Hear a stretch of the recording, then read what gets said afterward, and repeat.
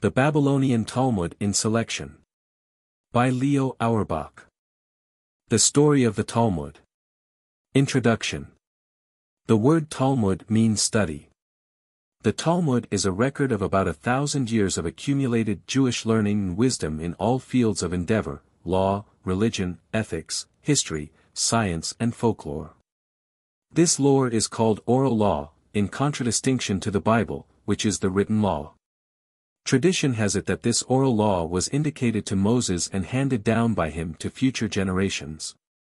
In each generation the great teachers of the period in turn handed it down, amplified but still in oral form, to the next generation. Early in the history of the Jewish people it was found necessary to expound and interpret the laws as given by Moses. This lawgiver himself appointed judges throughout Israel for this very purpose. Particularly true was this after the return of the Jews from Babylonian captivity, when, through the effort of Ezra, the Torah became the law and the guiding spirit of all the people. Its reading in public 3 times a week, with explanations and translations into Aramaic, the vernacular of the people, was at this time made mandatory. The transgression of the laws was severely punished by the court or by death at the hands of the Lord. However, life in this new Jewish society was more complex than in the olden days. Some of the laws became obsolete, while others had to be reinterpreted to conform to new conditions. The Torah, however, was the law which could not be altered. Therefore the scribes and the members of the great assembly busied themselves in probing and searching every sentence and every word of the scriptures, to find solutions to the vexing problems by interpretations of each law.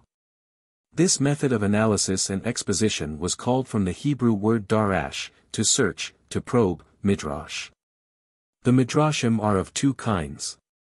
Some are concerned with the strict and terse interpretation of the laws and statutes as found in the scriptures, mainly in Exodus, Leviticus, and Deuteronomy. These are called halakhoth. The others, called Haggadoth, are homiletic in style. They took as their topic the narrative parts of the Bible and used them as vehicles for the expounding of ethical precepts, proverbs, parables, and history. It was the custom to recite a passage of the scriptures, which served as a thread upon which the expounder could string all sorts of interpretations, and by skillful and often dialectic argumentation, make the law serve new essential purposes. Thus the law was kept effective in the life of the community. Its scope widened as society grew complex. Particularly popular with the people were the Haggadic Midrashim. These were especially adaptable to preaching in the synagogues or the great open-air gatherings.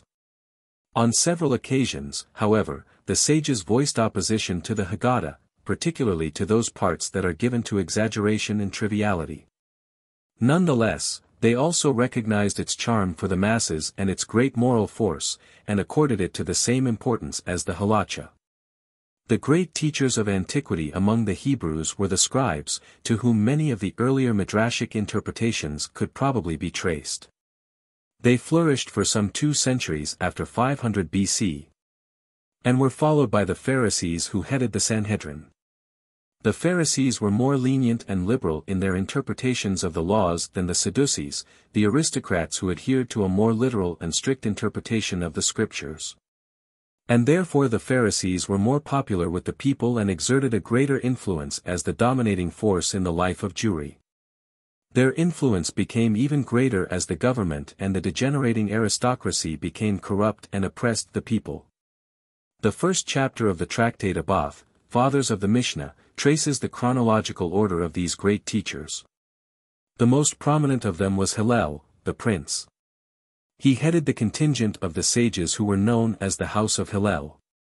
These were opposed by Shammai and his colleagues. Their strife evoked a great interest in the contemporary Jewish world, but, as the rivalry was purely intellectual, it spurred them on to greater activity, and fostered learning. Hillel, who advocated a wider and more liberal application of laws, was invariably successful in having his laws adopted. He was the author of the law known as prosbul, before the court. According to the law of the 7th year, Deuteronomy 15, all indebtedness became automatically cancelled in the sabbatical year. Because of this law, the rich refused to lend money to the traders and that brought stagnation to business. By a very ingenious interpretation of the passages in the scriptures referring to this law, Hillel was able to devise the enactment of the prosbul, by which a document was executed transferring the debt to the court, thus making the law of the 7th year not applicable to the specified loan. In a similar manner he enacted a law by which a man who sold his house in a walled city could redeem it from the buyer before 1 year was over, by depositing its value with the court. Hillel also inaugurated the 7 standard methods of scriptural analysis, which were later, by Rabbi Ishmael, increased to 13. These methods served as a scientific basis for the study and analysis of the Torah. Hillel is also credited with being the first one to make an attempt to collect and arrange the laws in a systematic order.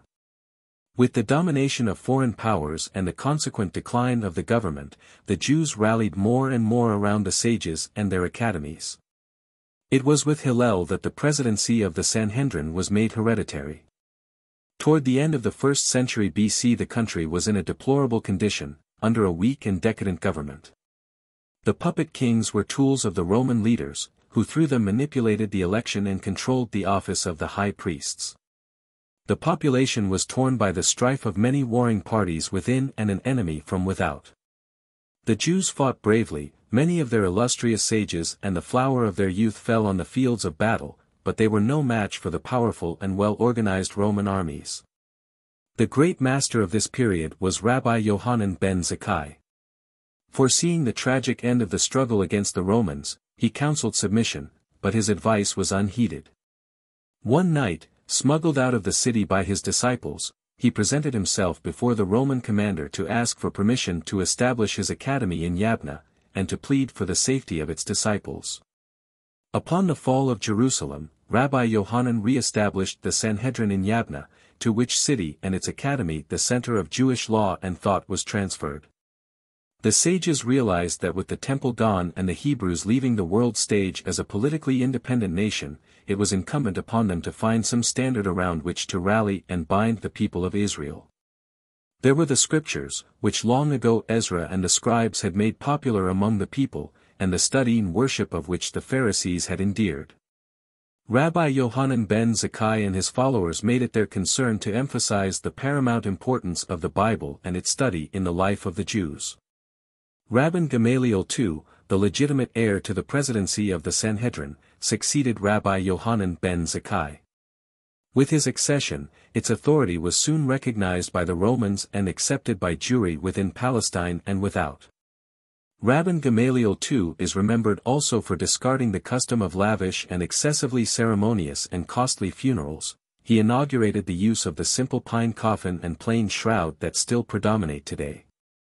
Turbulent conditions forced the seat of the Sanhedrin to move from place to place many times, but it survived as an institution until 425 AD. This was the most fruitful and far-reaching period in the post-biblical history of the Jews. The rabbis succeeded in molding a unified and homogeneous people out of the remnants of scattered Jewry. They enacted laws, and fostered ideas and ideals. They compiled, arranged, and systematized their many laws, and bequeathed them to future generations in such a manner that most of them have survived and are valid to this day among the Jews throughout the world. Through the Romans and the early Christians these ideas, laws and customs likewise penetrated other cultures. Many of the laws inaugurated in those days form the basis of the laws by which we are guided today. Talmudic literature. All the interpretations and commentaries on the law were retained in oral form. Many of the scholars, however, in order to refresh their memories, privately made notes and jotted down some of these laws. There are many collections of the Midrashim, attributed to different scholars whose names appear in the Talmud. The most important of these collections are 1. The Makilta, a commentary on the Book of Exodus, beginning with chapter 12 and ending with the sabbatical laws in chapter 35. This is attributed to Rabbi Ishmael, who lived during the 1st century AD. There is also a Makilta attributed to Rabbi Yohei. 2. Sifra, a midrashic interpretation of Leviticus. This was probably compiled in the school of Rabbi Akiba, the great sage who was born about 50 AD. and died as a martyr in 136, during the rebellion of Bar Kochba. 3. Sifra, 2 commentaries, one on Numbers and one on Deuteronomy. These 2 books were not composed in the same school, but are found linked together from the earliest days. The commentary on Numbers is composed almost exclusively of halakhic midrashim, and betrays the method and style of Rabbi Ishmael, while that on Deuteronomy is full of Haggadic midrashim and is probably the product of the school of Rabbi Akiba. As these commentaries grew and multiplied, attempts were made to collect, then to arrange them systematically so that they could be retained in the memory. The pioneer in this work was Rabbi Akiba, who divided the halakhoth according to subject, laws dealing with women, civil laws, etc. He also classified them into categories, such as the 4 primary causes of damage. Many of the followers and disciples of Rabbi Akiba and Rabbi Ishmael made compilations of their own, the circulation of which brought on confusion. The great work of compiling and arranging the laws was finally undertaken and accomplished by Rabbi Yehuda, the prince, often referred to simply as Rabbi. Through his authority as the president of the Sanhedrin, he reduced them to writing, codified them and made them valid as the Mishna, which means, the repetition of the law.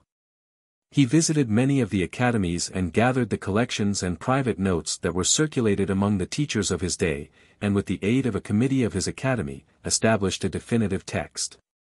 The Mishnah was divided into 6 orders. 1. Zeraim, dealing with agriculture. 2. Moed, dealing with festivals. 3. Nashim, pertaining to women. 4. Nezikin, dealing with civil and criminal law. 5. Kodashim, dealing with sacrifices. 6. Tohareth, dealing with cleanliness and purifications. The orders were divided into tractates, 63 in all. The codification of the Mishnah did not preclude the further study of the law. There were the halakhoth compiled by other rabbis, which were not included in the Mishnah. Many of these are cited in the Talmud, however, as Betrothals, external. Many of the disciples of Rabbi, some with his approbation, emulated him in compiling Mishnahs of their own. One such compilation, ascribed to various of his followers, is the Tosafta, which means addenda, but is really an independent work arranged in 6 orders in the manner of the Mishnah, containing new and different material. The Babylonian Talmud. Ever since the destruction of the First Temple and, even for some time preceding it, there was a large Jewish population in Babylonia, modern Iraq. It was concentrated in a few large cities, where they continued to live and prosper as a homogeneous community. Here developed some of the greatest lights of ancient Israel. The prophet Ezekiel lived in Babylonia. Ezra, Nehemiah, and the early scribes all came up from there to rebuild their country and the house of God. Hillel the prince, together with some of the sages, was also a Babylonian. With the Roman conquest in 70 AD. And later with the suppression of the rebellion of 135 AD, many scholars were among those who fled thither from Palestine and the sword of the Romans. Babylon was not despoiled by the Roman warriors. Remote from the war, the Jews remained there in comparative security as a recognized minority headed by the exiliarch, a descendant of the house of David, empowered by the Babylonian government to decree laws and appoint judges. The prosperity and liberty enjoyed by the Jews in Babylonia was conducive to intellectual growth. Thus the academies established in Babylonia were renowned for their scholarship, and their learning was held in a higher esteem in the 4th and 5th centuries than that of the Palestinian rabbis. The most prominent of the Babylonian scholars was Abba Erika, commonly referred to as Rab.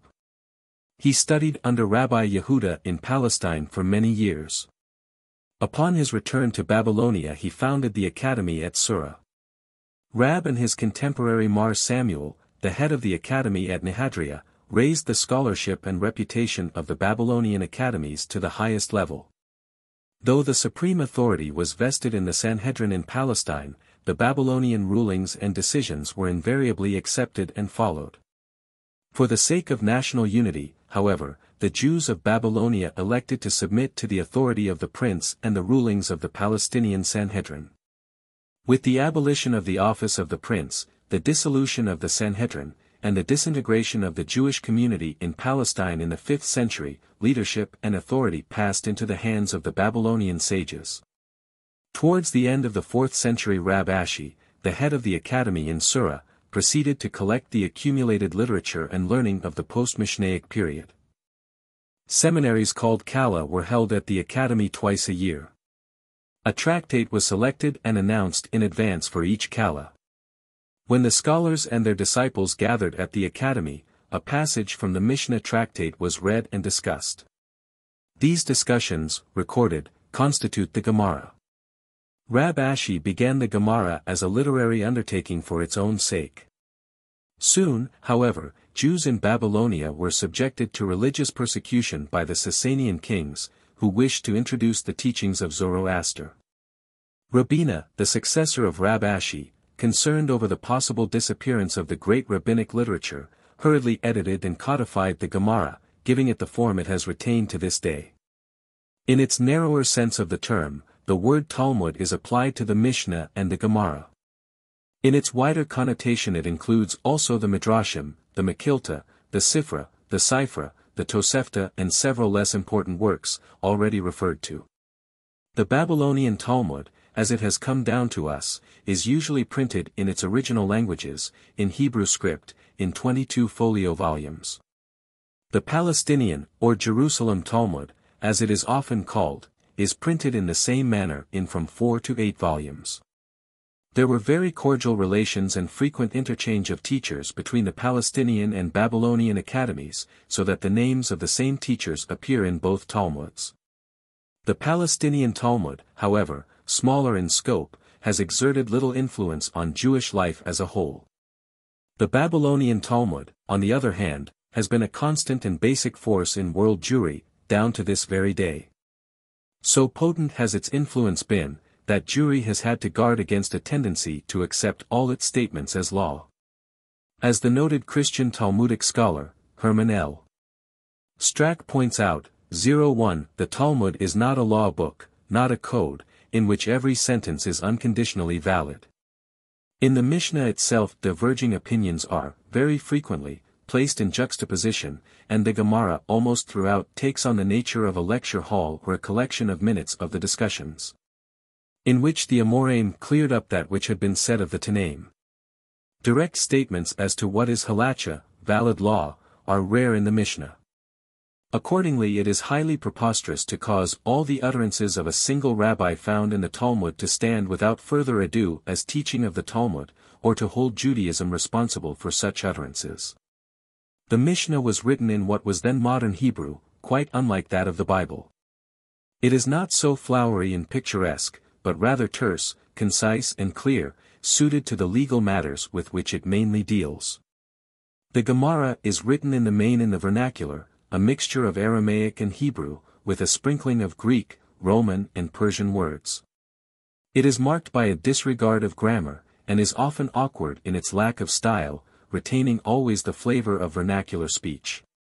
The discussions sometimes seem lengthy and pointless, occasionally they indulge in hair-splitting. They may jump from subject to subject. The records appear like informal discussions, interpolated with beautiful legends, anecdotes, parables, and ethical maxims. These were often cited for the purpose of illustration, of bringing out a point, or of proving the antiquity and ancient tradition of the law discussed.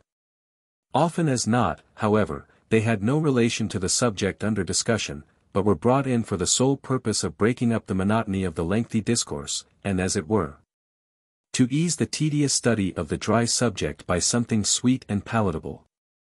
Thus the Talmud served as a storehouse of folklore, history, ancient custom, and wisdom, which, undoubtedly, would have otherwise disappeared, and which, next to the Bible itself, have preserved and helped to shape the culture and spirit and life ways of the Jew.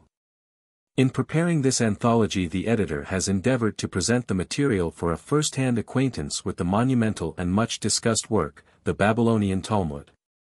He has thus made, as it were, a cross-section of its copious volumes. The form and arrangement of the anthology adhere to the pattern of the Talmud. First the Mishnah is cited, then follows its discussion, here kept within representative limits. The legends, stories and parables appear in the same places as in the Talmud, so that its character is here preserved. The tractates follow the original order, with one exception, that of the Tractate Aboth, Fathers of the Mishna, here given in its entirety at the start. In the Talmud it is included within the order of Nezikin, which deals with law and legal procedure. As much as possible, the style and the linguistic mannerism of the original have been preserved. The King James Version is followed for all biblical quotations, save a few where that version alters the meaning of what is being discussed in the Talmud. Thanks are due to Samuel K. Mirsky, professor of rabbinics at the Yeshiva College of New York, who read the manuscript, for his helpful counsel and advice, to Dr. Joseph T. Shipley for his stylistic suggestions, to Sylvia Loeb, who assisted in preparing the typescript, and to Ruth Bush for the checking of the proofs. Leo Auerbach. How do you find this book? Any thoughts about the book or the author? Any suggestion for improvement? Please take a moment to share your thoughts in a comment. If you like it, share it with your friends who might enjoy it as well. Subscribe to keep in touch. Visit CompleteAudiobooks.com for more quality content. Tractate Aboth. Fathers of the Mishna. Moses received the Torah, the law, at Sinai and passed it on to Joshua, Joshua to the elders to the prophets, and the prophets passed it on to the men of the great assembly. They said three things: be patient in rendering decisions, bring forth many disciples, and make a fence around the Torah. Simon the Just was of the last of the great assembly. He used to say, the world exists because of three things: the law, labor, and the performance of good deeds.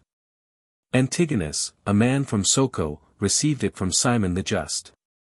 He used to say, be not as slaves, who serve the master for the reward that they receive, but be as the servants who wait upon the rabbi without thought of recompense, and let the fear of the Lord be upon thee. Yossi ben Yozer, a man of Zerida, and Yossi ben Yohanan, a man of Jerusalem, received it from them. They would say, let thy house be a meeting place of scholars, and let thee be covered with the dust of their feet, and imbibe their words with thirst. Yossi ben Yohanan of Jerusalem says, let thy house be open wide, and let poor people be members of thy household. Hold not lengthy discourse with the woman, this is said of one's own woman, so much the more does it apply to the woman of another man. Therefore the sages said, all of the time that a man spends in lengthy discourse with a woman, he causes evil unto himself and idles away precious time from the study of the law, and his end shall be that he shall inherit hell. Joshua ben Prahiah and Nathai the Arbalite received it from them. Joshua ben Prahiah says, take unto thyself a teacher, and acquire a friend, and judge every person in favorable light. Nathai the Arbalite says, keep away from a bad neighbor and associate not with an evil man, and despair not of misfortune. Yehuda ben Tobai and Simon ben Shita received the law from them.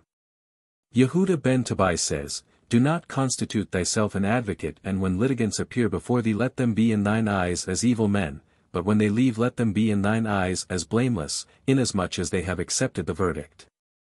Simon ben Shita says, cross-examine the witnesses thoroughly and be cautious with thy words, because from them they may learn to speak falsely. Shemaiah and Abtalion received it from them. Shemaiah says, love labor, detest officialdom, and seek not the acquaintance of the authorities. Abtalion says, scholars, be cautious of your words, for they may cause you to be exiled to a place with polluted waters, and your disciples who follow you will drink of the water and die, and the name of the Lord will be profaned. Hillel and Shammai received the law from them. Hillel says, be of the disciples of Aaron, love peace and pursue peace, love humanity and bring them nearer to the law. He would say, a man who misuses his name shall soon lose his reputation. He who does not increase his knowledge shall lose it. He who abandons learning deserves death. He who curries favor of the crown shall vanish. He used to say, if I be not for myself, who shall be for me, and if I am by myself what am I? And if not now, when? Shammai says, make of your study a permanent habit. Say little and do much, and receive every person with courtesy. Rabban Gamaliel used to say, appoint a teacher for thyself, and eliminate doubt. His son Simon says, throughout my whole life I grew up amidst scholars and have found nothing more precious than silence, nor is the speech of importance, but the deed, and he who increases words causes sin. Rabbi Simon ben Gamaliel says, the world exists because of three things, truth, justice, and peace, as is said, Zechariah 8:16, execute the judgment of truth and peace in your gates. 2. Rabbi says, which is the right road that a man should select for himself? That which is glory to its maker, and will bring honor to him from men. And be just as careful with a minor precept as with a major one, because thou knowest not the worth of a precept to reckon its loss against its worth, and the reward as against the loss. Be aware of three things and thou shalt keep away from sin, know what there is above thee, an eye that sees, and an ear that hears, and all thy deeds are inscribed in a book. Rabban Gamaliel, the son of Yehuda the prince, says, the study of the Torah goes well with worldly occupation, for absorption in both fields keeps a man away from sin. And all learning with no menial occupation will avail a man naught and will cause him to sin. Those who occupy themselves with community affairs must do so in the name of the Lord. The glory of their fathers sustains them, and their righteousness shall endure forever. And as for you, I bestow upon you many rewards as if you yourself had accomplished it. Be careful in your dealings with authorities, they do not befriend you unless for their own sake, they appear as friends when it suits them, but forsake one as soon as good fortune fails him. He would say, make the Lord's will thy will, so that he will make your wish his wish, sacrifice your will before his will so that he shall sacrifice the will of others for yours. Hillel says, do not stand aloof in thy community, and do not trust in thyself till the day of thy death, and do not judge thy friend until thou findest thyself in his position. Do not say a thing cannot be understood which could be understood later. Say not, I shall study later when I am at leisure, because thou mayest not have the opportunity later. He would say, a boor does not fear to commit sin.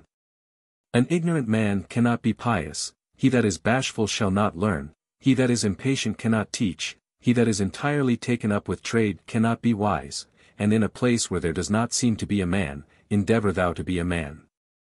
He saw a skull floating upon the surface of the water and exclaimed to it, since thou hast drowned, someone has drowned thee, and those who are responsible for thy drowning shall be drowned in turn. He would say, he that increases his flesh, increases vermin, he that accumulates possession increases worry, he that increases his womenfolk increases witchcraft, he that increases maidservants increases whoring.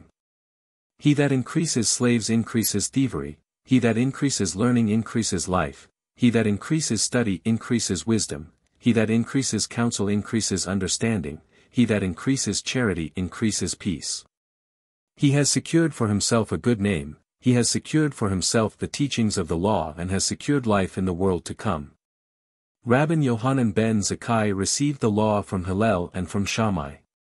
He used to say, if thou hast devoted much time to learning do not pride thyself upon it, because for that purpose thou hast been created. Rabban Yohanan ben Zakkai had 5 disciples and they were, Rabbi Eliezer ben Hyrcanus, Rabbi Joshua ben Hananiah, Rabbi Yossi Hakahen, Rabbi Simon ben Nathaniel and Rabbi Elazar ben Arak. He would recount their praise. Rabbi Eliezer ben Hyrcanus is a plastered cistern that loses not a drop, Rabbi Joshua ben Hananiah brought happiness to his bearer, Rabbi Yossi is pious, Rabbi Simon ben Nathaniel is without sin. And Rabbi Elazar is like a spring that gathers force. He used to say, if one puts all the sages of Israel on one side of the scale and Eliezer ben Hyrcanus on the other side, he will outweigh them all. Abba Saul says in his name, if you put all of the sages of Israel on one side of the scale and Eliezer ben Hyrcanus be among them, and Elazar ben Arak on the other side, he will outweigh them all. He said to them, go forth and see which is the right road for a man to choose. Rabbi Eliezer says, a good eye. Rabbi Joshua says, a good companion. Rabbi Yossi says, a good neighbor. Rabbi Simon says, he that can foresee the outcome of things. Rabbi Elazar says, a good heart. He answered them, I prefer the words of Elazar ben Arak, for his words contain all the words of every one of you. Then he said to them, Go forth and see which is wrong, which a man should shun. Rabbi Eliezer says, an evil eye. Rabbi Joshua says, a bad colleague. Rabbi Yossi says, an evil neighbor. Rabbi Simon says, he who borrows and does not repay, for he is as if he had borrowed from the Lord, as it was said, Psalms 37:21, the wicked borroweth, and payeth not again, but the righteous showeth mercy and giveth. Rabbi Elazar says, an evil heart. He said to them, I prefer the words of Elazar ben Arak, for his words contain all of your words. They said 3 things. Rabbi Eliezer says, Let the honor of thy friend be as dear to thee as thy own. Arouse not thy anger easily. Repent a day before thou deest. Warm thyself by the light of wise men, but be cautious of their glow, lest thou be scourged. Their bite is the bite of a fox, their sting is the sting of a scorpion. Their hiss is the hiss of a serpent, and all their words are as burning coal. Rabbi Joshua says, an evil eye and an evil impulse, and the hatred of mankind, put a man out of the world.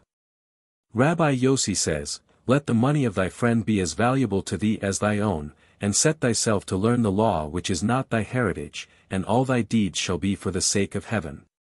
Rabbi Simon says, Be careful in the reading of the Shema, hear, O Israel, and in thy prayers, and when thou sayest thy prayers make not thy prayer a routine, but pray with compassion and supplication before the Lord, as was said, Jonah 4:2, Thou art a gracious God, and merciful, slow to anger, and of great kindness, and repentest thee of the evil.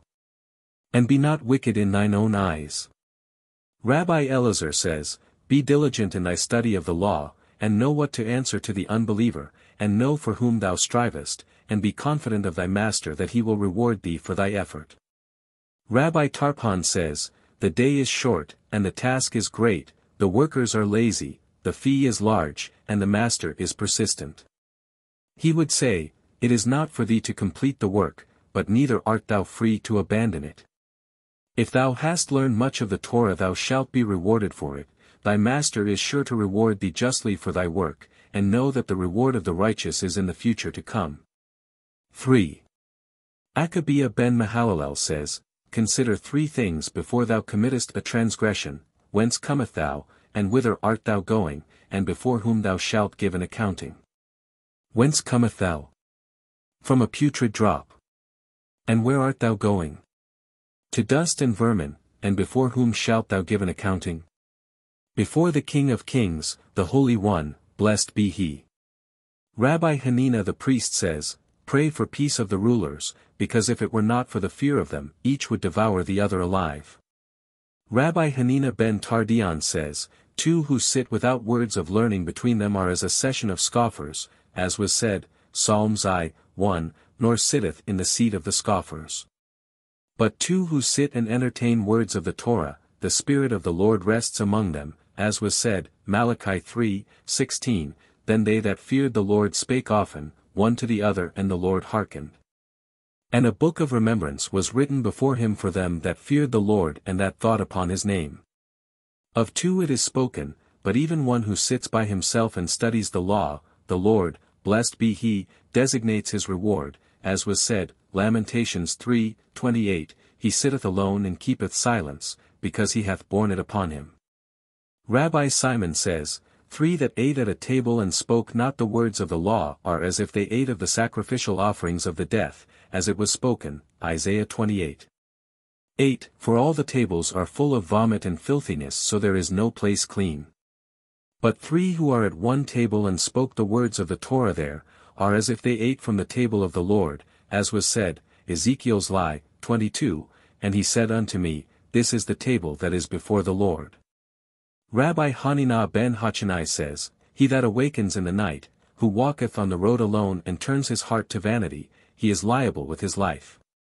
Rabbi Nehoniah ben Hachina says, He who accepts upon himself the burdens of the law receives exoneration from the duties of the government and the duties of worldly care. Rabbi Halafta from the village of Hananiah says, 10 that sit and study the Torah, the Spirit of the Lord hovers among them, as was spoken, Psalm 72:1, God standeth in the congregation of the mighty. And even if 5, as was said, Amos LX, 6, and hath founded his troops in the earth, and even if 3, as is said, Psalms 82:1, he judgeth among the gods. And even if 2, as is said, Malachi 3:16, then they that feared the Lord spoke often to one another and the Lord hearkened and heard it. And even if 1, as is said, Exodus 20:24, in all places where I record my name I will come unto thee and I will bless thee. Rabbi Eliezer from Betrothals says, give unto him of his own, because thou and all thou possess are from him. And thus spoke David, 1 Chronicles 29:14, for all things come of thee and of thine own have we given thee. Rabbi Simon says, he that walketh in the road and interrupts his study and says, how beautiful is this tree and how beautiful are these fields, the scriptures reckon it as if he were liable with his life. Rabbi Dostai ben Rabbi Janna says in the name of Rabbi Meir, he that forgets one word of his studies brings upon himself the scriptures as if he were guilty of his life, as is said, Deuteronomy 4:9, only take heed to thyself and keep thy soul diligently lest thou forget the things which thine eyes have seen. Does this refer to one even if his study was too difficult for him? The scriptures say sad-faced Deuteronomy 4:9, lest they depart from thy heart all the days of thy life. Rabbi Hanina ben Dosa says, he that puts the fear of sin above his wisdom will endure, but he that puts his wisdom above the fear of sin, his wisdom will not endure. He would say, he whose deeds are greater than his wisdom will endure, but he whose wisdom is greater than his deeds, his wisdom will not endure. He used to say, he that gives satisfaction to men, satisfied the Lord, but he with whom mankind is not satisfied, does not satisfy the Lord. Rabbi Dosa ben Harkanis says, morning sleep, midday wine, childish talk, and sitting in the company of ignorant men, put a man out of the world. Rabbi Eliezer of Modium says, he that desecrates that which is holy, that profanes the feast days and shames his fellow man in public, that breaks the covenant of our father Abraham. He that interprets the law not in accordance with the statutes, even if he possesses learning and good deeds, shall not have a share in the world to come. Rabbi Ishmael says, be swift before a superior, be kind to the young, and receive every person with cheerfulness. Rabbi Akiba says, laughter and light-headedness bring a man to lewdness. Tradition is a fence around the law. Taxes, tithes, are a fence around riches, vows are a fence around purity, a fence around wisdom is silence. He would say, blessed is man because he was born in the image of the Lord. Blessed, indeed, is man because he was born in the image, as is said, Genesis 9:6, for in the image of God, made he man. Beloved are the children of Israel because they were called children of the Lord, as was said, Deuteronomy 14:1, ye are the children of the Lord, your God. A greater love is bestowed upon them because they were favored with a precious instrument. It is known to them that they were given an instrument with which the world was created. As it is said, Proverbs 4:2, for I give you good doctrine, forsake ye not my law. All is foreseen but freedom of choice is granted, and the world is judged with charity and all is measured by the number of good deeds. He would say, all is given against a pledge and a net is spread over all living, and the shop is open, and the storekeeper allows credit, and the ledger is open, and the hand inscribes, and whosoever wants credit shall come and borrow. But the collectors make their rounds regularly each day and exact payment from each man whether he is aware of it or not, and they have the things on which to rely, and the judgment is a true judgment, and everything is ready for the banquet. Rabbi Eliezer ben Azariah says, if there is no learning, there is no good breeding. If there is no good breeding, there is no learning. If there is no wisdom, there is no fear. If there is no fear, there is no wisdom. If there is no understanding, there is no knowledge. If there is no knowledge, there is no understanding. If there is no bread, there is no learning, and if there is no learning, there is no bread. He used to say, he whose wisdom is in excess of his deeds is likened to the tree whose branches are many and its roots are few. A wind comes and uproots it and turns it over, as is said, Jeremiah 6, for he shall be like the heat in the desert, and shall not see when good cometh. But shall inhabit the parched places in the wilderness, and in a salt land and not inhabited. But he whose deeds are in excess of his wisdom is like a tree whose branches are few but its roots are many. Though all the winds of the world may come and blow at it, they shall not stir it from its place, as is said, Jeremiah 17:8, for he shall be as a tree planted by the waters, and that spreadeth out her roots by the river. And shall not see when heat cometh, but her leaf shall be green and shall not be careful in the year of drought, neither shall cease from yielding fruit. Rabbi Eliezer ben Hizma says, nests, and the onset of menstruation, those are the essentials of law, calculations of the calendar and geometry are the sweetmeats of wisdom. 4. Ben Zoma says, who is wise? He who learns from every man, as was said, Psalms 6:99, I am learned beyond any of my teachers. Who is mighty? He who can master his passions, as was said, Proverbs 16:32, he that is slow to anger is better than the mighty and he that ruleth his spirit than he that taketh a city. Who is rich? He that is happy with his portion, as was said, Psalms 2, for thou shalt eat the labor of thine hands, happy shalt thou be, and it shall be well with thee. Happy in this world and happy in the world to come. Who is honored? He that honors his fellow man, as was said, 1 Samuel 2:30, for them that honor me, I will honor, and they that despise me shall be lightly esteemed. Ben Azai says, run to fulfill a minor precept as if it were a major precept, and run away from transgression, for a precept draws another precept, and a transgression draws another transgression. The reward of a precept is another precept, and the reward of a transgression is another transgression. He used to say, despise no one and discriminate not against a thing. For there is not a man but has his hour, and there is not a thing but has its place.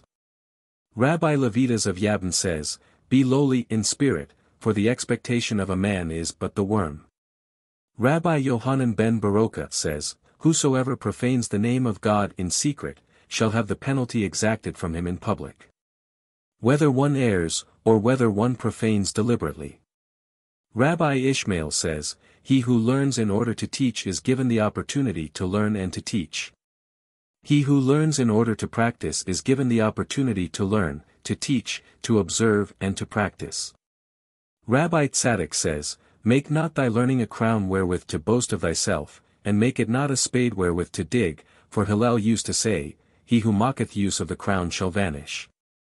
Thou mayest know that he that benefits from his learning removes his life from the world. Rabbi Yossi says, he that honors the Torah is honored by mankind. He that profanes the Torah shall be scorned by mankind. His son, Rabbi Ishmael says, he who refrains from passing judgments avoids enmity, robbery and false swearing, and he who is ill-mannered is a fool, wicked and haughty. He used to say, pass not judgment by yourself, there is only one who may. And say not, accept my opinion, for they may do it, but not thee.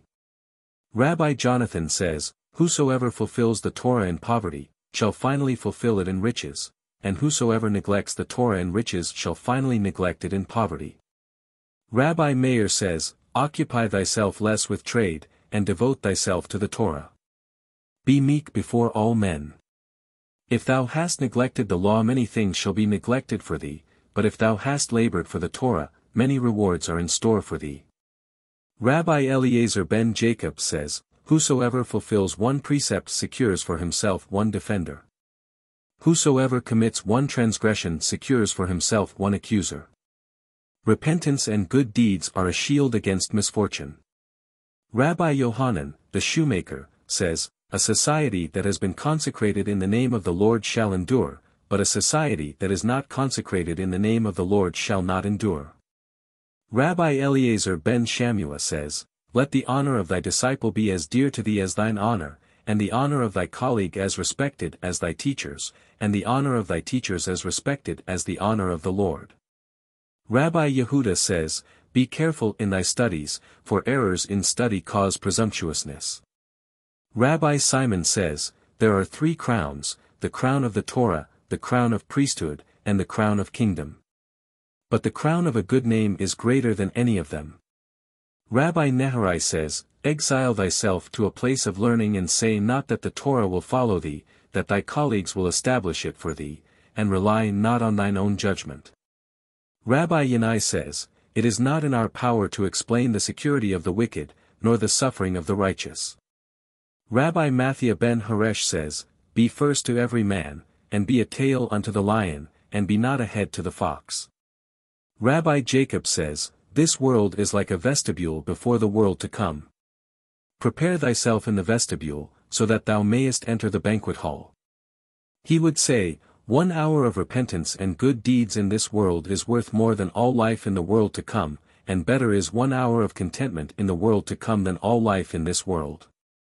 Rabbi Simeon ben Elazar says, pacify not thy friend in the moment of his anger, and comfort him not while his deceased lies before him, question him not while he is making his vow, and endeavor not to see him at the moment of his disgrace. Samuel the Younger says, Parov 24:17, rejoice not when thine enemy falleth, and let not thine heart be glad when he stumbleth, lest the Lord see it, and it displease him and he turn away his wrath from him. Elisha ben Abuyah says, he that learns as a child is like ink written on new paper, he that learns while he is old is like ink written on a blotted paper. Rabbi Yossi bar Yehuda from Kfar Babli says, he who learns from the young is like one who eats unripe grapes and drinks wine out of the winepress. He who learns from the old is like one who eats ripe grapes and drinks old wine. The rabbi says, look not at the jug but at what it contains. There may be a new jug that containeth old wine, and an old jug that containeth not even new wine. Rabbi Eliezer Hakapar says, envy, lust and ambition put a man out of the world. He used to say, those who are born are to die, and those who are dead are to be born again, those who are alive are to be judged, to know, to proclaim, and to make known that he is the Lord, the Master, the Creator, he, the discerner. He, the judge, he, the witness, he, the complainant, and he shall surely judge. Blessed be he.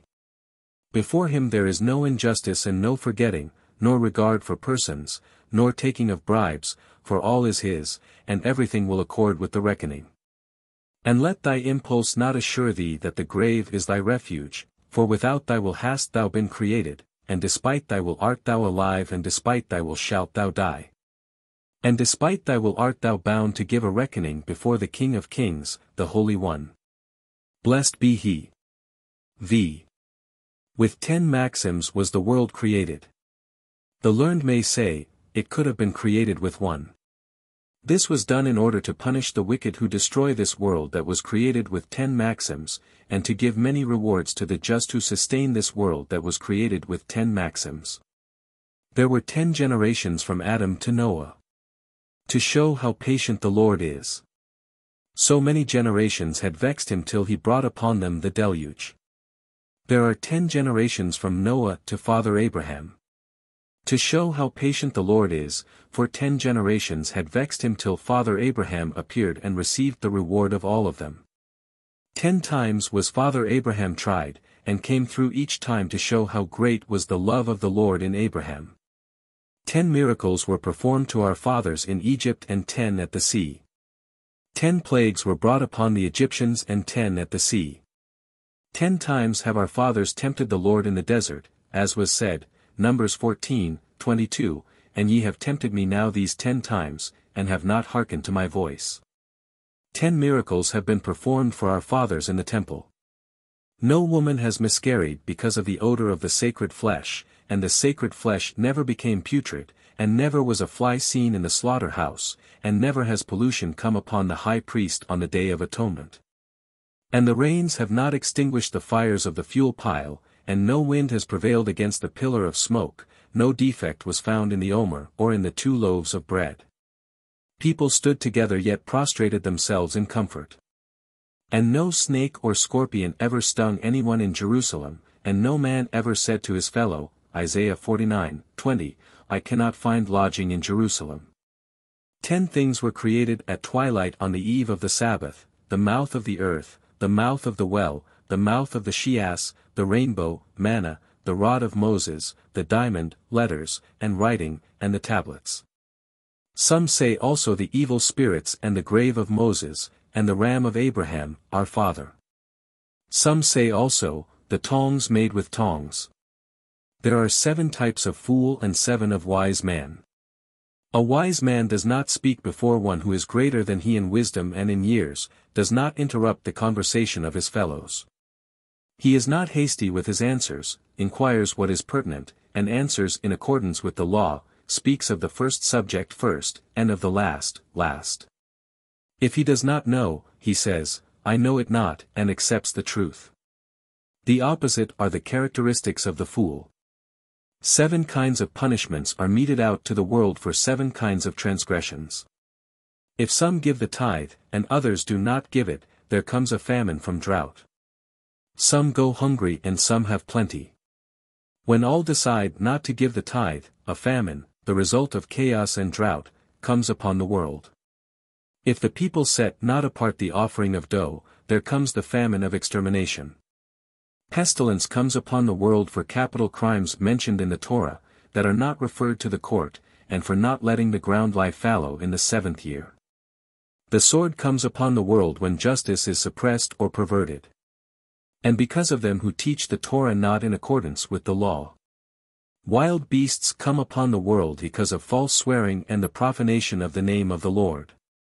Exile comes upon the world because of idolatry, for incest, for bloodshed, and for not letting the land lie fallow in the sabbatical year. At 4 periods does pestilence increase. At the 4th year, at the beginning and at the end of the 7th, and at the ending of the Fast of Tabernacles each year. At the 4th year, because of the tithe for the poor that is due in the 3rd year. At the 7th because of the tithe for the poor due in the 6th. At the end of the 7th because of the produce from the fields that should have lain fallow. At the conclusion of the fast because of the stealing of the gifts for the poor. There are 4 types of men. The one that says, mine is mine and thine is thine, this is the common type. And some say this is the attitude of Sodom. The one that says, mine is thine and thine is mine, this is the ignorant. Mine is thine and thine is thine, a pious man. Mine is mine and thine is mine, this is the attitude of the wicked. There are 4 types of temperament. Quick in anger, and as soon appeased. His gain is voided by his loss. Slow to anger but hard to appease. His loss is voided by his gain. Slow to anger but easy to appease. He is kindly. Quick to anger but hard to appease. He is wicked. There are 4 types of students. Quick to absorb and quick to forget. His gain is voided by his loss. Slow to absorb and slow to forget. His loss is voided by his gain. Quick to absorb and slow to forget. He is smart.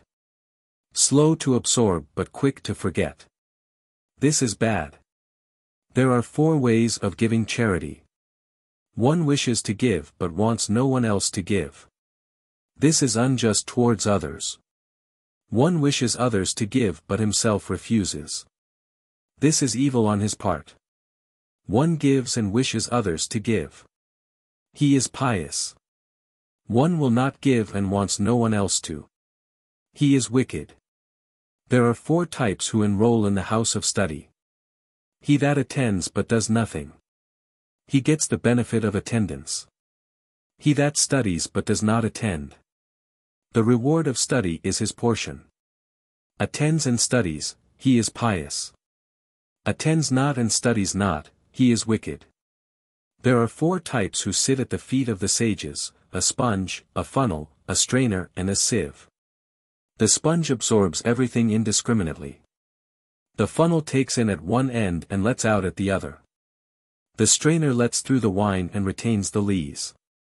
The sieve lets off the bran and retains the flour. All love based on ulterior motives will cease when the motives cease. But love that depended not on ulterior motives will never cease. Love that is based on ulterior motives is as the love of Amnon and Tamar. Love that is not based on ulterior motives is as the love of David and Jonathan. A controversy that is for the sake of the Lord will at the end bring forth something of permanent value.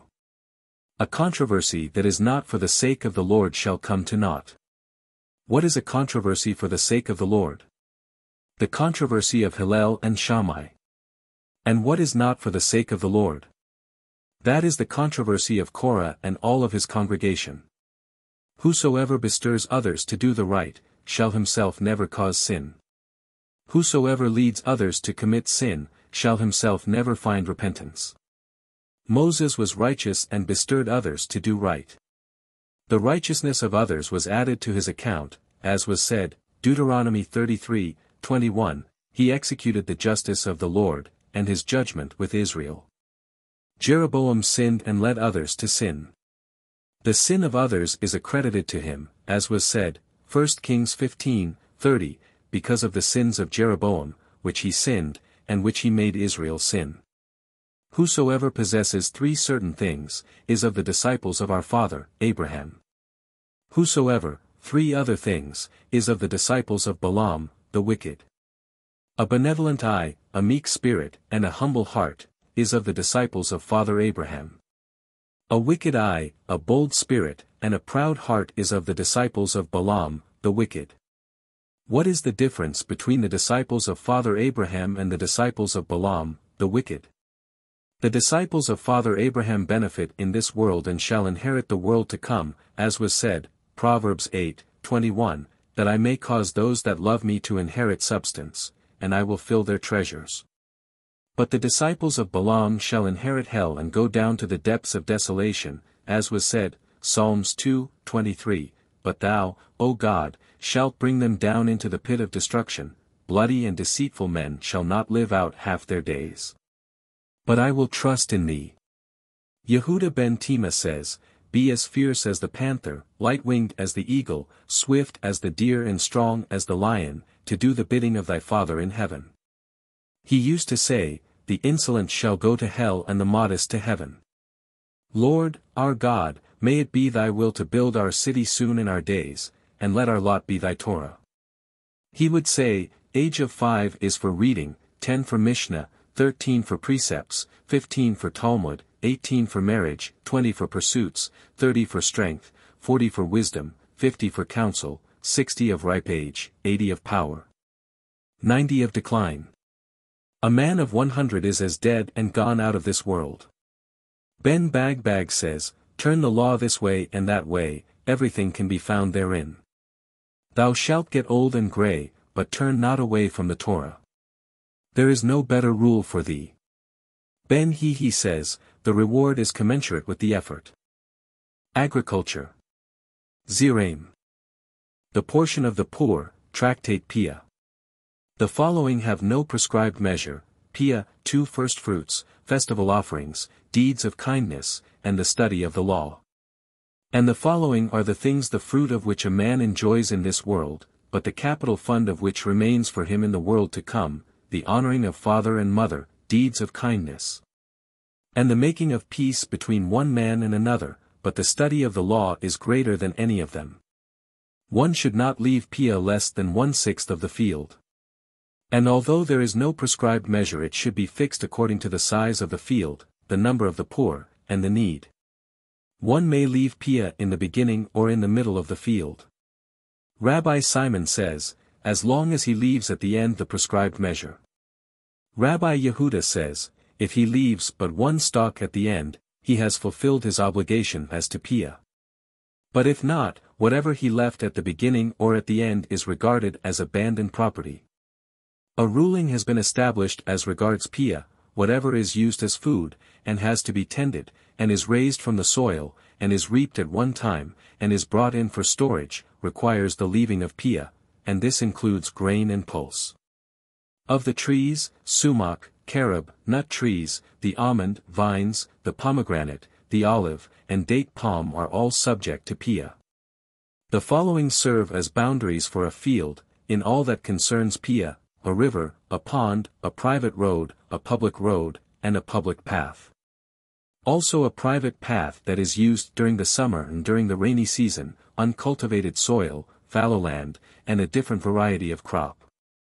If one cuts the produce of one field for fodder, he makes thereby a boundary. This is according to Rabbi Meir, but the sages say, it does not act as a boundary unless he plowed it up. A stream, both sides of which cannot be cut in one operation, serves as a boundary, according to Rabbi Yehuda. The hills that can be plowed by a mattock, though the oxen cannot go through them with their plow, is considered one field, and is subject to only one Peah. Everything serves as a boundary for a sown field, but for trees a fence only serves as a boundary, but if the branches of the trees intertwine, then the fence does not constitute a boundary, and all is subject to only one Peah. From Chapter 1. Peah is given from what is attached to the soil. From vines and date palms, the owner takes down some fruit and distributes it to the poor. Rabbi Simon says, this applies also to nut trees. If 99 of the poor vote that Peah be distributed, and one says that it should be left for them to help themselves, it is to be done according to the one because the law is in agreement with him. But it is not so with vines and date palms. If 99 vote for helping themselves and one says it should be distributed, he is followed, because the law is in agreement with him. If one took some of the Peah and threw it over the rest, none of it belongs to him. If he fell upon it or spread his cloak over it, it must be taken away from him. The same applies to gleaning and to forgotten sheaf. Peah must not be cut with a sickle and must not be uprooted with a hatchet, so that one will not hurt his neighbor. If a heathen reaped his field and then became a proselyte, he is exempt from gleaning, from forgotten sheaf, and from Peah. Rabbi Yehuda says, he is subject to the forgotten sheaf, because this is given at the time of binding. What constitutes gleaning? Whatever falls down at the time of reaping. If one cut a handful, or pulled up a handful, and a thorn pricked him and it fell from his hands to the ground, it belongs to the owner. If it fell on the inside of the hand or the inside of the sickle, it belongs to the poor. If it fell on the outside of the hand or the back of the sickle, it belongs to the owner. If it fell over the top of the hand or the top of the sickle, Rabbi Ishmael says, it belongs to the poor. Rabbi Akiba says, it belongs to the owner. From Chapter 2. From a stack of sheaves beneath which no gleaning has been taken, everything that touches the ground belongs to the poor. If the wind scattered the sheaves from the stack, one must estimate the amount of gleanings that would be gathered from the field and give it to the poor. Rabbi Simon ben Gamaliel says, one gives in proportion to the yield of the field. If a man sells a field, the seller may take the gleanings, but the buyer must not take any. One must not hire workers with the stipulation that the worker's son shall gather the gleanings behind him. One who does not allow the poor to gather, or allows one, and does not allow another, or if he aids one of them, he is robbing the poor. Of such a one it was said, Proverbs 22:28, remove not the ancient landmark which thy fathers have set. The Mishna reads the word olam as olam and translates the second part of the verse, for those that come up. From Chapter 7. A poor man who goes from one place to another should be given not less than a loaf worth 1 pandion, and 1 selah's worth of grain. If he stays for the night, he should be given his needs for the night. On the Sabbath he should be given 3 meals. If a man has food for 2 meals, he should not take any food from the public kitchen. If he has food enough for 14 meals, he should not take anything from the charity chest. Money for the charity chest is to be collected by 2, and should be distributed by 3. If a man has 200 zuz, he must not take gleanings, forgotten sheaf, Peah, and poor man's tithe. But if he has 200 less 1 denar, even if 1,000 was given to him at one time, he may still take everything that is allowed to a poor man. If his money is pledged to a debtor, or for his wife's marriage contract, he may take of the poor man's portions. A man must not be compelled to sell his house or his tools. If one has 50 zuz, and he trades with them, he must not take of the poor man's portions. He who does not need and takes will not die of old age, until he has been compelled to seek the aid of his fellow man. But one who needs and does not take any, will not die of old age, till he shall be in a position to aid others. Of him it was said, Jeremiah 17:7, Blessed is the man that trusteth in the Lord, and whose hope the Lord is. And this applies also to the judge who renders a true verdict according to the evidence. And every person who is not lame, blind or dumb, but pretends that he is, shall not die of old age before he does become like one of them, for it was said, Proverbs 11:27, He that seeketh mischief, it shall come unto him. And it was also said, Deuteronomy 16:20, That which is altogether just shalt thou follow. A judge who accepts a bribe and perverts a decision shall not die from old age until his eyes have become blinded, for it was said, Exodus 23:8, And thou shalt take no gift, for the gift blindeth the wise, and perverteth the words of the righteous. From chapter 8. Holy Days. Moed.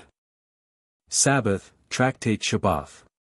One does not sit down before the barber, close to the time of the afternoon prayer, unless he has already said his prayer.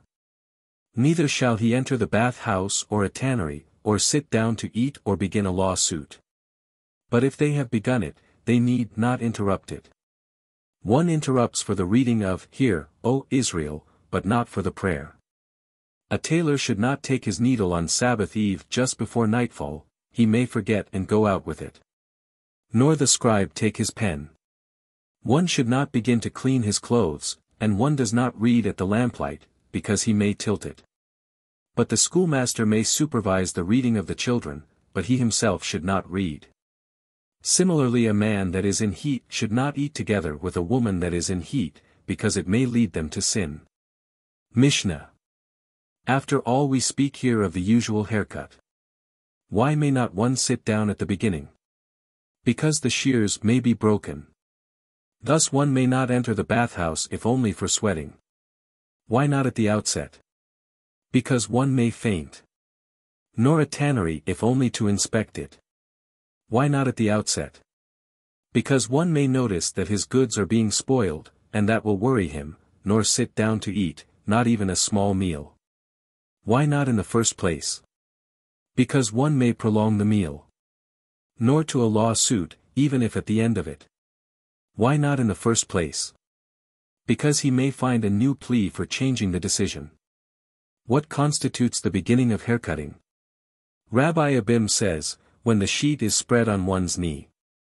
What constitutes the beginning of a bath? Rabbi Abim says, when one takes off his coat. And what is the beginning of tanning? When one tied his apron round his shoulders. When does the meal begin? Rabbi says, when one washed his hands. Rabbi Hanina says, when one loosened his girdle. There is no disagreement here. One speaks of the Babylonians and the other of the Palestinians. Said the Holy One, blessed be he, to Moses, I have a precious gift in my treasure and its name is Sabbath, and I wish to give it to Israel. Go and inform them of it. From this remark I infer, said Rabbi Simon ben Gamaliel, that if one gives a piece of bread to a child, he must inform the mother of it. How does one do it? He dabs him with oil and paints him with kohl. But how about these days, when we are afraid of witchcraft? Rab Pupa says, one does the same. But it is not so. For Rabbi Hama ben Rabbi Hanina says, if one makes a gift to his neighbor one does not have to inform him, for it was said, Exodus 34:29, Moses wist not that the skin of his face shone while he talked with him. There is no contradiction here. In one instance, the fact will be evident in any case. In the other instance it may not be known. The Sabbath, too, was bound to be known. But its reward was not bound to be known. Rabbah ben Mihajah said, in the name of Rabbi Hama ben Goriah, in the name of Rabbah, one should never single out one of his children. Because Jacob gave Joseph 2 selah weight more of silk than to his other children, Joseph's brothers became jealous of him, and this finally caused our forefathers to go to Egypt. Rabbah ben Mihajah, also, said in the name of Rabbi Hama ben Goriah in the name of Rab, any city whose roofs are higher than the prayer house, will, at the end, be destroyed. As it was said, Ezra 9:9, to set up the house of our God to repair the desolation thereof. This refers only to regular houses, but towers and turrets are different. Rabbi Ashi said, I saw to it that the city of Mahajah was not destroyed. How so? But indeed it was destroyed. Well, it was not destroyed because of that sin. Said Rabbah ben Mahajah, in the name of Rabbi Bar Goria in the name of Rab, one should rather be subjected to an Ishmaelite than to a foreigner. Under a stranger but not under a Parsi, under a Parsi, but not under a scholar but not under an orphan or a widow. Rabbi ben Mahajah, also, said in the name of Rabbi Hama Bar Goria in the name of Rab, any sickness but not that of the bowels, any pain but not that of the heart, any ache but not that of the head, anything evil, but not an evil wife.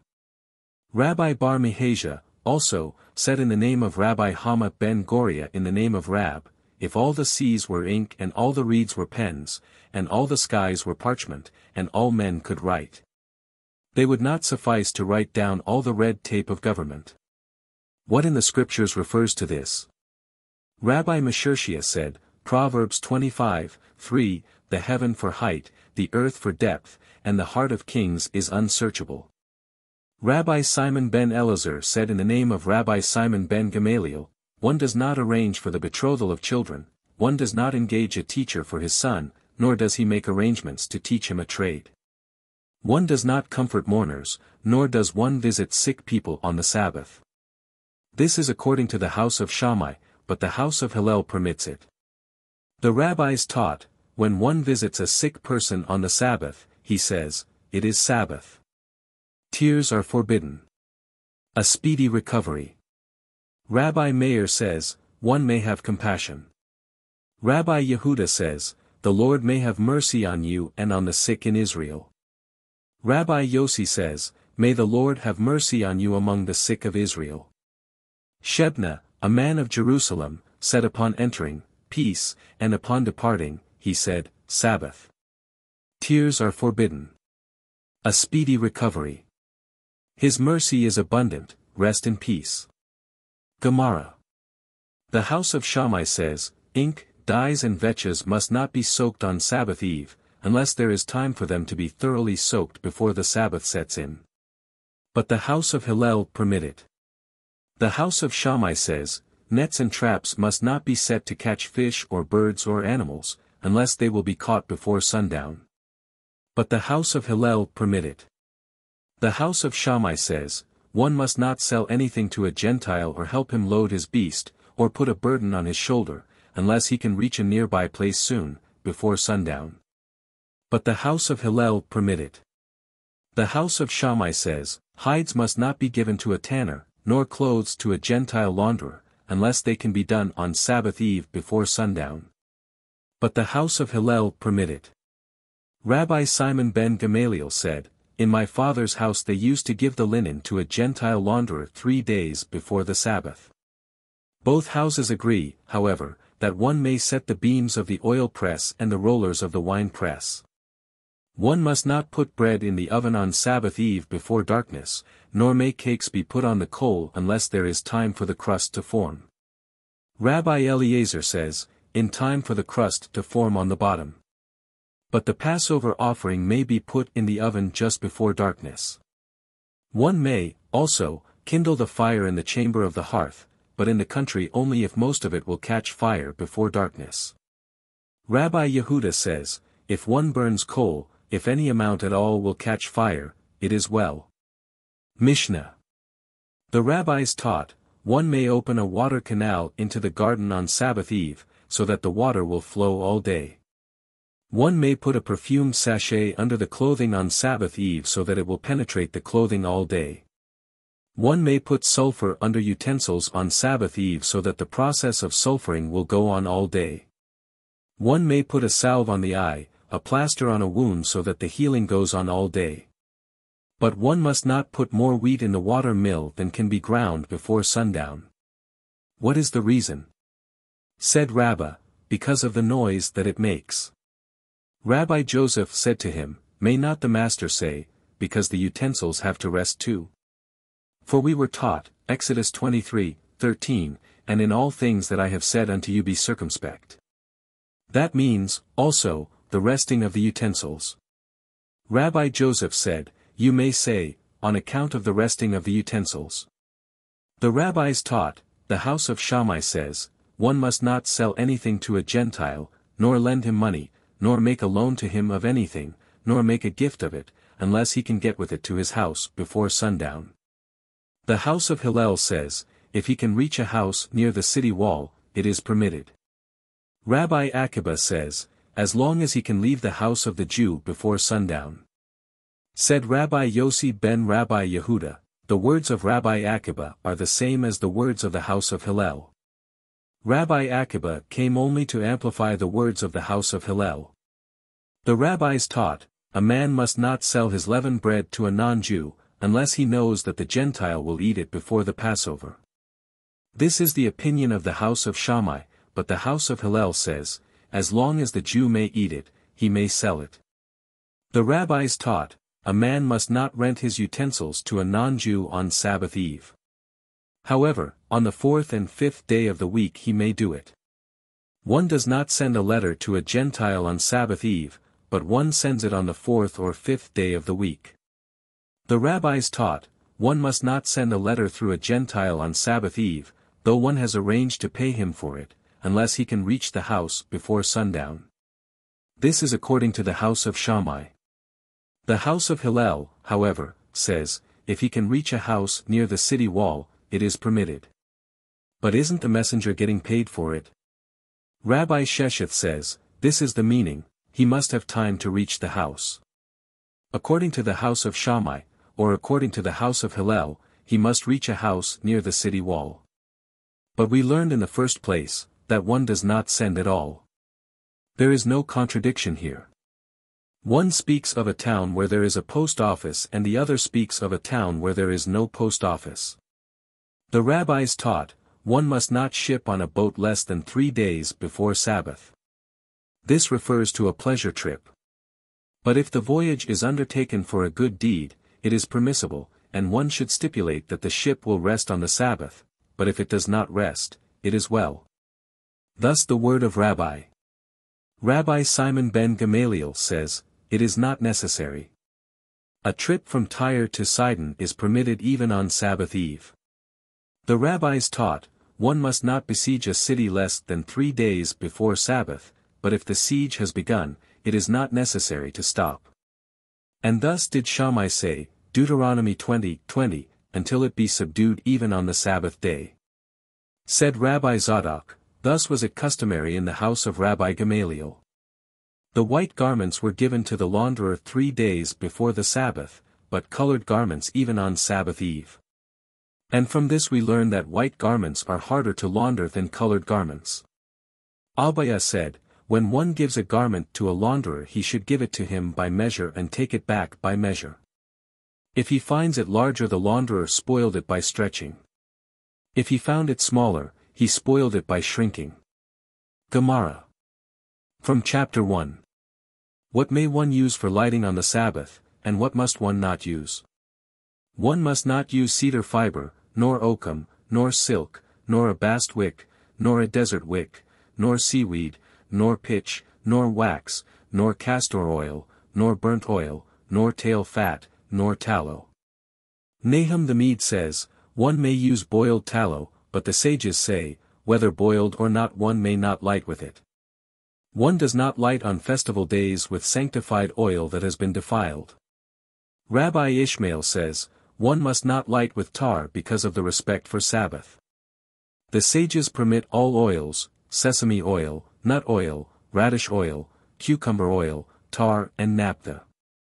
Rabbi Tarfon says, only olive oil may be used for lighting. Mishna. The rabbis taught, all the things that we were told are not to be used for lighting on the Sabbath, one may use them to make a large fire to warm oneself by, or to use for light, whether it is used on the hearth or in the stove. It was only forbidden to make a wick of it, nothing else. Rabbi Huna said, all wicks and oils which are forbidden to be used on the Sabbath are, also, forbidden to be used on Hanukkah whether on the Sabbath or on a weekday. The rabbis taught, the precept of Hanukkah demands a light for each man and his house. The zealous light a candle for each one. And the very zealous? The house of Shammai says, they light 8 candles the first day and 1 candle less each day. The house of Hillel says, the first day they light 1 candle and each day they add 1. Said Rabbah ben Bar Hanai, in the name of Rabbi Yohanan, there were 2 elders in Sidon, one acted according to the house of Shammai, and one acted as the house of Hillel. The first gave his reason that it should correspond to the offerings of the festival. While the other said, one progresses in holy things but one does not retrogress. The rabbis taught, it is decreed that the Hanukkah light be placed near the door on the outside, but if one lives in an upper story one puts it at the window nearest the street. But if there is danger one may put it on a table. Rabbah said, an additional candle is needed if it is to be used for light. What is Hanukkah? The rabbis taught, on the 28th day of Kislev begins the festival of Hanukkah. It lasts 8 days. On these, no lamentations for the dead nor fasting is allowed. For when the Greeks entered the temple they defiled all the oils. When the Hashmoneans overpowered and defeated them, they searched and found only 1 vial of oil which was lying with the seal of the high priest, and there was not more in it than enough for 1 day, but a miracle was performed. For it burned 8 days. The following year these days were decreed a festival with rejoicing, hallelujah and thanksgiving. It was taught, if a spark from the anvil caused a damage, the smith is liable for it. If a camel laden with flax passed through the street and some of the flax got into a store and was ignited by the storekeeper's lamp and burned the building, the camel driver is liable for the damage. But if the storekeeper put the lamp on the outside, then the storekeeper is liable. Rabbi Yehuda says, if it were a Hanukkah light, he is not liable. Rabbina said in the name of Rab, this shows that a Hanukkah lamp must be put 10 feet from the ground. If you think it should be more than 10, then he could have said, he should put it higher than the camel and its driver. Yet, if we put one to too much trouble, he may not observe the precept altogether. Rabbi Kahana said, Rabbi Nathan bar Minyomi explained in Rabbi Tanim's name, a Hanukkah lamp that is put higher than 20 ells is unfit, the same as a sukkah or a marquee over an entrance. Said Rabbi Yehuda in the name of Rabbi Ashi in the name of Rab, one must not count money by the light of a Hanukkah lamp. When I said this before Samuel, he answered, is there any sanctity attached to the lamp? Rabbi Joshua ben Levi was asked, may one make use of the decorations of the sukkah during the 7 days of festival? He answered, indeed, we were told that one must not count money at the light of the Hanukkah lamp. Said Rabbi Joseph, Lord of Abraham. He makes what was taught hinge upon what was not taught. As for the sukkah, we were explicitly taught, while as for Hanukkah, it was not taught. It was taught, if the roof is according to the law, decorate it with hangings and rugs and suspend from it nuts, peaches, almonds, pomegranates, grape clusters, garlands of ears of corn, wines, oils and flowers. It is forbidden to use them before the festival. But if one made a condition, all is in accordance with the condition. Rabbi Joshua ben Levi said, all the oils are fit to be used for a lamp, but olive oil is the best. Abaya said, at first the master used to search for the sesame oil. He would say that the light lasts longer, but when he heard of what Rabbi Joshua ben Levi taught, he looked only for olive oil. This, he said, gives a clearer light. Rabbi Joshua ben Levi, also, said, all oils are good for ink, but the best is olive oil. Someone asked him, for kneading or for smoking? Come and hear, Rabbi Samuel ben Zutra discoursed, all oils are good for ink, but olive oil is the best, also for kneading and for smoking. Rabbi Samuel ben Zutra taught as follows, all suits are good for ink, but olive oil is the best. Rabbi Huna said, all resins are good for ink, but balsam resin is the best. Gemara. If a man puts out the light because he is afraid of a stranger, or robbers, or an evil spirit, or because of a sick person who cannot sleep, he is exonerated. But if he puts it out because he wants to save the oil or the wick, he is guilty of transgression. Rabbi Yossi exonerates him in every case, except if he does it to save the wick, because he makes charcoal. Mishna. Said Rabbi Yehuda, son of Rabbi Samuel ben Sherlath, in the name of Rab, the sages wished to hide the book of Ecclesiastes, because the words of it contradicted one another. But why didn't they hide it? Because in its beginning are the words of the Torah, and in its end are the words of the Torah. In the beginning come the words of the Torah, because it is written, Ecclesiastes I, 3, What profit hath a man of all his labor which he taketh under the sun? And in the school of Rabbi Yannai they said, Under the sun he has none, but above the sun, he has it. And at the end come words of divine teaching. For it is written, Ecclesiastes 12, 13, Let us hear the conclusion of the whole matter. Fear God and keep his commandments, for this is the whole duty of man. Which are the words that contradict one another? It was written, Ecclesiastes 7, 3, Sorrow is better than laughter, and it is written, Ecclesiastes 8, 15, Then I commanded mirth, and it is written, Ecclesiastes 2, 2, And of mirth, what doeth it? There is no difficulty here. Sorrow is better than laughter. This is the sorrow that the Lord expresses for the righteous in this world, which is better than the laughter that he laughs over the evil in this world. And of laughter I said, Ibid. Which is to be praised, refers to the laughter the Lord, blessed be he, will enjoy with the righteous in the world to come. Then I commanded mirth refers to the mirth that ensues from the performance of a precept. And of mirth, what doeth it? Refers to mirth that is not the result of a precept, to teach you that the Shekinah does not rest upon sorrow, nor indolence, nor frivolity, nor gossip, nor triviality, nor joy, as it was said, 2 Kings 3, 15, But now bring me a minstrel. And it came to pass, when the minstrel played, that the hand of the Lord came upon him. And the book of Proverbs, 2, they wished to hide because its words contradict one another. And why did they not hide it? They said, We reflected as to the book of Ecclesiastes, and we found a reconciliation. So here, too, we may find a reconciliation. Let us search. It is written, Proverbs 26, 5, Answer a fool according to his folly. And it is written, Proverbs 26, 4, Answer not a fool according to his folly.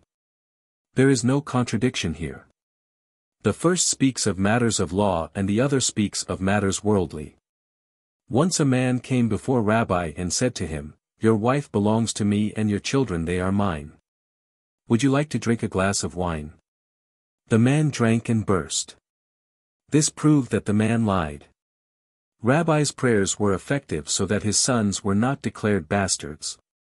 When the rabbi prayed he used to say, May it be thy will, O Lord, our God, that you protect me this day from the insolent and from insolence. Words of learning, what does it mean? For instance, one day Rabbi Gamaliel lectured, Woman is destined, in the future, to conceive every day, for it was said, Jeremiah 31, 8, The woman conceived and beareth simultaneously.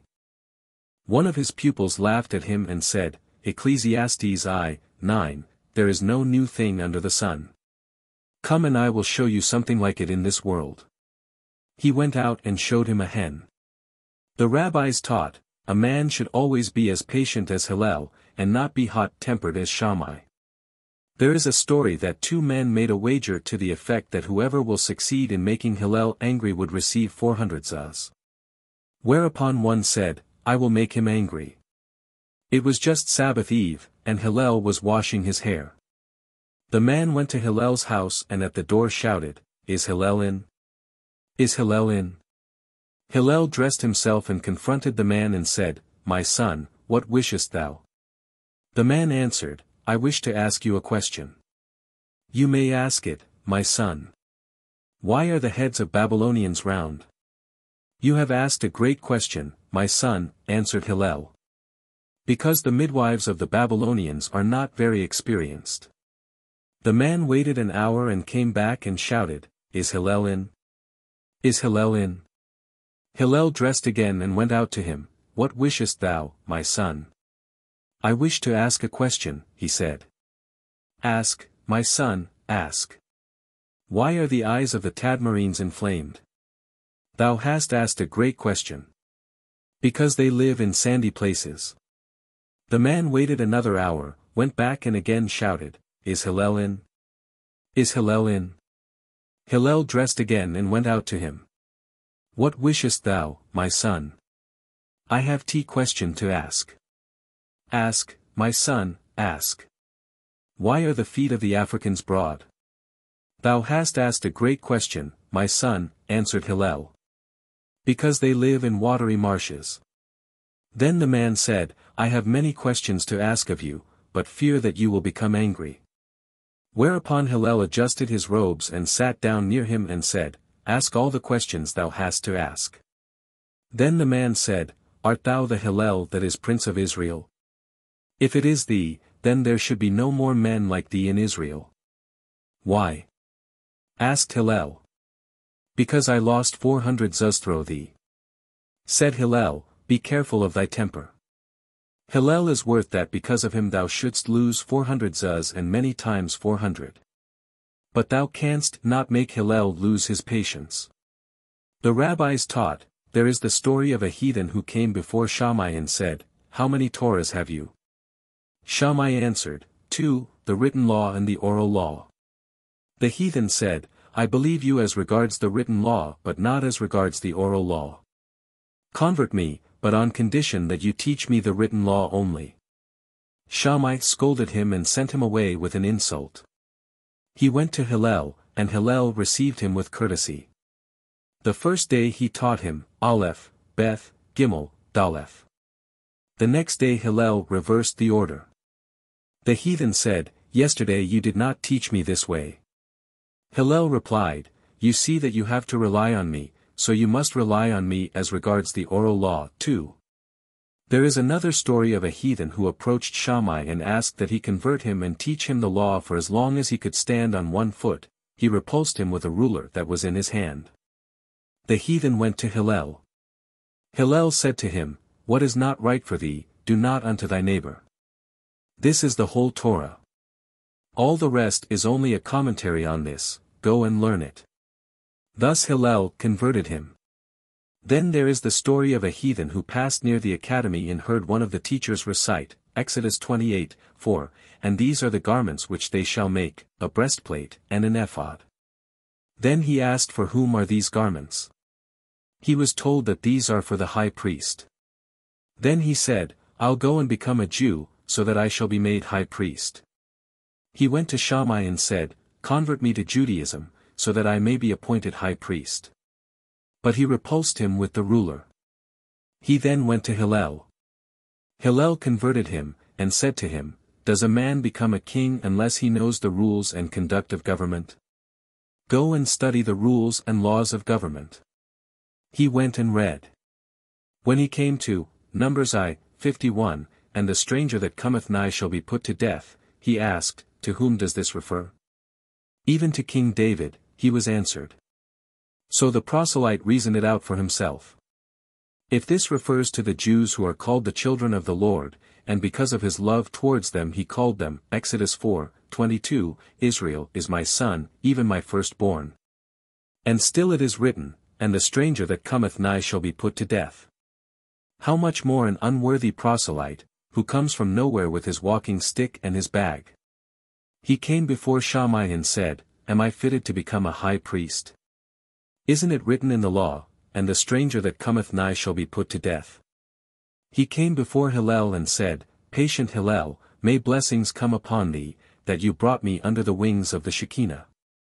Some time later, the three men met in one place and they said, Shammai's hot temper was ready to drive us out of this world, but Hillel's patience brought us under the wings of the Shekinah. Gemara. For 3 transgressions women die at childbirth, for laxity during the period of menstruation, for laxity in the dough offering, and for laxity in lighting of the Sabbath candles. Mishna. Why just at childbirth? Rabbah answered, If the ox fell, then sharpen the knife. Abayah said, The bondmaid may increase her disobedience, she will be punished with the same rod. Rab Hista said, Let the drunkard alone, he will fall of himself. Mar Ukba said, when the shepherd is lame, and the sheep run fast, there will be words at the gate, and in the barn there is the reckoning. At the gate of the shop there are brothers and friends aplenty, but at the toll gate there are neither brothers nor friends. And when are men taken to task? Resh Lakish said, when they pass over a bridge. Only when they pass a bridge, no other time. Say, instances similar to a bridge. Rab would never cross a bridge when a pagan was on it. He said, perhaps the judgment of the Lord will come upon him at this moment, and I shall be taken along. Samuel, on the other hand, would never cross a bridge unless a pagan was on it. He said, Satan has no power over two nations at one and the same time.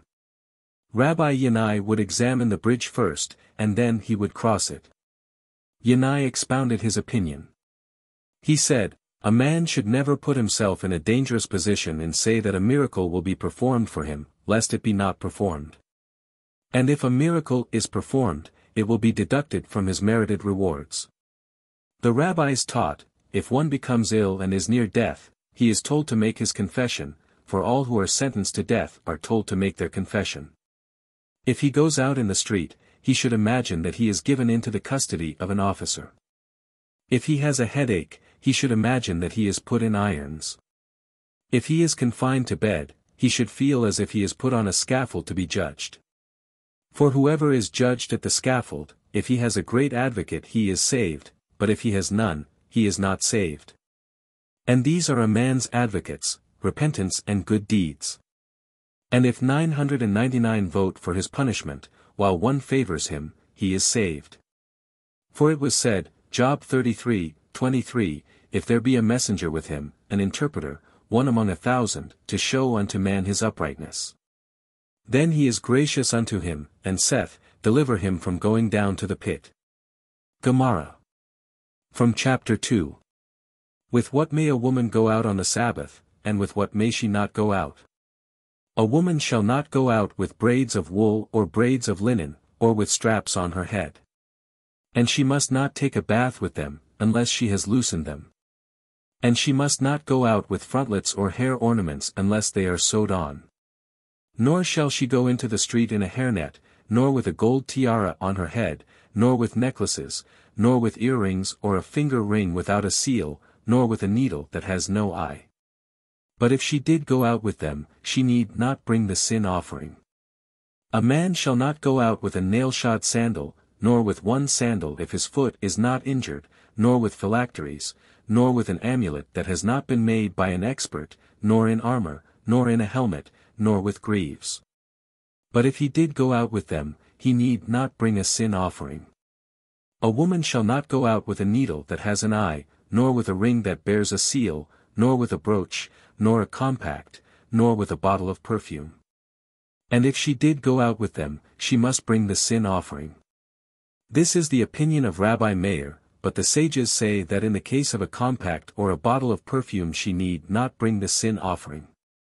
A man shall not go out with a sword, nor with a bow, nor a shield, nor a lance, nor a spear, and if he did go out with them, he is guilty and must bring a sin offering. Rabbi Elazar says, they are only his ornaments, but the sages say these are a disgrace to him. For it was said, Isaiah 2:4, and they shall beat their swords into plowshares, and their spears into pruning hooks. Nation shall not lift up sword against nation, neither shall they learn war any more. A garter is clean, and one may go out with it on the Sabbath. Ankle bracelets are unclean and one must not go out with them on the Sabbath. A woman may go out with braids made of hair, whether they are her own or the hair of another, or made of animal hair, or with frontlets or head ornaments if they are sewed on. She may go out with a hair net or with false locks if she does not venture beyond the courtyard. She may go out with the wool in her ears or the wool in her sandals, or with the wool that she prepared for her menstruation, or with a peppercorn or salt tablet, or anything that is taken in her mouth. But she must put it in her mouth before the Sabbath, and if it should rail out of her mouth, she must not put it back. Rabbi permits a false tooth or a gold tooth, but the sages forbid it. She may go out with a coin on her bunion. Young girls may go out with threads or even chips in their ears. Arabian women may go out veiled and Median with their cloaks over their shoulder, and so may anyone. The sages had in their mind the customs of the time. A woman may knot her cloak over a stone or a nut or a coin so long as she does not knot it on the Sabbath. Boys may go out with bindings, princes with bells, and so may anyone. The sages referred, here, to the customs of the time. One may go out with a locust's egg, or a fox's tooth, or a nail from the gallows as a charm. This is the opinion of Rabbi Meir, but the sages forbid it even on weekdays because these are the ways of the pagan Amorites. Mishna. From chapter 6. The main labors are 40-1, sowing, plowing, reaping, binding sheaves, threshing, winnowing, sorting, grinding, sifting, kneading, baking, shearing of wool, or bleaching, or shredding and dyeing, spinning. Weaving, making 2 linzen, weaving 2 threads, splitting 2 threads, knotting and unknotting, sewing 2 stitches, and ripping in order to sew, hunting a deer, slaughtering and skinning or salting, or curing its skin, scraping or cutting. Writing 2 letters, erasing in order to write 2 letters, building or demolishing, extinguishing and lighting, hammering and carrying out things from one domain into another. These are the main labors, 40-1. Mishna. A Tana taught, sowing, pruning, planting, bending, and grafting, all are one kind of labor. Plowing, digging, trenching, they are all one class of work. Rabbi Shesheth said, if one has a mound and takes it down, if he removes it to his house, he is guilty of building, if in the field he is guilty of plowing. If one fills in a ditch in the house, he is building, if in the field, he is plowing.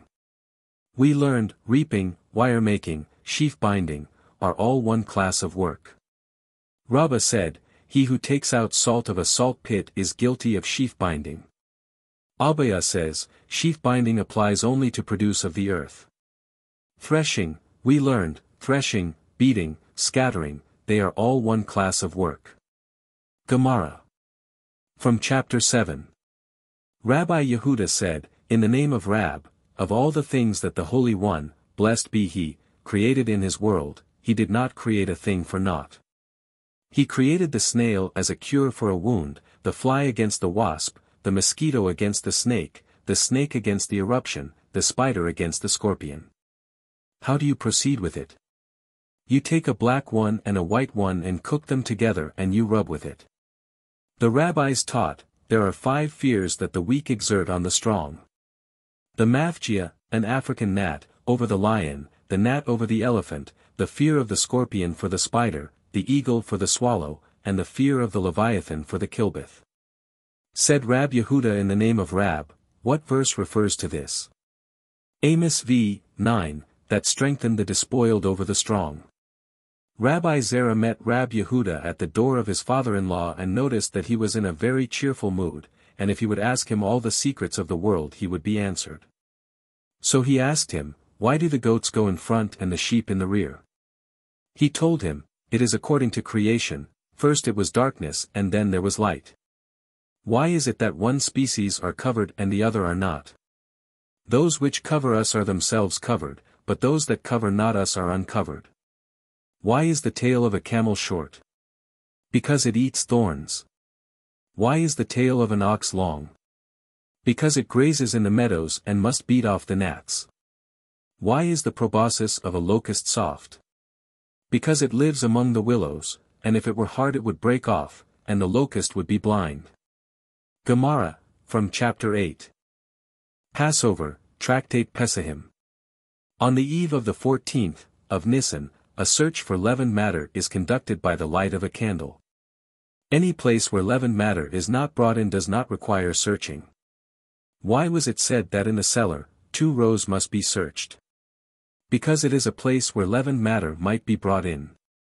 The house of Shammai says, 2 rows of the whole cellar must be searched.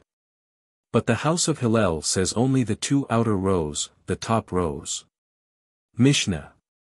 Rabbi Naaman ben Isaac said, we learned, every one is relied upon for the search for leavened matter, even women, slaves, and children. Why is that? For it is taken for granted that the house has been searched. It is the view of the learned that all are brothers as regards the searching for leavened matter. And we learn that if a brother dies and leaves a storehouse full of produce even if it be but 1 day old, it is presumed that the produce has been tithed. Gemara. From chapter 1. As long as one is permitted to eat leaven, one may feed it to the cattle, to beasts and to birds, and one may sell it to a stranger, and may enjoy any benefit of it. But if the time of eating leaven has passed, he is barred from enjoying it. He may not heat an oven or a stove with it. Rab Yehuda says, there is only one way of disposing of leaven, burning it. But the sages say, it can be shredded and scattered to the winds or thrown into the sea. Mishna. And he may sell it to a stranger. This is obvious. It contradicts the view of the Tana who said, the house of Shammai taught, a man must not sell his leaven matter to a stranger unless he knows that it will be eaten before the Passover. But the house of Hillel says, as long as one may eat it, he may sell it. Gemara. The leaven of a Gentile that has remained after Passover is permitted to a Jew. But one must not use the leaven of a Jew that has remained over Passover. Because it was said, Exodus 13:7, neither shall be leaven seen with thee. These are the things with which a man discharges his duties with regard to leavened bread on Passover, wheat, barley, spelt, rye and oats. And these are the herbs with which a man discharges his duties on Passover, lettuce, chicory, mimosa, endive, and bitter herbs whether they are fresh or dried, but not if they are pickled or stewed or cooked. He fulfills his obligations who consumes the stalks only. Bran for the chickens must not be soaked, but may be scalded. One may not chew wheat and put it on his wound, because it will ferment. The Passover sacrifice may not be boiled in liquids or in fruit juices, but it may be basted with them, or dipped in them. Water that was used by a baker must be poured out, because it will ferment. Mishna. Only with these, but not with rice and millet. Why these? Rabbi Simon ben Lachish answered, and thus taught the schools of Rabbi Ishmael and of Rabbi Eliezer ben Jacob. It was written, Deuteronomy 16:3, Thou shalt eat no leavened bread with it, 7 days shalt thou eat unleavened bread therewith.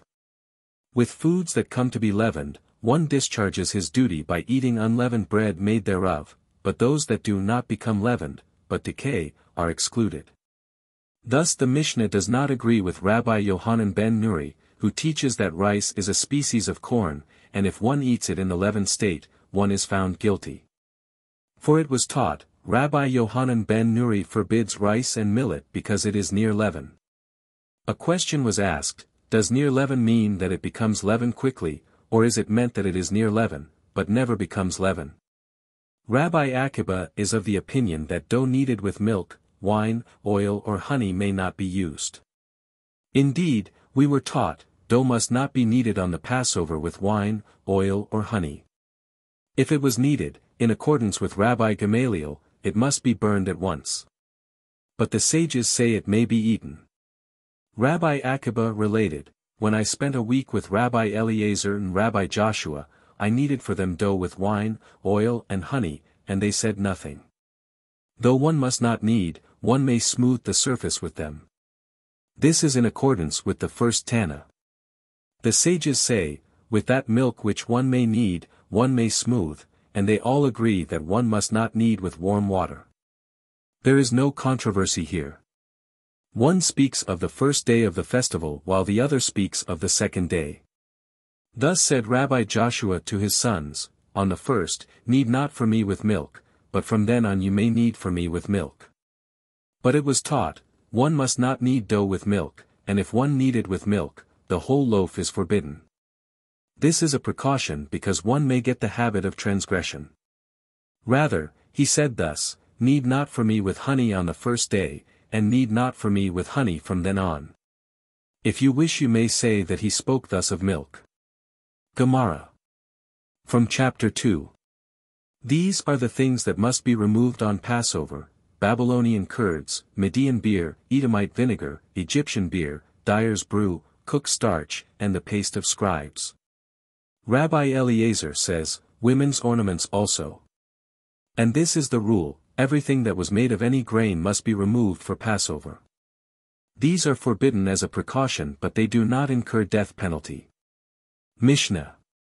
3 things were said about Babylonian curds: it stupefies the mind, blinds the eye and weakens the body. It stupefies the mind through the acid, it blinds the eye through the salt, and it weakens the body through the mold. The rabbis taught, 3 things accelerate the bowels, bend the stature, and take away 5/100ths of the eyesight. These are coarse bread, raw alcohol, and raw cabbage. The rabbis taught, 3 things decrease the movement of the bowels and straighten the stature, and light up the eyes, and these are light bread, fatty meat, and old wine. Light bread from fine flour, fatty meat from a goat that was mated. Old wine, very old. Everything that may be good for one organ may be harmful for another, and what is harmful for one organ may be good for another. But ginger, long peppers, light bread and fat meat are good for the whole body. Median beer, because barley is mixed into it. Edomite vinegar, because grain is mixed with it. Rabbi Naaman ben Isaac said, at first, when wine for libation was brought from Judea, it never turned to vinegar, unless grain was mixed into it, and that was known as plain vinegar. But now the wine of the Edomites does not turn into vinegar unless grain is mixed into it, and it is called Edomite vinegar. This is to fulfill the scripture, Ezekiel 26:2, I shall be replenished, now she is laid waste. If one is full, the one is waste. If the other is waste, this one is full. Rabbi Naaman ben Isaac used to say, Gen 25:23, and the one people shall be stronger than the other people. Gemara. If the 14th falls on the Sabbath, the leaven is removed before the Sabbath. Those are the words of Rabbi Meir. But the sages say, they are removed in their usual time. Rabbi Eliezer bar Zadok said, heave offering is removed before Sabbath, but ordinary food in its usual time. Mishna. It was taught, Rabbi Eliezer bar Zadok said, Father once spent a Sabbath, on which the 14th fell, in Yabna.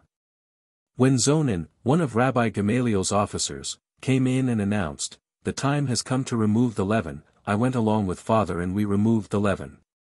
Gemara. If one is on his way to slaughter his paschal offering, or to circumcise his son, or to partake of the betrothal feast at his father-in-law's house, and he remembered that he left the unleavened in his home. If he has time to go back and remove it, and then return to fulfill the precept, he should go back and remove the leaven. But if he has not time enough to fulfill both, he should annul the leaven in his heart. If he is on the way to rescue someone from an enemy troop, from a flood, from robbers, from a fire, or from a collapsing structure, he should annul it in his heart. But if he went out just for the enjoyment of the Sabbath, he must return at once. Mishna. I will point out a contradiction. If he is on the way to partake of the betrothal feast in his father-in-law's house, or for the enjoyment of the Sabbath, he must go back at once. Rabbi Yohanan said, there is no contradiction here, one speaks of the view of Rabbi Yehuda, the other of the view of Rabbi Yossi. For we were taught, the betrothal meal is a voluntary function. These are the words of Rabbi Yehuda. But Rabbi Yossi says, it is a precept. However, Rab Hista says, the argument here refers only to the second feast, because as to the first feast, all agree that it is a religious precept. You may, even, say that both views are those of Rabbi Yehuda, for there is no contradiction here, one refers to the first feast while the other refers to the second. It was taught, Rabbi Yehuda said, I heard only of the betrothal feast, but not as regards the feast of the gifts. Rabbi Yossi said, I heard as regards the betrothal feast and the feast of the gifts. It was taught, Rabbi Simon said, a scholar must not enjoy himself at a feast which is not of a religious character. What is a feast of this kind? Said Rabbi Yohanan, for instance, the betrothal of a daughter of an Israelite to the daughter of a priest, or the daughter of a scholar to that of an ignoramus. For Rabbi Yohanan said, the marriage of the daughter of a priest and the daughter of an Israelite will not bring good results. How so? Rab Hista answered, she will either become a widow, or a divorcee, or she will have no children. We learned in a Beretha, either he will bury her or she will bury him, or she will bring poverty upon him. But this is not so. For Rabbi Yohanan said, if one wants to become rich, he should join the seed of Aaron, for the Torah and the priesthood will enrich them. There is no controversy here. One refers to a scholar and the other to an ignoramus. Rabbi Joshua was married to a priest's daughter. When he fell sick once, he said, Aaron is not pleased that I joined his seed and that he should have a son-in-law like me. Rabbi Edis ben Abin was married to a daughter of a priest, and he had 2 ordained sons, Rabbi Shesheth ben Rabbi Edis and Rabbi Joshua ben Edis. Rab Papa said, had I not married a priest's daughter, I would not have become rich. Rabbi Kahana said, had I not married the daughter of a priest, I would not be exiled, but he was answered, you were exiled to a place of learning. He answered, but I was not exiled the way other people were exiled. Rabbi Isaac said, whoever partakes of general feasts, will eventually be exiled, for it was said, Amos 6:4, and eat the lambs out of the flock, and the calves out of the midst of the stall. And it was said, Amos 6:7, therefore now shall they go captive with the first that go captive. The rabbis taught, a scholar that makes it a habit of eating in every place, will at the end destroy his home, bring widowhood upon his wife, and make his children orphans. He will forget his learning, will be given up to many quarrels. His words will be unheard. He will desecrate the name of heaven, the name of his teacher, and the name of his father, and will attach a bad name to himself, to his children and to his children's children, to the end of all generations. In what way? Abaya said, he will be called the son of the glutton. Rabbi said, he will be called a son of a tavern dancer. Rab Papa said, he will be called the son of a plate liquor.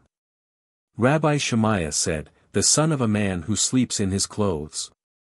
The rabbis taught, a man should sell all he possesses and marry the daughter of a scholar, for if he dies or goes into exile, he may be sure that his children will become scholars. But he should not marry the daughter of an ignoramus, for if he dies or goes into exile, his children will be ignorant. The rabbis taught, a man should sell all he possesses and marry the daughter of a scholar, or marry off his daughter to a scholar. This compares to the grafting of grapes with grapes, a good and acceptable thing. But he should not marry a daughter of an ignoramus. This compares to the grafting of grapes with thorny berries, which is a detestable and an unacceptable thing. The rabbis taught, a man should sell all he possesses, and he should marry a daughter of a scholar. If he cannot find the daughter of a scholar, he should marry a daughter of a distinguished man of his generation. If he cannot find the daughter of a distinguished man, he should marry the daughter of the head of a synagogue. If he cannot find a daughter of the head of a synagogue, he should marry the daughter of a head of a charitable organization. If he cannot find a daughter of a head of a charitable organization, he should marry the daughter of an elementary school teacher, but he should never marry the daughter of an ignoramus. For they are detestable, their wives are vermin, and of their daughters it was said, Deuteronomy 27:21, Cursed be he that leeth with any manner of beast. Rabbi Akiba said, when I was an ignoramus, I used to say, who would give a scholar into my hands, I would bite him like an ass. His disciples said to him, Rabbi, say like a dog. He answered, the first bites and breaks the bone, while the other bites, but does not break the bone. Rabbi Meir used to say, if one marries off his daughter to an ignoramus, it is as if he bound her and laid her before a lion. A lion falls on his prey and devours it, and has no shame. So an ignoramus beats her and mates with her and has no shame. Rabbi Eliezer said, if they did not need us for trading with us, they would kill us. Rabbi Haya taught, if one studies the Torah before an ignoramus, it is as if he mated with his wife in front of him. For it was said, Deuteronomy 33:4, Moses commanded us a law, the inheritance, Morashah, of the congregation of Jacob. Read not Morashah but Meorashah, betrothed. The hatred of the ignorant towards the learned is greater than the hatred of the Gentiles toward the Jews, and their wives are even worse. We learned, he that studied and forsook his studies, hates the scholar with more hate than anyone else. 6 things were said of the ignorant, one does not commit testimony to them, and one does not take their testimony.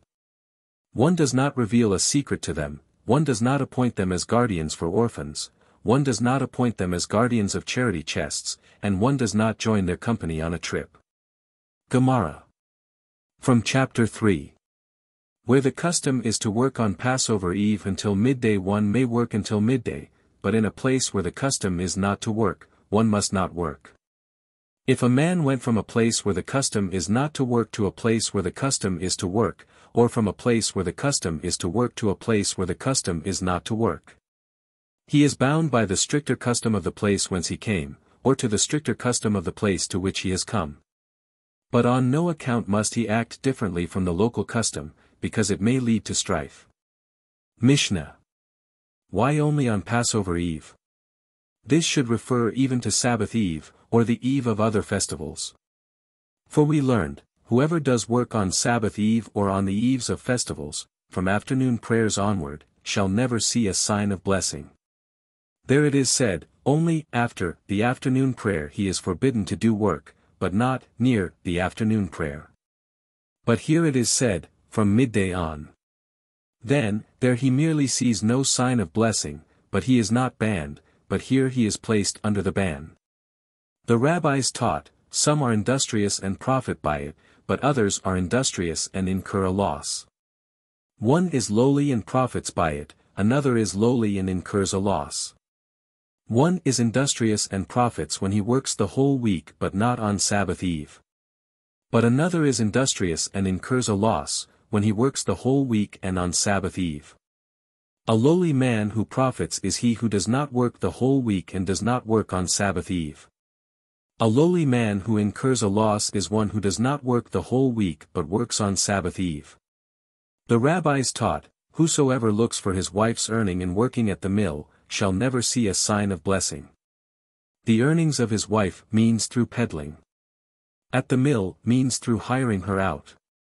But a woman who makes things and sells them is praised in the scripture, for it was written, Proverbs 31:24, she mocketh fine linen and selleth it. The rabbis taught, street peddlers and breeders of small cattle, and those who cut down good trees, and those who grab the best portion, will never see a sign of blessing. Why? For people will always gaze at them.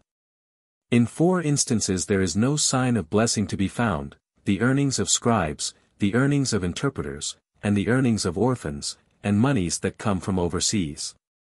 Why the interpreter? The reason is that it is like earnings for Sabbath work. So are also the wages of orphans, for these cannot be legally renounced. So are the monies that come from overseas, because a miracle cannot be performed every day. But why of the scribes?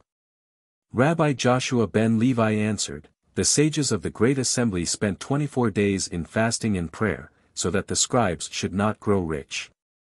For if they become rich they will stop writing. Those who write books, phylacteries and mezuzot, their traders, and their traders' traders, and all who deal in sacred articles, and this includes traders in blue wool for praying shawls, never see a sign of blessing. But if they engage in them for the sake of the Lord, they will see a sign of blessing. Gemara. In a place where the practice was to eat roast meat on Passover night, one should eat roast meat, where the custom is not to eat, one must not eat it. In a place where the custom is to light the candles on the eve of the Day of Atonement, one may light them, wherever the custom is not to light them, one does not light them.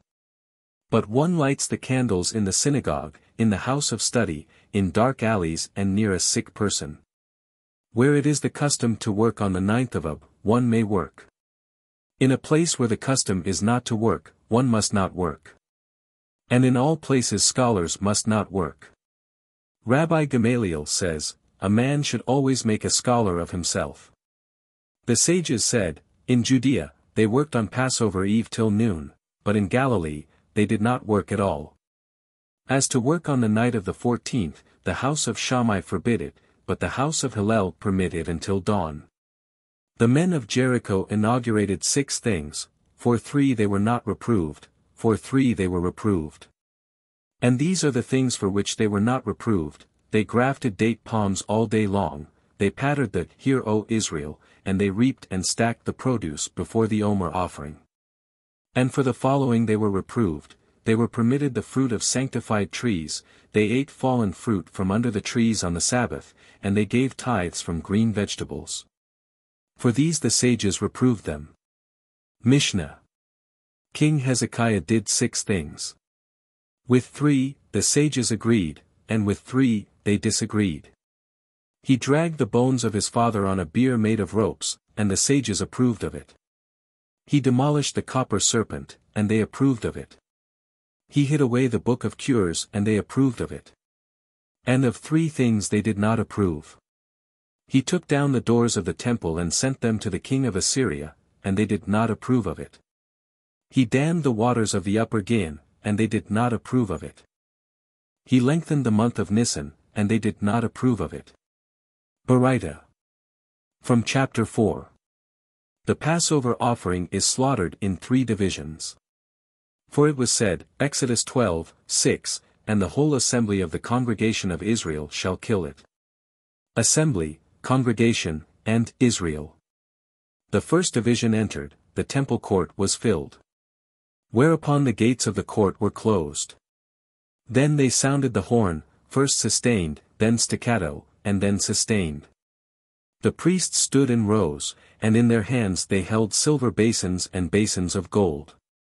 A row that was of silver was entirely of silver, and a row that was of gold was entirely of gold. They did not mix them. The basins had round bottoms, so that they could not be set down, so that the blood would not congeal. An Israelite slaughtered his offering, the priest took the blood and passed it to the next one, and this one to the next. He received the full one and returned the empty. The priest that was nearest the altar tossed it in one throw at the base of the altar. When the first division came out, the second division entered, when the second came out, the third entered. As the procedure was with the first group, so it was with the second, and so with the third. They recited, Hallelujah. If they finished it they repeated it, and if they finished it a second time, they recited it a third time, although they never completed it a third time. The third division never reached as far as, Psalms xvi, 1, I love the Lord because he hath heard. For the people were not many. As the procedure took place on weekdays, so it was also on the Sabbath. Except that the priests swillied the temple court, this against the wishes of the sages. Rabbi Yehuda said, they would fill a cup of the mixed blood and make one toss at the altar. But the sages did not approve of it. When the carcass was opened, the Israelite removed the portion to be sacrificed. He put it on a tray and handed it to the priest to be burned at the altar. The first division went out and sat on the Temple Mount. The second sat on the rampart, and the third remained where they were. When it got dark, they went out and roasted their paschal offering. Mishna. Said Rabbi Isaac, the paschal offering is not slaughtered unless there are 3 groups of 30 men. What is the reason? Assembly, congregation, and Israel are mentioned. We are not sure whether it means all together or one after the other.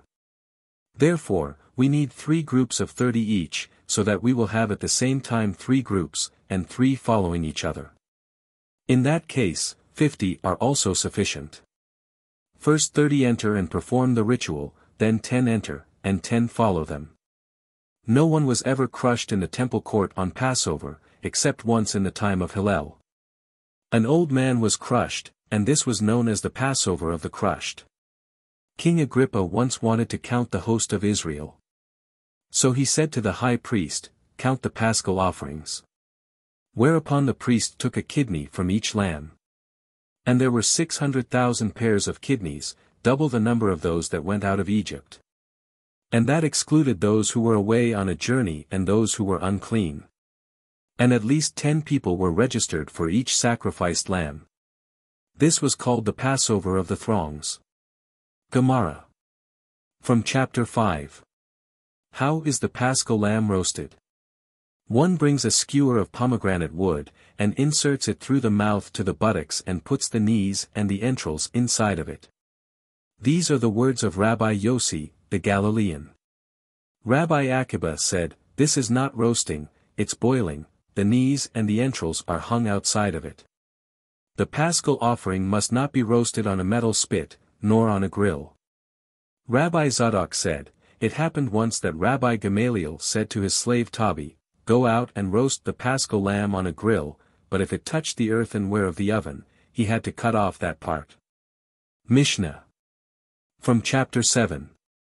The word of the Lord that came unto Hosea, the son of Beri, in the days of Uzziah, Jotham, Ahaz and Hezekiah, kings of Judea. Hosea 1. 4 prophets prophesied in one period, and Hosea was the eldest of all of them. For it was said, Hosea 2, the Lord spake first to Hosea. Indeed, did he speak to Hosea first? Were there not many other prophets from Moses to Hosea? Said Rabbi Yohanan, first of the 4 prophets that were prophesying in that period. These were, Hosea, Isaiah, Amos and Micah. Said the Holy One, blessed be he, to Hosea, "Thy children have sinned." He should have replied, "These are thy children, the seed of Abraham, Isaac and Jacob. Favor them with thy mercy." Not only did he not say this, but he said to the Lord, Lord of the universe, "The whole world is thine. Exchange them for another nation." The Lord, blessed be he, said to him, "What shall I do to this old man? Shall I tell him, Go and take a harlot and she will bear thee children of harlotry, and then I shall tell him, Send them away from thy presence? If he will be able to send them away, then I, too, shall send Israel away." As it was said, Hosea 2, and the Lord said to Hosea, "Go take unto thee a wife of whoredom and children of whoredom." And it was written, Ibid 3. So he went and took Gomer, the daughter of Diblaim. Gomer explained Rab, all completed their lust with her. Gomer means finished. The daughter of Diblaim means the daughter of ill repute from the word Deba, talk. Samuel said, she was sweet to everyone like a figure. Debella. Rabbi Yohanan said, that all pressed upon her like a pressed figure. Another interpretation of Gomer is that of Rabbi Yehuda. He said, in those days they wanted to make a finish, Gomer, of the wealth of Israel. Rabbi Yohanan said, indeed, they robbed and made a finish. For it was said, 2 Kings 13:7, Syria had destroyed them, and had made them like the dust by threshing. Conceived and bare him a son, and the Lord said unto him, Call his name Jezreel. For yet a little while, and I will avenge the blood of Jezreel upon the house of Jehu, and will cause to cease the kingdom of the house of Israel. And it shall come to pass at that day, that I will break the bow of Israel in the valley of Jezreel. And she conceived again, and bare a daughter. And God said unto him, Call her name Lo-ruhamah, no mercy, for I will no more have mercy upon the house of Israel, but I will utterly take them away. She conceived and bare a son. Then said God, Call his name Lo-ammi, not my people, for ye are not my people, and I will not be your God. Hosea 3-9. After 2 sons and a daughter were born to him, the Lord, blessed be he, said to Hosea, Thou shouldst learn from thy teacher, Moses. For when I spoke to him, he separated from his wife. Thou, too, shouldst separate from thine wife. Said he, Lord of the universe, I have children by her, and I cannot send her away nor divorce her. Said the Holy One, blessed be he, now thou, whose wife is a harlot and thy children are children of harlotry, and thou knowest not whether they are thine children or children of other men, thou art so. Now Israel, who are my children whom I have tried, the seed of Abraham, Isaac and Jacob, one of the 3 possessions that I treasure in this world, one possession is the Torah. For it is written, Proverbs 8:22, The Lord possessed me in the beginning of his way. Heaven and earth is one possession, as it was written, Gen 14:19, possessor of heaven and earth. Israel is one possession, for it is written, Exodus 15:16, people, which thou hast purchased, and thou sayest, exchange them for another nation. When Hosea saw that he had transgressed, he arose and begged for mercy for himself. Said the Lord to him, instead of begging for mercy for thyself, thou shouldst ask mercy for Israel, against whom I decreed 3 decrees because of thee. Hosea arose and pleaded for mercy for Israel, and the Lord voided the decrees. Then he blessed them.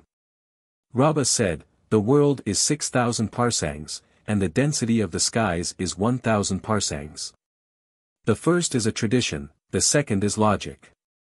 This is in accord with Rabbi Ben Bar Hannah, who said in the name of Rabbi Yohanan, an average man travels 10 parsangs in one day, from dawn to the rising of the sun 5 miles, from sunset to the appearance of stars also 5 miles. Thus we find that the thickness of the skies is 1/6 of a day's journey. Come and hear, Egypt is 400 square parsangs. Now Egypt is 1/60th of Ethiopia, and Ethiopia is 1/60th of the world, and the world is 1/60th of the garden, and the garden is 1/60th of Eden, and Eden 1/60th of hell. Thus we find that the whole world is like the lid of a pot to hell. Though this is not so. Come and heap, Rabbi Nathan said, the whole continent is situated under 1 star. We know that a man looks at a star while he is walking east. He finds himself opposite the star, and when he walks in the direction of the 4 corners of the world, it is also opposite him. Therefore, the whole continent must be under 1 star. This, too, can be disproved. The rabbis taught, the circle is fixed, while the constellations revolve. While the sages of the world maintain that the circle revolves while the constellations are fixed. Rabbi said, their view is wrong. We never find the wagon in the south and Scorpio in the north. Rabbi Aha ben Jacob remarked, perhaps this is like the axis of a millstone, or a socket of a door. The sages of Israel say, the sun travels beneath the sky during the day, and above the sky during the night, while the sages of the world maintain that the sun travels beneath the sky by day, and beneath the earth by night. It seems that their opinion is better than ours because during the day the wells are cool, but at night they are warm. Rabbi Nathan said, during the summer the sun travels at the top of the sky. Therefore the whole world is hot, but the wells are cool, but during the rainy season the sun travels at the lower ends of the sky, the whole world is cool, but the wells are warm. The rabbis taught, the sun travels over 4 courses. During Nisan, Iyar and Sivan, it travels over the mountains, so that it can melt the snows. During Tammuz, Ub and Elul it travels over the earth, so that it can ripen the fruits. During Tishri, Marheshvan, and Kislev, it travels over the waters, so that it can dry up the rivers. During Tabbath, Shebath and Adar, it travels over the desert, so that it won't dry up the seeds. Gemara. From Chapter 8. On the eve of Passover, from close to the afternoon offering, one must not eat a thing until nightfall. Even the poorest in Israel then must not eat without reclining. And he must be allotted not less than 4 glasses of wine, even if these have to come from the charity kitchens. The first cup of wine is served, and according to the house of Shammai one pronounces first the benediction over the day, and then the benediction over the wine, but the house of Hillel says first one pronounces the benediction over the wine, and then the benediction over the day. Then lettuce is set before one, and one eats the lettuce dipped in vinegar or salt water, until he comes to the breaking of bread. The matzah, lettuce and hariseth, a mixture of nuts, fruit, and wine, and 2 dishes are brought before him, though hariseth is not a religious precept. Rabbi Eliezer ben Zadok says, it is a religious precept. And in the days of the temple they used to set before him the paschal lamb. Then the second glass of wine is poured out, and the son asks of his father. If the son has no understanding, the father instructs him what to ask. Why is this night different from other nights? Every other night we eat either leavened or unleavened bread, tonight we eat only unleavened bread. Every other night we eat all kinds of green vegetables, tonight, only bitter greens. Every other night we eat meat either cooked, roasted or stewed, tonight, only roasted. Every other night we dip once, tonight we dip twice. And according to the understanding of the son, the father answers him. He begins with the disgrace and ends with the praise. He expounds, Deuteronomy 26:5, a Syrian ready to perish was my father, till he finishes the whole section. Rabbi Gamaliel used to say, whoever does not pronounce 3 things on Passover, does not discharge his obligations, and these are, Passover, matzah, and bitter herbs. Passover, because the Lord passed over the houses of our fathers in Egypt. Matzah, because our fathers were redeemed from Egypt. Bitter herbs, because the life of our fathers was made bitter in Egypt. The 3rd cup is poured out and one pronounces the benediction after the meal. Over the 4th cup one recites Hallelujah, and then the benedictions over song. Between the cups if one wishes to drink, one may drink, but one does not drink between the 3rd and the 4th cup. One must not feast again after partaking of the paschal lamb. If some fell asleep and awoke, they may eat, but if all fell asleep they may not eat again. Rabbi Yossi says, if they dozed off they may eat. But if they fell asleep, they must not eat again. Mishna. Why just mention on the eve of Passover? The same applies to the eves of Sabbath and festivals. We were taught, on the eves of Sabbath and festivals one must not eat after the afternoon offering, so that he may enter the Sabbath with an appetite. These are the words of Rabbi Yehuda. Rabbi Yossi says, he may keep on eating until nightfall. Rab Huna said, this exposition was necessitated because of Rabbi Yossi who taught, he may keep on eating until nightfall. This applies only to the eves of Sabbath and other festivals, but as to the eve of Passover, it is distinctly understood that one must refrain, because of the obligation of eating unleavened bread. Rab Papa taught according to the view of Rab Yehuda, on the eves of Sabbath and festivals one may not eat after the afternoon offering, while on the eve of Passover one is forbidden to eat close to the afternoon offering. Now, may one eat on the eves of Sabbath and festivals close to the afternoon offering? Indeed we learned a man must not eat on the eves of Sabbath and festivals from the 9th hour on, so that he may enter the Sabbath with an appetite. The rabbis taught, everyone is obligated to drink the 4 cups of wine, men, women, and children. What satisfaction do children get from wine? Asked Rabbi Yehuda. They are given the roasted ears of corn and nuts so that they won't fall asleep, and will ask the questions. Rabbi Akiba used to give children roasted ears of corn and nuts on the eve of Passover, so that they would not fall asleep and would ask the questions. Rabbi Eliezer said, one eats the matzah hurriedly on the night of Passover so that the children will not fall asleep. It was told of Rabbi Akiba, that he never said in the house of study, it is time to stop, except on the eves of Passover and the Day of Atonement. On the eve of Passover because of the children, so they would not fall asleep. And on the eve of the Day of Atonement so that the children may be fed.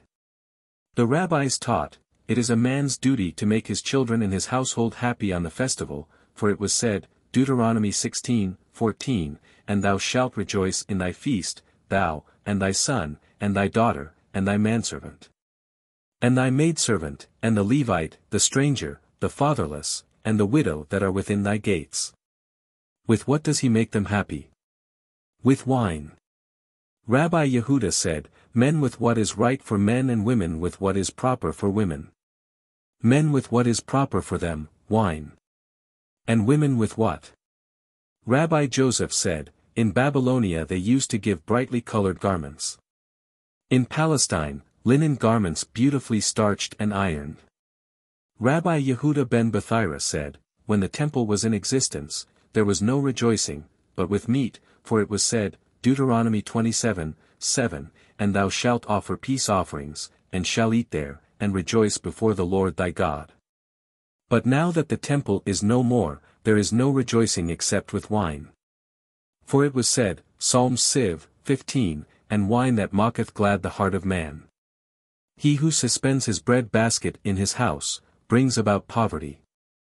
For people say, he who suspends his bread basket, brings his food in suspense. However, this refers only to bread. Meat and fish are not harmed. For that is the way to keep them. Bran in the house leads to poverty. Crumbs in the house cause poverty. On Sabbath nights and on Wednesdays the demons rest upon them. The genius of plenty is called cleanliness. The genius of poverty is filth. Dirt in the spout of the pitcher causes poverty. If one drinks from a saucer, he is liable to a sty. If one eats cress without washing his hands, he will experience fear for 30 days. If one lets blood without washing his hands, he will experience fear for 7 days. If one cuts his hair without washing his hands, he will experience fear for 3 days. If he cuts his nails without washing his hands, he will be afraid one day, without knowing why he is afraid. Evil spirits rest on food and drink that is put under the bed, even if it be covered with iron lids. A man must not drink water from rivers and cisterns at night. If he drinks, his blood is upon his own head, because of the danger. What kind of danger? The danger of the Shabriri, the demons of blindness. What shall he do if he is thirsty? If there is someone with him, he says, so-and-so, the son of the so-and-so, I am thirsty. But if there is no one, he says to himself, so-and-so, my mother told me, beware of the Shabriri. Shabriri briri, riri, yiri, ri. I want water in the white cup. Even from the charity kitchen. Obviously. This is necessary because of Rabbi Akiba, who said, make your Sabbath like a weekday, but depend not on another man. But in this instance he agrees because of the publicity of the miracle. Rabbi Akiba bequeaths 7 things to his son Rabbi Yehoshua. Do not dwell at the highest point of the town, because of your studies. Do not dwell in a town whose heads are scholars. Do not enter thine house suddenly, and surely not the house of thy neighbor.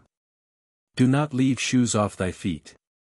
Arise early and eat, in the summer before it gets hot, and in the winter before it gets chilly. And make thy Sabbath like a weekday, but do not ask aid of other people. And be on good terms with a man on whom fortune smiles. Rabbi Papa said, this does not mean that one buys from him or sells to him, but that he enters into partnership with him. Said Rab to Rabbi Asi, dwell not in a town where no horses neigh, and no dogs bark. And dwell not in a town whose head is a physician. And marry not 2 women, but if you have married 2, marry a 3rd. Said Rab to Rabbi Kahana, turn an ass around in the marketplace, but turn not your words around. Skin an ass in the marketplace, and earn your living, do not say, I am a priest, I am a distinguished personage, and this is beneath my dignity. If you ascend to the roof, take provisions with you. Melons may be 100 for a zuz in the town, but have them under your cloak. Said Rab to his son, Haya, drink not medicines. Leap not over streams. Do not have teeth extracted, and provoke not a serpent nor a Syrian woman. The rabbis said, these 3 must not be provoked, a little heathen, a little snake, and a little pupil. Because they have their kingdom behind their ear. 3 things, said Rabbi Yehoshua ben Levi in the name of the men from Jerusalem, frequent not the roofs, because of immoral scenes. If your daughter has attained puberty, free your slave and give her to him. And take heed of your wife and her first son-in-law. What is the reason? Rabbi Histu said, because of incest. Rabbi Kahana said, because of money. They are both right. Of 3, the Lord, blessed be he, proclaims every day, of a bachelor who lives in a large city and does not sin, of a poor man who returns lost property to its owner, of a rich man who pays his tax without grumbling. There are 3 who are beloved by the Holy One, blessed be he. He who never gets angry, he who never gets drunk, and he who does not insist on all his rights. 3 are hated by the Holy One, blessed be he who says one thing with his mouth, and another thing in his heart, he who possesses evidence in favor of his neighbor and does not testify for him. And he who saw an indecent act of his neighbor and is the only one to testify against him. The rabbis taught, the life of these 3 is no life, the compassionate, the hot-tempered and the fastidious. Said Rabbi Joseph, all these qualities are to be found in me. 3 hate one another, dogs, chickens and partners. Some say, also prostitutes, and some say, the Babylonian scholars, 2, hate one another. 3 love each other, the proselytes, the slaves, and the ravens. 4 are impossible to put up with: a proud beggar, a rich man who lies, an old man who whores, and an elder who lords it over the community. Some say, also one who divorces his wife and then remarries her. Gemara. One does not feast again after partaking of the paschal offering, Apikamen. Mishna. What is meant by Apikamen? Rab says, one must not go from one Passover feast to another. Samuel says, it means, for example, eating mushrooms for me and young pigeons for Abba. Rabbi Hanina ben Sheila and Rabbi Yohanan say, for example, eating dates, roasted ears of corn, and nuts. It was taught according to Rabbi Yohanan, after the paschal meal, one must not partake of dates, roasted ears of corn, or nuts. Gemara, from chapter 10. The Day of Atonement, Tractate Yoma. Even days before the Day of Atonement the high priest was moved from his home into the chamber of the officials. And a substitute was prepared, lest something happen to him and disqualify him. Rabbi Yehuda said, another wife was also prepared for him, lest his wife die. For it was said, Leviticus 16:6, and make atonement for himself, and for his house. His house, this is his wife. Said they to him, if so, there is no end to the thing.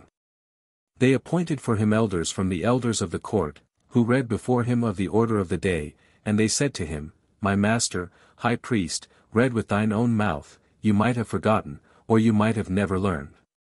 On the eve of the Day of Atonement, early in the morning they put him at the eastern gate, and they passed before him oxen, rams, and sheep, so that he might get acquainted with and used to the service. For the whole 7 days they did not withhold from him any food or drink. But on the eve of the Day of Atonement, toward nightfall, they did not let him eat much, because too much food brings on sleep. The elder of the court delivered him to the elders of the priesthood and took him up to the house of Abtanas, and adjured and took leave from him and left. They said to him, my master, high priest, we are the delegates of the court and thou art our delegate, and the delegate of the court. We adjure you by him who made his name dwell in this house, that thou change not aught of what we have told thee. He turns aside and weeps and they turn aside and weep. If he was a scholar he would preach, but if not, disciples of the sages preached for him. If he was used to reading he would read, if not, they read for him. And what do they read for him? From Job, from Ezra and from Chronicles. Zechariah ben Kabutel said, many times I have read for him from Daniel. Mishna. He turns aside and weeps and they turn aside and weep.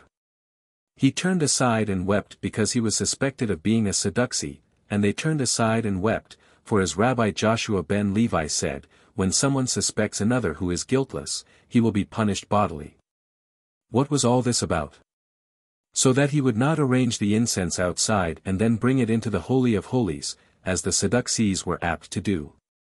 The rabbis taught, there was once a Sadducee who arranged the incense outside and then brought it in. As he was departing he was very joyous. His father met him and said, though we are Sadducees, we are afraid of the Pharisees. Answered the son, my whole life I was aggrieved over this verse. Lev. 16:2, for I will appear in the cloud upon the mercy seat. I thought, when shall I have the opportunity to fulfill this? Now that the opportunity has presented itself to me, should I not have fulfilled it? It was related, that only a few days later he was found dead, lying on a heap of refuse, and worms were coming out of his nose. Some say he was smitten as he was coming out. Rabbi Hiah said, a noise was heard in the temple court. An angel came and smote him in the face. When his brethren, the priests, came upon him, they found imprints of a calf's foot between his shoulders. For it was said, Ezekiel 7, and their feet were straight feet. And the sole of their feet was like the sole of a calf's foot. The rabbis taught, 3 sounds are heard from one end of the world to the other, and these are, the sound of the revolutions of the sun, the sound of the noise of Rome, and the sound of the soul as it departs from the body. Some say also the sound of birth. Some say also of Rydia, the angel of rain. The rabbis prayed for mercy on the soul as it leaves the body, and so the sound has stopped. In accordance with Rabbi Sheila it was stated, if one starts on a journey before the cock crows, his blood is upon his own head. Rabbi Josiah said, not until he has crowed a second time, and some say, till he has crowed 3 times. What sort of a cock? They said, an average cock. Rab Yehuda said in the name of Rab, when the Israelites gathered into the temple for the festivals they stood tightly pressed, but when they prostrated themselves they did it in comfort. They extended 11 ells beyond the Holy of Holies. What does he mean by this? He means as follows, though they extended 11 ells beyond the Holy of Holies, when they stood tightly pressed, when they prostrated themselves they did it and there was plenty of space. This was one of the 10 miracles that were performed in the temple. Gemara. From chapter 1. No man enters the temple court to do service until he immerses himself, even if he be clean. The high priest immersed himself 5 times and made 10 sanctifications of his hands and his feet on that day. Between the priest and the public there was spread a linen sheet. He took off his clothes, went down and immersed himself. He then came up and dried himself. They brought him gold garments, and he put them on, and sanctified his hands and his feet. They brought him the daily offering. He made the incision in the neck while another priest finished the slaughtering. He received the blood and sprinkled it. He went in to burn the morning incense and to arrange the candles, and then to offer the head and the limbs, the pancakes, and the wine. The morning incense was offered between the sprinkling of the blood and the offering of the limbs, that of the evening between the offering of the limbs and the drink offering. If the high priest was old or frail they used to prepare for him hot water. They poured it into the cold so as to take away the chill. They brought him into the parva chamber, which belonged to the holy ground. They spread a linen sheet between him and the public, he sanctified his hands and feet and took his garments off. Rabbi Meir says, he took off, sanctified his hands and feet, went down, immersed himself, came up and dried himself. They brought him white garments, he put them on and sanctified his hands and his feet. In the morning he put on garments made of Pelusian linen worth 12 minas. In the afternoon he wore clothes of India worth 800 zuz. This according to Rabbi Meir. But the sages say, at dawn he put on garments worth 18 minas while in the afternoon his garments were worth 12 minas. Altogether, 30 minas. These were provided at the cost of the people, but if he wanted to spend more he could do so out of his own pocket. He then went to his bullock. The bullock stood between the hall and the altar, its head was to the south and its face to the west.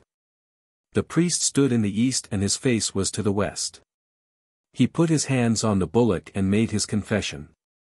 And so he used to say, O Lord, I have sinned, one have transgressed, I have committed iniquity before thee.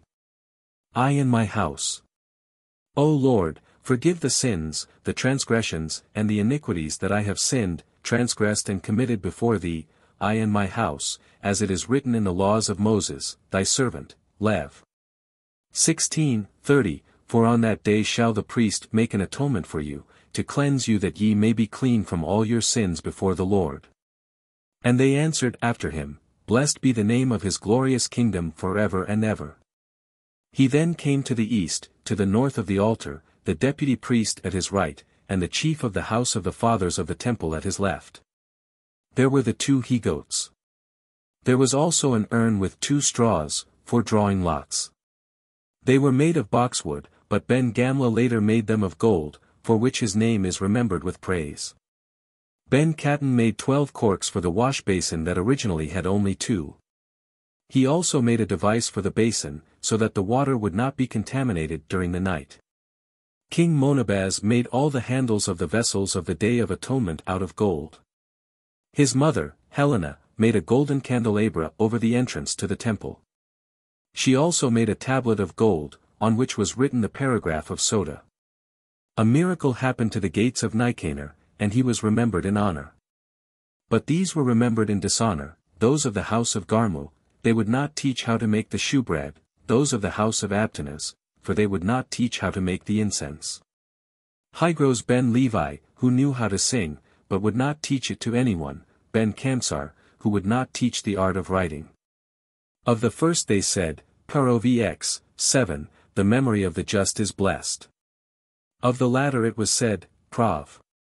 X, 7, the name of the wicked shall rot. Gemara. In the morning he put on garments made of Pelusian linen worth 18 minas, etc. Does the author wish to teach us anything by this? He teaches us that the sum total must not be changed, but one may spend more on one and less on the other. But all are of the opinion that the morning is more important than the afternoon. Whence is this? Said Rabbi Huna ben Eli, we read, Lev. 16, 4, linen, linen, linen, linen. This means the best linen. An objection, Ezek 44, 19, and they shall put on other garments, and they shall not sanctify the people with their garments. Others, probably better than the ones, no. Other means inferior ones. When the public service is over, then a priest for whom a mother made a garment may perform his personal offering in it, but after the service he should donate it to the community. Is not this self-evident? One could think that perhaps the priest may not donate it to the community. Therefore he teaches us thus. They related about Rabbi Ishmael ben Fabi that his mother made him a garment worth 100 minas. He put it on and performed the personal offering and then donated it to the community. They said of Rabbi Eliezer ben Harsam that his mother made for him a garment worth 2,000 minas, but his brethren, the priests, would not let him put it on for he looked in it as if he were naked. How could this be possible? Did not the master say that the threads were 6 ply? Abaya answered, as transparent as the wine in a glass. The rabbis taught, the poor, the rich, and the evil come before the court of heaven. They ask of the poor, why did you not occupy yourself with the study of the law? If he says, I was poor and busy with my livelihood, they answered him, were you poorer, then, than Hillel? It was related about Hillel, the elder, that every day he worked and earned a tropache. Half of it he would give to the gatekeeper at the house of learning, and half was for his food and that of his household. One day he could not find his earnings, and the gatekeeper would not let him in. He hoisted himself up and sat on the window sill, so that he could hear the word of the living God from the lips of Shemaiah and Abtalion. They say it was Sabbath eve in the fall of the year and snow came down upon him. When the dawn rose Shemaiah said to Abtalion, every day it is light in the house, while today it is dark. Is it a cloudy day? They looked up and saw the figure of a man in the window. They went up and found him covered with 3 cubits of snow. They brought him down, bathed him, rubbed him with oil and set him before the hearth. They said, he is worthy to have the Sabbath desecrated for his sake. To a rich man they say, why didn't you occupy yourself with the study of the Torah? If he says, I was rich and was busy with my possessions, they say to him, were you richer than Rabbi Eliezer? They related of Rabbi Eliezer ben Harsam that his father left him 1,000 villages on the mainland and 1,000 ships on the oceans. But every day he would take a sack of flour on his shoulder and wander from town to town and from countryside to countryside in order to learn the Torah. One day his servants found him and drafted him for public work. He said to them, please let me go, and let me study the law. Said they to him, by the life of Rabbi Eliezer ben Harsam, we shall not let you go. He never saw them again in his life, but all his life long he sat and studied the Torah, day and night. To the wicked they say, why didn't you occupy yourself with the study of the law? If he said, I was handsome and because of my passion I had no time for it, they would say to him, were you, then, more handsome than Joseph? They said of Joseph, the righteous, that every day the wife of Potiphar tried to lure him with words. The clothes that she put on for his sake in the morning, she would not wear in the evening. The clothes that she wore in the evening, she would not wear in the morning. She entreated him, listen to me, but he said, no, she said to him, I shall put you in prison. He said, Psalms Xlv, 7, the Lord looseth the prisoners. I shall bend thy stature. He answered, Psalms Xlv, 8, the Lord riseth them that are bowed down. I shall blind your eyes. Ibid, the Lord openeth the eyes of the blind. She then gave him 1,000 silver pieces, so that he should hearken to her, Gen 39:10, to lie by her, or to be with her. But he would not submit to her, to lie with her in this world, and to be with her in the world to come. In this way Hillel condemns the poor, while Rabbi Eliezer ben Harson condemns the rich, and Joseph condemns the wicked. Mishna. From chapter 3. He shook the urn and brought up 2 lots. On one was written, For the Lord, and on the other was written, To Azazel. The deputy was to his right, and the chief of the fathers to his left. If the lot for the Lord was in his right hand, the deputy priest would say, My master, high priest, lift thy right hand. If the lot for the Lord was in his left hand, the father of the house of the temple would say, My master, high priest, lift thy left hand. He put them on the 2 he-goats, and said, A sin offering for the Lord. Rabbi Ishmael said, He does not have to say, A sin offering, but only, for the Lord, and they answered after him, Blessed be the name of his glorious kingdom forever and ever. He bound a bright red wool ribbon on the head of the scapegoat and turned it the way it would be sent out.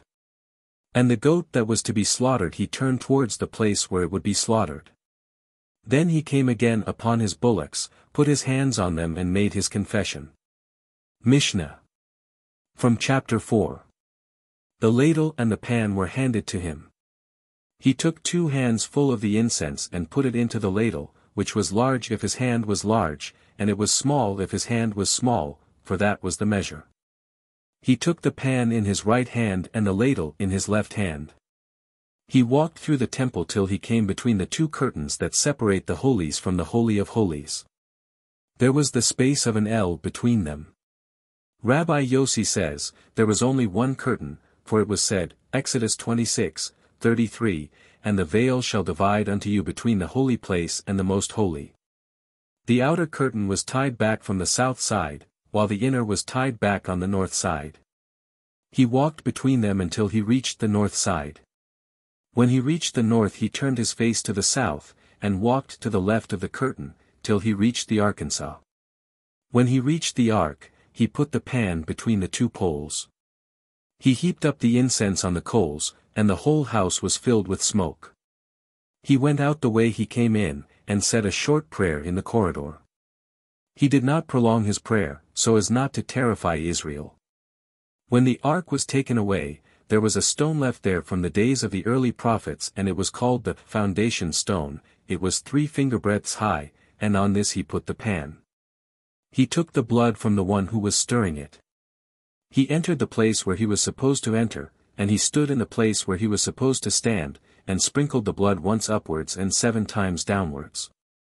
He did not do it as though he were bent on sprinkling it upwards and downwards, but as though he were switching a whip, and he would count thus, 1, 1 and 1, 1 and 2, 1 and 3, 1 and 4, 1 and 5, 1 and 6, and 1 and 7. Then he would go out and put it on the golden stand in the temple. The he-goat was then brought to him. He slaughtered it, received the blood in a basin, and entered the place where he was supposed to enter. Then he would come out and put it on the second golden stand. Rabbi Yehuda says, There was only 1 stand. He then took the blood of the bullock and then the blood of the he-goat and sprinkled it on the curtain outside, opposite the ark, once upwards and 7 times downwards, etc. He then poured the blood of the bullock into the blood of the he-goat and poured the full basin into the empty. And he shall go out unto the altar that is before the Lord, Leviticus 16:18, this is the golden altar. He began to sprinkle downwards. Where does he begin? From the northeast corner to the northwest, then southwest, then southeast, where he began the sin offering on the outer altar. Then he completed the sprinkling of the inner altar. He then sprinkled over the clean part of the altar 7 times, and poured the rest of the blood at the western foundation of the outer altar, and the blood remaining from the outer altar he poured over the southern foundation. Both were mixed in the channel and then flowed out into the Kidron, and were sold to gardeners as fertilizer. The whole service of the Day of Atonement must be performed according to the order here related. If he perform one act before one that should precede it, it is void. If he sprinkle the blood of the he-goat before the blood of the bullock, he must go back and sprinkle the blood of the bullock before he sprinkles the blood of the he-goat.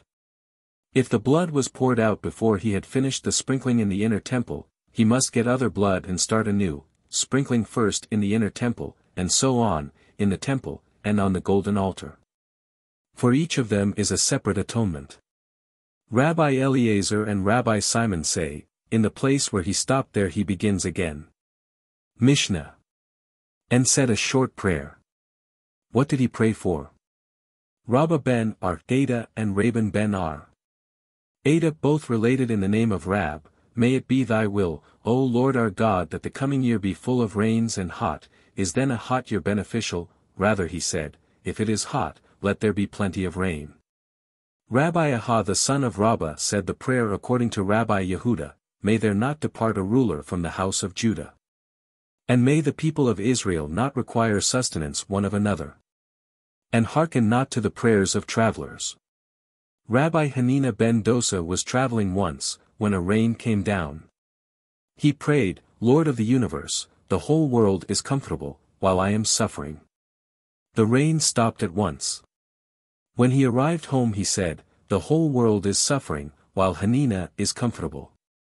Immediately it began to rain. Rabbi Joseph said, of what use is the prayer of the high priest as against Rabbi Hanina ben Dosa? The rabbis said, there was once a high priest who prolonged his prayer. His brethren the priests decided to go in and fetch him. They were about to enter when he came out. They said to him, why have you prolonged your prayer? He answered, is it so uncomfortable for you, that I prayed for you and for the temple, that it may not be destroyed? Said they, you must not do so again, for we have learnt, he did not prolong his prayer, so as not to terrify Israel. Gemara. From chapter 5. The high priest then came to read. If he wanted, he read wearing the linen garments, but if he wished, he could wear his own white cloak. The beadle of the synagogue would then take the scroll of the Torah and hand it to the chief of the synagogue, the chief of the synagogue would hand it to the deputy priest, and the deputy priest would hand it to the high priest.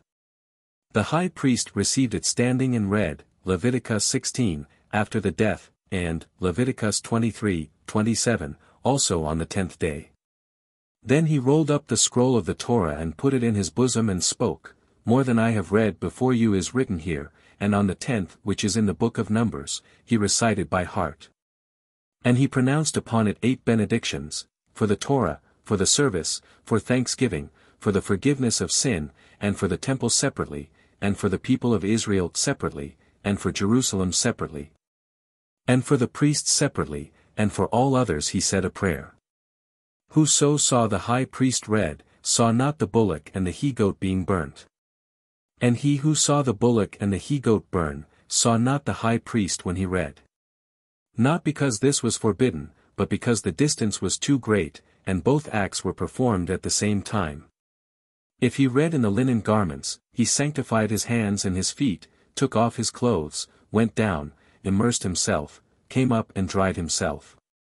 Then his golden garments were brought to him, he put them on, sanctified his hands and his feet. Then he went out and performed his ram offering, and the ram offering for the people, and the 7 young lambs. Thus according to Rabbi Eliezer. Rabbi Akiba says, these were offered with the morning daily offering. While the bullock for the whole offering, and the he-goat that are offered outside, were offered with the daily offering of the afternoon. He then sanctified his hands and feet, went down, immersed himself, came up and dried himself. The white linen garments were brought to him, he put them on and again sanctified his hands and feet.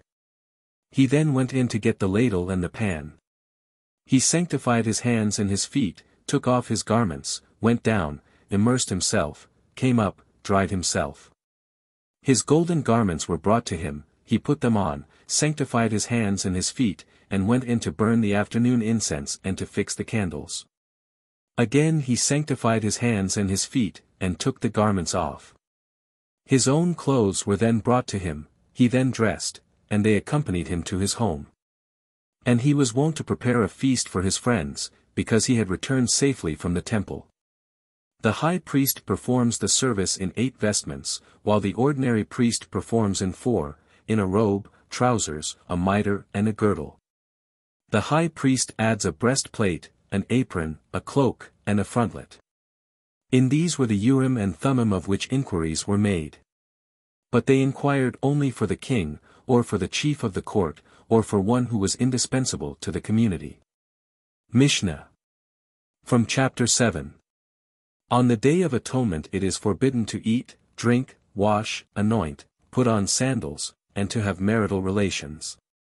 The king and the bride may wash their faces, and a woman who is just after childbirth may put on her sandals. Thus according to Rabbi Eliezer, but the sages forbid it. Mishna. The rabbis taught, Leviticus 7:23, He shall afflict your souls. One may think that he must sit in the sun or in a cold place so that he shall cause suffering to himself. Therefore we learned, Leviticus 16:29, and ye shall do no manner of work. Just as no work means, sit and do nothing, so does affliction mean, sit and do nothing. Perhaps this means that if one is sitting in the sun, and is hot he must not change his place and sit down in the shade. Or if he is sitting in the shade and is cold, he must not sit down in the sun, just as with work, just as we make no distinction between work and work, so there is no distinction between affliction. Who fed in the wilderness with manna that he might humble thee, Deuteronomy 8:16. Rabbi Ami and Rabbi Asi are discoursing. One says, one that has a piece of bread in his basket cannot be likened to one who has no bread in his basket. The other said, one that eats and sees what he eats cannot be likened to one who eats and cannot see what he is eating. Said Rabbi Joseph, this refers to the blind who eat and are never fully satisfied. Said Abaya, if one possesses only one meal he should eat during the daytime. Rabbi Zerah said, which verse refers to this? Ekelth 6:9, better is the sight of the eyes than the wandering of the desire. Resh Lakish said, it is more pleasant to look at a woman than the act itself, for it was said, better is the sight of the eyes than the wandering of the desire. When it giveth his colour in the cup, when it moveth itself aright. Kerovi 23:31. Rabbi Ami and Rabbi Asi are discoursing. One says, when a man fixes his eye on the cup, all incest laws are as smooth as a plane to him. The other says, a man who fixes his eye on the cup, the whole world appears to him like a plain. Heaviness in the heart of man mocketh its stoop. Kerovi 12:25. Rabbi Ami and Rabbi Asi. One says, one should take it off his mind. The other says, one should tell it to another. And dust shall be the serpent's meat. Isaiah LXV 25. Rabbi Ami and Rabbi Asi. One says, if the serpent would eat the finest delicacies of the world, he would taste in them the taste of earth. The other says, if he ate all the finest delicacies in the world, he would not be satisfied until he had eaten earth. Said Rabbi Yossi, come and see, how different are the methods of the Lord, blessed be he, from those of flesh and blood. If one of flesh and blood becomes angry at his neighbor, he annoys him to death, but the Holy One, blessed be he, is not like that. He cursed the serpent, but if the serpent goes up to the roof it finds its food there. If it comes down, its food is there, too. He cursed Canaan, but he eats what his master is eating, and he drinks whatever his master is drinking. He cursed the woman, but everyone is running after her. He cursed the earth, but everyone is being nourished from it. Gemara. Small children are not permitted to fast on the Day of Atonement. But they should be initiated a year or two before they become of age, so that they may become used to fulfilling the precepts. If a pregnant woman smelled food, she should be given to eat till she is satisfied. One that is sick should be given food at the advice of an expert person. But if there is no expert, one gives him food if he wishes it, until he says, enough. If one is overcome because of hunger he may be given even unclean food to eat, till his eyes lighten up. If a mad dog has bitten one, he may not be given the lobe of its liver to eat, but Rabbi Mattathiah ben Haresh permits it. And furthermore Rabbi Mattathiah ben Haresh said, if one has a sore throat, they may drop medicine into his mouth, because this may be a matter of life and death. And in a matter of life and death, Sabbath is overridden. Mishna. If a pregnant woman smelt holy meat or the meat of a swine, one puts a spindle in the broth and places it on her mouth. If this satisfies her it is well, if not, one lets her eat the broth, if that satisfied her it is well. If not, one gives her some fat meat because there is nothing that may stand in the way of saving a life except idolatry, incest, or bloodshed. Whereof do we know of idolatry? For it was taught, Rabbi Eliezer said, it was written, Dut. 6:5, with all thy soul. Why was it said, Ibid, with all thy might? And if it was said, with all thy might, why was it said, with all thy soul?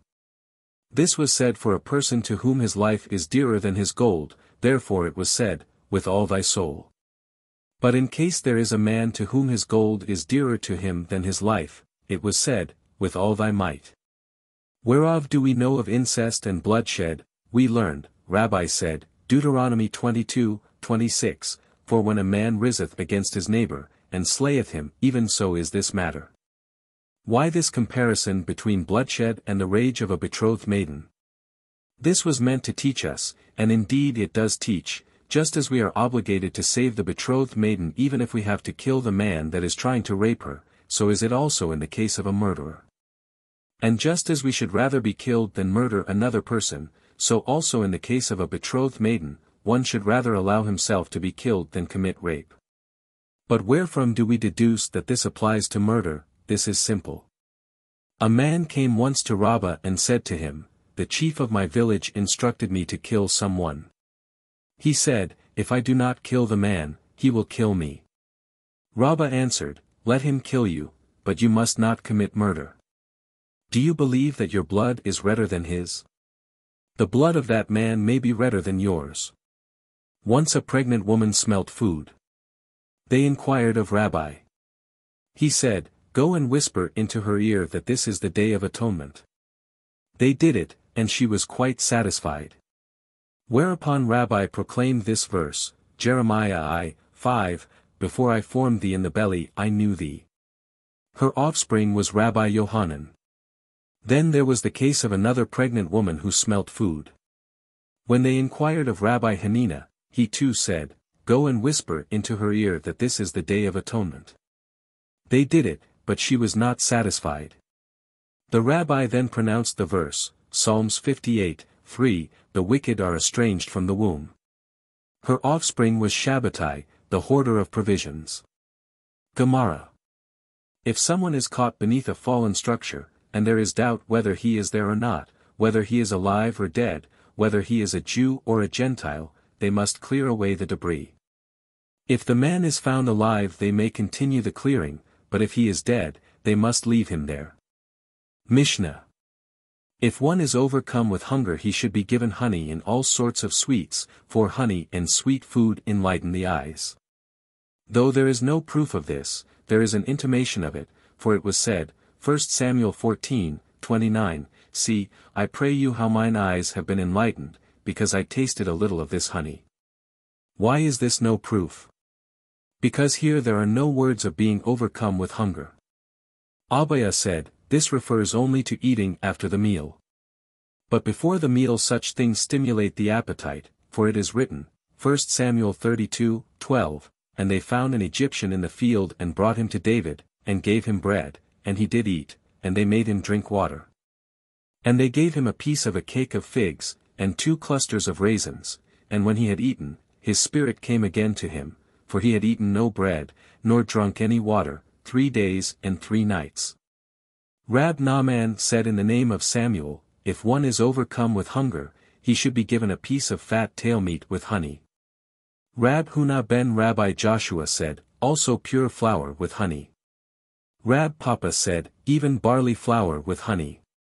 Rabbi Yohanan said, I was once overcome by hunger. I ran to the eastern side of a fig tree, and thus have myself fulfilled the verse, Echel 7:12, wisdom giveth life to them that have it. For Rab Joseph taught, if one wants to experience the real taste of a fig, he should turn to the eastern side, for it was said, Deuteronomy 33:14, and for the precious fruits brought forth by the sun. Rabbi Yehuda and Rabbi Yossi were walking once, when Rabbi Yehuda was suddenly overcome by hunger. He overpowered a shepherd and ate his bread. Rabbi Yossi said to him, "You have robbed a shepherd." When they arrived at the town, Rabbi Yossi was seized by a ravenous hunger. They brought before him all kinds of foods and dishes. Then said Rabbi Yehuda to him, "I robbed only one shepherd, but you have robbed a whole city." Rabbi Meir, Rabbi Yehuda and Rabbi Yossi were once on a journey. Rabbi Meir was always particular about the names of people, but Rabbi Yehuda and Rabbi Yossi never bothered about them. They once came to some place and looked for lodgings, which they found. They asked the innkeeper what was his name and he said, Kidder. Then said Rabbi Meir, "I gather that he is an evil man, for it was said, Dut. 32:20, for they are a very forward generation, Kidder." Rabbi Yehuda and Rabbi Yossi entrusted to him their money, but Rabbi Meir did not. He hid it in the grave of that man's father. The innkeeper dreamed that someone said to him, "Go and take the purse that is lying under that man's head." The next morning he told them about his dream. Said they to him, "A dream of a Sabbath night has no meaning." Thereupon Rabbi Meir waited the whole day and took away his purse. The next morning they said to the innkeeper, "Give us our purses." He answered that he knew nothing about them.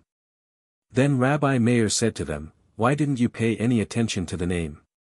They answered, "Why didn't you call our attention to it, Master?" He replied, "I considered that one ought to be suspicious, but I did not consider it a certainty." Thereupon they asked the innkeeper to go with them to a shop where they noticed lentils in his beard. Whereupon they went to his wife and gave her this as a sign that he had ordered them to return the purses, and they received their purses. When he returned home he killed his wife. This is whereby we learned about the washing of hands after the meal, the second water, which causes one to commit murder. From then on they too paid attention to names. Once they came to the house of a man named Bala. They did not enter the house, for they said, "He must be an evil man, for it is written, Ezek 23:43, Then said I unto her that was old in adulteries, Bala." The rabbis taught, a life must be saved on the Sabbath, and the faster one goes about it the more praiseworthy he is, he does not need the permission of the court for it. If one saw a child fall into the water, he should spread a net and pull it out, the faster the more praiseworthy, and he needs no permission of the court to do it, even though he should catch fish while doing it. If a child fell into a pit one may tear out a joint and pull it up, the quicker he does it the better, and he needs no permission of the court for it, even though by doing it he builds a stair. If one sees a door closing upon a child he may chop it down in order to get the child out quickly. And the faster he does the more praiseworthy he is, and he needs no permission of the court for it, though by doing this he deliberately splits the wood. One extinguishes and isolates a fire during a conflagration on the Sabbath. And the faster one works the more praiseworthy he is, and he needs no permission of the court for it, though while performing this he deliberately makes charcoal. And all these cases are mentioned advisedly, for if it were spoken only of the case of a child falling into the water one would think it was only because the water may carry away the child, but it does not apply to a child that falls into a pit. For the child may remain in the pit till the man obtain permission from the court. Therefore this case is mentioned too. But since one might say that in this case it is permitted because the child may be terrified, therefore the case of the door is mentioned, because one could sit on the other side of the door and amuse the child by making a noise with nuts. But why is the instance of the fire and isolation mentioned? This is to indicate that it also applies to a fire in the court of a neighbor. Gemara. Sin offering and guilt offering bring forgiveness for certain transgressions. Death and the Day of Atonement bring forgiveness, if there is repentance. Repentance brings forgiveness for slight transgressions. Positive and negative commandments and severe transgressions must wait till their forgiveness is brought about on the Day of Atonement. If one says, "I will sin and repent," he is not given the opportunity to repent. If he says, I will sin and the day of atonement will bring about my forgiveness, he is not forgiven on the day of atonement. Sins that are committed against heaven, the day of atonement brings their forgiveness, but sins committed as between one person and another. The day of atonement does not bring their forgiveness until the person sinned against grants his forgiveness. This was explained by Rabbi Eliezer ben Azariah, Leviticus 16:30, that you may be clean from all your sins before the Lord. Rabbi Akiba said, Fortunate are the people of Israel. Before whom do you become clean, and who cleanses you? Your Father, who is in heaven, for it was said, Ezek 36:25, Then I will sprinkle clean water upon you and ye shall be clean. And it also says, Jeremiah 17:13, O Lord, the hope of Israel. Just as the fountain of waters purifies the unclean, so will the Holy One, blessed be his name, cleanse the house of Israel. Mishna, from chapter 8. Days of Fasting, Tractate Taanith. Rabbi Yohanan said, There are 3 keys which the Holy One, blessed be he, has not entrusted into the hands of any messenger, but keeps in his own hand. These are, the key of rain, the key of birth, and the key of the resurrection of the dead. The key of rain, for it is written, Dut. 28:12, The Lord shall open unto thee his good treasure, the heaven to give the rain unto the land in his season. The key of birth, for it is written, Gen XXX, 22, And God remembered Rachel, and God hearkened to her, and opened her womb. The key of the resurrection of the dead, for it is written, Ezek 37:13, And ye shall know that I am the Lord, when I have opened your graves. In the west they said, also the key of sustenance, for it is written, Psalm cxlv, 16, Thou openest thy hand, etc. Why did not Rabbi Yohanan include this? Well, he can say that rains include sustenance also. It was taught, the clouds and the winds are only secondary to the rain. Which ones are they? Ola, and some say it was Rab Yehuda, said, Those that follow the rain, are these then beneficial? Is it not written, Dut. 28:24, The Lord shall make the rain of thy land powder and dust? To this Ola, and some say it was Rabbi Yehuda, said, Does this mean the wind that comes after the rain? There is no contradiction here. One speaks of a gentle rain, while the other means a downpour. This latter throws up dust, while the first does not. Further Rabbi Yehuda said, The wind that comes after the rain is as good as the rain. Clouds that come after the rain are as good as the rain, sunshine after the rain is doubly beneficial. What is excluded here? The glow of the evening and sunshine between the clouds. Rabbah said, Snow is as beneficial to the mountain as 5-fold rain to the earth, for it was said, Job 37:6, For he saith to the snow, Be thou on the earth, likewise to the small rain, and to the great rain of his strength. And Rabbah also said, Snow for the mountains, hard rain for the trees, a gentle rain for fruit of the fields, and even a drizzle is good for the seeds under the hard sod. Further Rabbah said, A young scholar is like a seed under the hard sod. If he begins to sprout, he will shoot forth. Rabbah also said, If a young scholar falls into a rage, it is only because the Torah has enraged him, for it was said, Jeremiah 23:29, Is not my word like as a fire? Saith the Lord. Gemara. If on the 17th of Marheshwan no rain has as yet fallen, then some individuals begin to fast 3 days. They eat and drink after sundown, they may work, wash themselves, anoint themselves, put on sandals, and they may have marital relations. If the 1st of Kislev came and no rain has fallen, the court then orders the public to fast 3 days. They may eat and drink after sundown. They may work, wash themselves, anoint themselves, put on sandals, and they may have marital relations. Mishna. The rabbis taught, when the people of Israel find themselves in trouble, and one of them separates himself from the people, then the 2 angels of service, who accompany every person, come and lay their hands on his head and say, So and so, who has separated himself from the people, shall not see the consolation of the people. In another place we learned, when the people find themselves in trouble, let not a man say, I will go into my home and eat and drink, and all will be well with me. If he does so, it is of him that was written, Isaiah 22:13, and behold joy and gladness, slaying oxen, and killing sheep, eating flesh, and drinking wine, let us eat and drink for tomorrow we shall die. A man should share in the sorrows and troubles of his community, for thus we found our master Moses, that he shared in common with the community its sorrows and troubles, for it was said, Exodus 17:12, but Moses' hands were heavy. And they took a stone, and put it under him and he sat thereon. Did not Moses have a cushion or a bolster to sit upon? This is to teach us that Moses wished to say, all of Israel find themselves in trouble, I too will suffer with them. And every person who shares in the sorrows of the community, lives to see also the consolation of the community. And perchance there will be one who will say, who is there that will testify against me?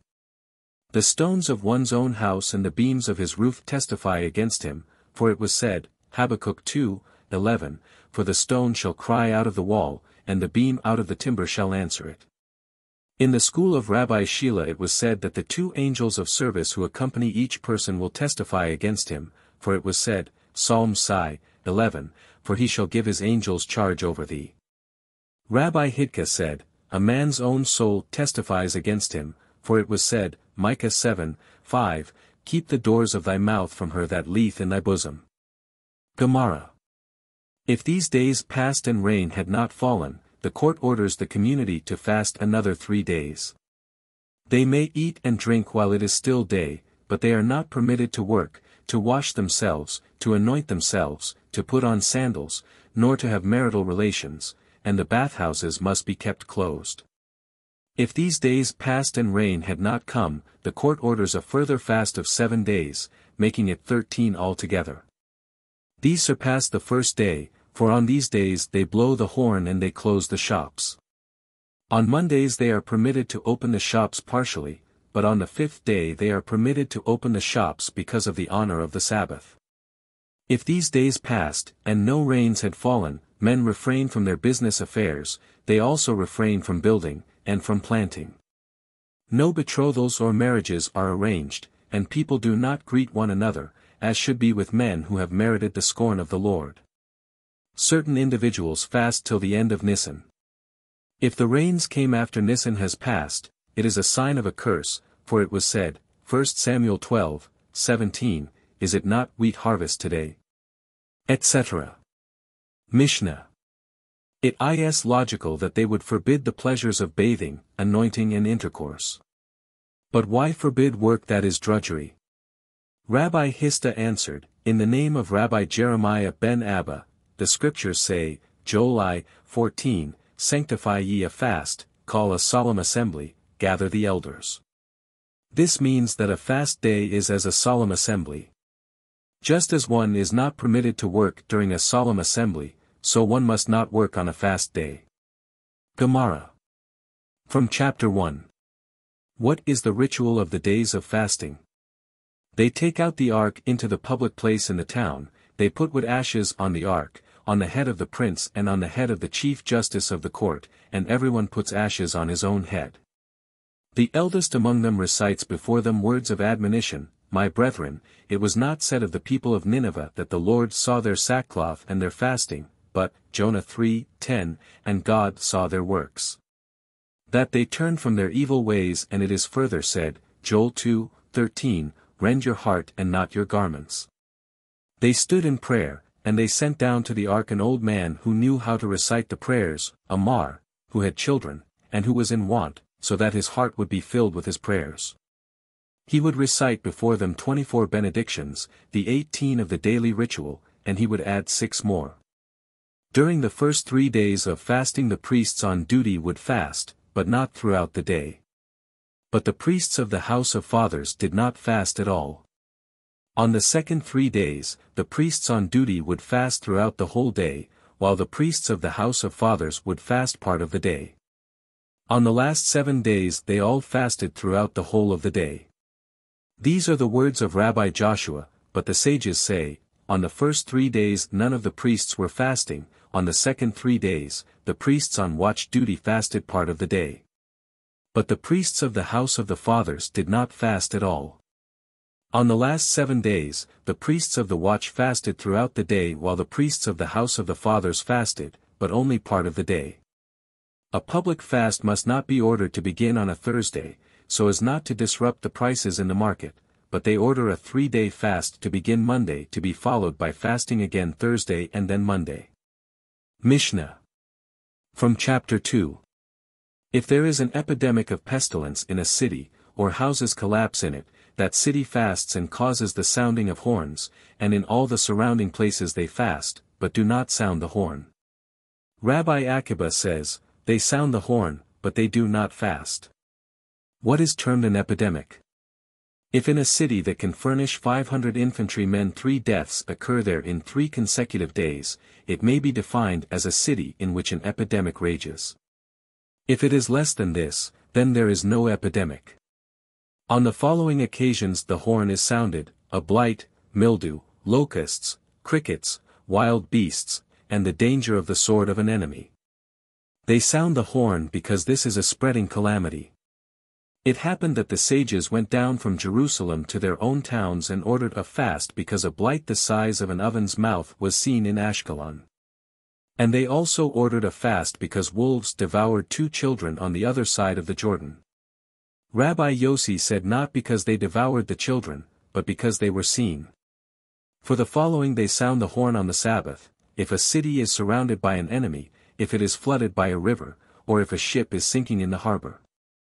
Rabbi Yossi says, they sound the horn to summon help, but not as a call to God. Simon the Yemenite said, they also sound the horn in the case of pestilence, but the sages did not agree with him. They sound the horn for any affliction that befalls the public, excepting for an oversupply of rain. It happened once that they said to Honi the circle maker, pray for rain to fall. He replied, go and fetch the Passover ovens from the open so they won't dissolve. He prayed but the rains did not come. What did he do? He made a circle and stood within, and said, Lord of the universe, thy children have turned to me, for I am as one of thy household. I swear by thy great name that I shall not move from my place till thou hast compassion upon thy children. Then rain began to fall in small drops. Then he said, not for that sort of rain did I pray, but for rain to fill cisterns, pits and caves. Then rain began to fall in great violence. Whereupon he said, not for this sort of rain did I pray, but for a rain of goodwill, of benevolence and bounty. Then rain began to fall in the usual way, and it rained till the people of Israel had to leave Jerusalem and go up to the mount of the temple.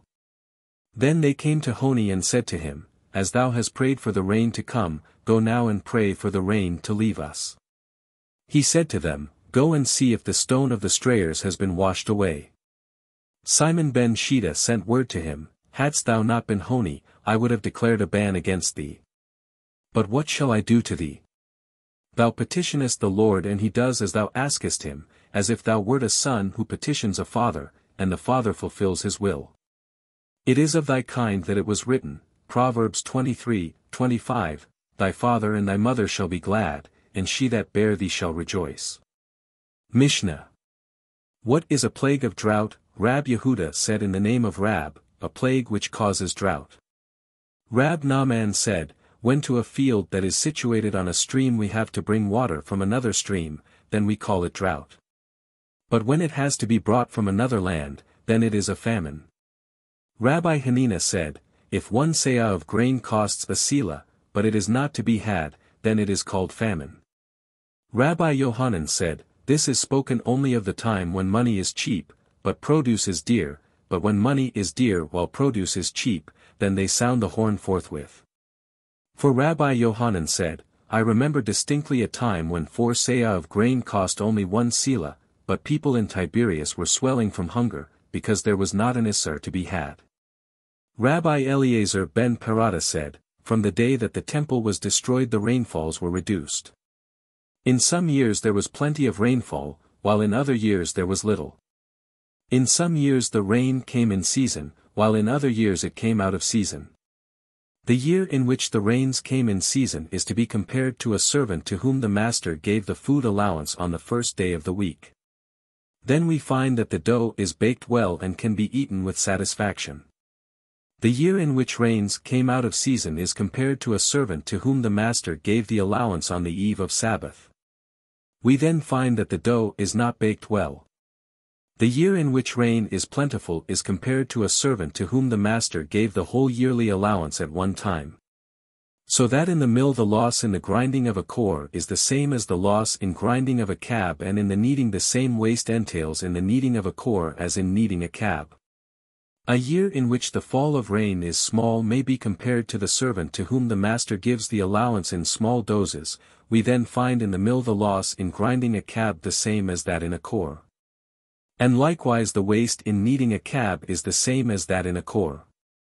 Another comparison, when the rainfall is plentiful it may be compared to a man who kneads clay. If he has plenty of water, he does not use up all of it and the clay is well kneaded, but if he has little water, he will use up all that he has and the clay will not be kneaded properly. The rabbis taught, once the Israelites came for the pilgrimage to Jerusalem, and there was no water for drinking purposes. Nactaman ben Gurion went to a heathen magnate and said to him, "Lend me 12 reservoirs of water for which I will return to you 12 wells of water, or if I fail to give you the wells, I shall give you 12 silver pieces." And he set a time limit for the return of the payment. When the day of repayment came, and rain had not fallen, the magnate sent word to Nactaman that morning, "Return to me the water or the money that I have with you," but Nactaman replied, "I have time the whole day." At midday he again received word to return the water or the money. Nactaman replied, "I still have time today." Toward sundown again he received the message, "Return to me the water or the money that I have with you." But Nactaman replied, "I still have time till the day is over." Whereupon the magnate sneered at him. He said, "Now that rains had not fallen the whole year, you expect them to fall now," and in a cheerful mood he went down to the baths. Nactaman went to the temple very depressed. He covered himself with his shawl and prayed before the Lord. He said, "Lord of the universe, it is revealed and known to thee that I have not done this for my glory and not for the glory of my father's house, but I have done this for thy glory so that the pilgrims shall have water for drinking." At once the skies were darkened with clouds, and rain fell so that the 12 wells were filled with water and there was even an overflow. When the magnate was coming out of the bathhouse, Nactaman was emerging from the temple. When they met, Nactaman said to the magnate, "Pay me for the overflow that I have with you." This one answered him, "I know that the Holy One, blessed be he, disturbed the world only for your sake, but I still have a claim against you, for the sun had already set, therefore the rains fell when the matter was already out of your hands." Nactaman then returned to the temple, covered himself with his shawl and stood in prayer and said, "Lord of the universe, make known that thou hast beloved ones in thy world." At once the clouds were dispersed and the sun shone again. For the Lord shall smite Israel, as a reed is shaken in the water. 1 Kings 14:15. Rab Yehuda said in the name of Rab, "This is a blessing." For Rabbi Samuel ben Namani said in the name of Rabbi Yohanan, "Why is it written, Proverbs 27:6, faithful are the wounds of a friend, but the kisses of an enemy are deceitful. Better is the curse of Peah the Shilonite with which he cursed the people of Israel, than the blessing with which the wicked Balaam blessed them. Peah the Shilonite cursed them by, comparing them to a reed, he said to Israel, For the Lord shall smite, etc. As the reed grows by the water, its stem grows new shoots and its roots are many, and though all the wind of the universe blow upon it, they cannot move it from its place, for it bends with the wind. If the wind stop, it goes back to its upright position. But the wicked Balaam blessed them by comparing them to the cedar, as it was said, Numbers 24:6, as cedar trees beside the waters. Now, the cedar does not grow by the water and its stalk does not bring forth new shoots and its roots are not many, and all the winds in the universe cannot move it from its place. However, if a south wind should blow at it, it uproots and turns it over. And not this alone, but the reed was honored so that pens are made of it for the writing of the law, the prophets and hagiographa. The rabbis taught, a man should always be as tender as the reed, and he should not be as hard as the cedar. It happened once that Rabbi Eliezer ben Simon was coming from Migdal Geder, from the home of his teacher. He was riding an ass, sauntering on the banks of a river. He was very happy and in an elated mood, for he had done well in his studies. He met a man who was very ugly. The man greeted him, "Peace be with you, master," but he did not return the greeting to him, but said instead, "How ugly you are! Are all your townspeople as ugly as you are?" The man replied, "I do not know, but go and tell my Maker and say to him, how ugly is the vessel which thou hast made." Rabbi Eliezer realized at once that he had sinned. He dismounted from his ass and prostrated himself before the man and said to him, "I beseech you to forgive me." The man replied, "I will not forgive you till you have gone to the master that created me and say to him, how ugly is the vessel that thou hast made." Rabbi Eliezer walked behind him till they arrived at the city. Here the townspeople came out and said to him, "Peace be with you, our teacher, our master." The man said to them, "Whom are you addressing as our teacher, our master?" They answered, "The one that is walking behind you." Whereupon he said to them, "If this is our teacher, then may there be no more like him in Israel." They asked him what was the reason, and he told them, "So and so he did to me." Just the same, they said to him, "You must forgive him, because he is truly a great man and a great scholar." He then replied, "For your sake I shall forgive him, with the understanding that he shall never do the like again."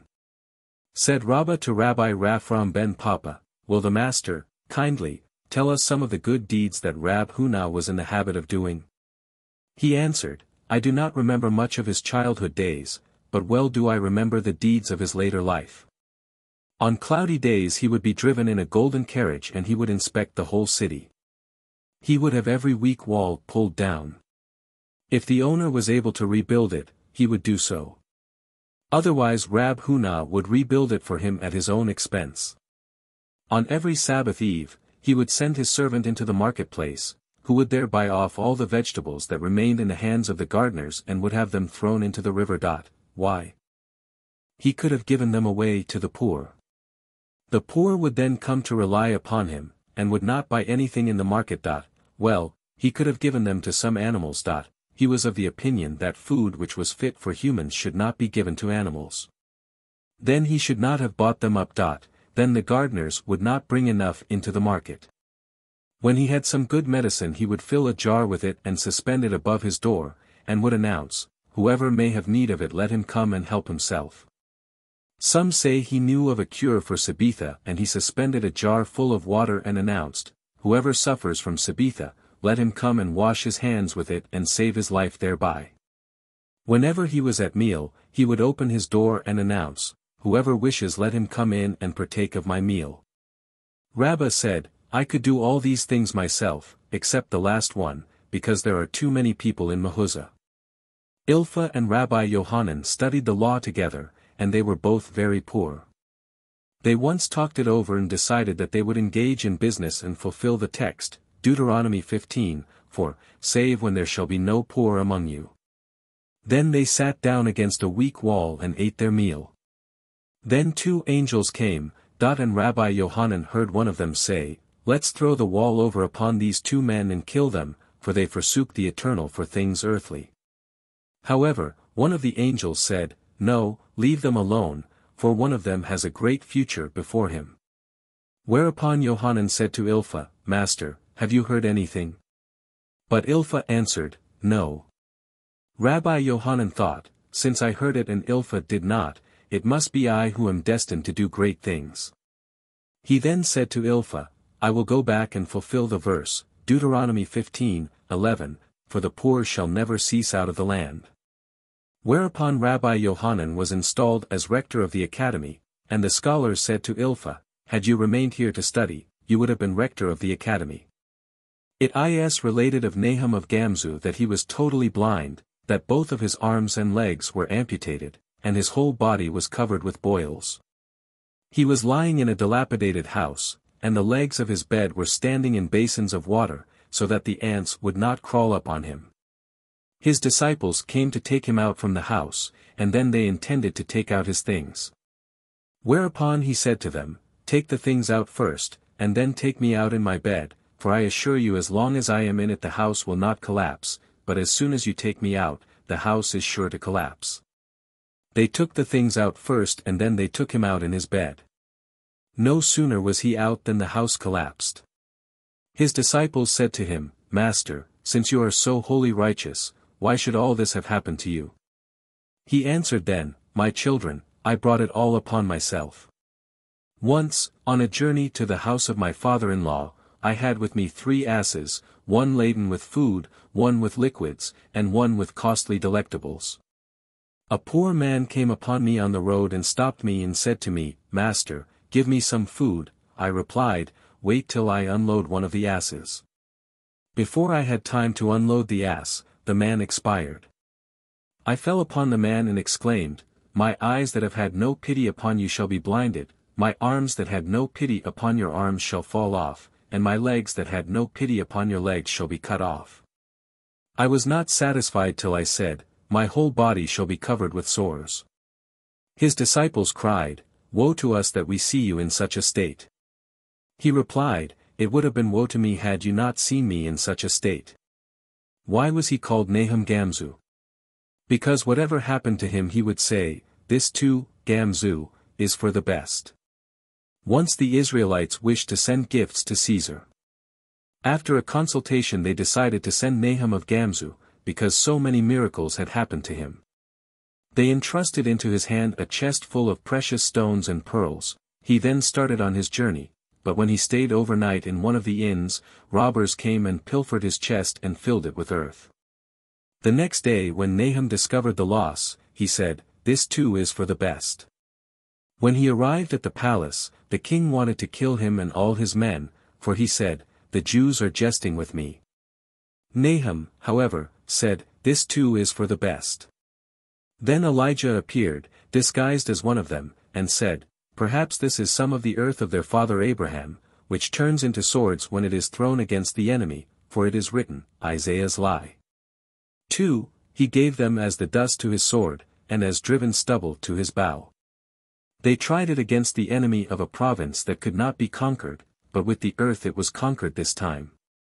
Whereupon they brought Nahum into the palace, filled his chest full of precious stones and pearls, and sent him home full of honors. On his return trip, when he stopped again at the same inn he was asked, 'What did you bring to the emperor, that you were sent back with such great honor?' He answered, 'The things that I had taken with me from here.' The people of the inn then razed their house to the ground, and took the earth to Caesar and said to him, 'The earth which that man brought you was ours.' They tested it and found it was worthless. Whereupon they put the innkeeper and his men to death. Gemara. From chapter 3. 5 things befell our ancestors on the 17th of Tammuz, and 5 on the 9th of Ab. On the 17th of Tammuz the tablets were broken, and the daily offering ceased, and the city was taken by assault, and Apostomus burned the Torah, and he put an image into the temple.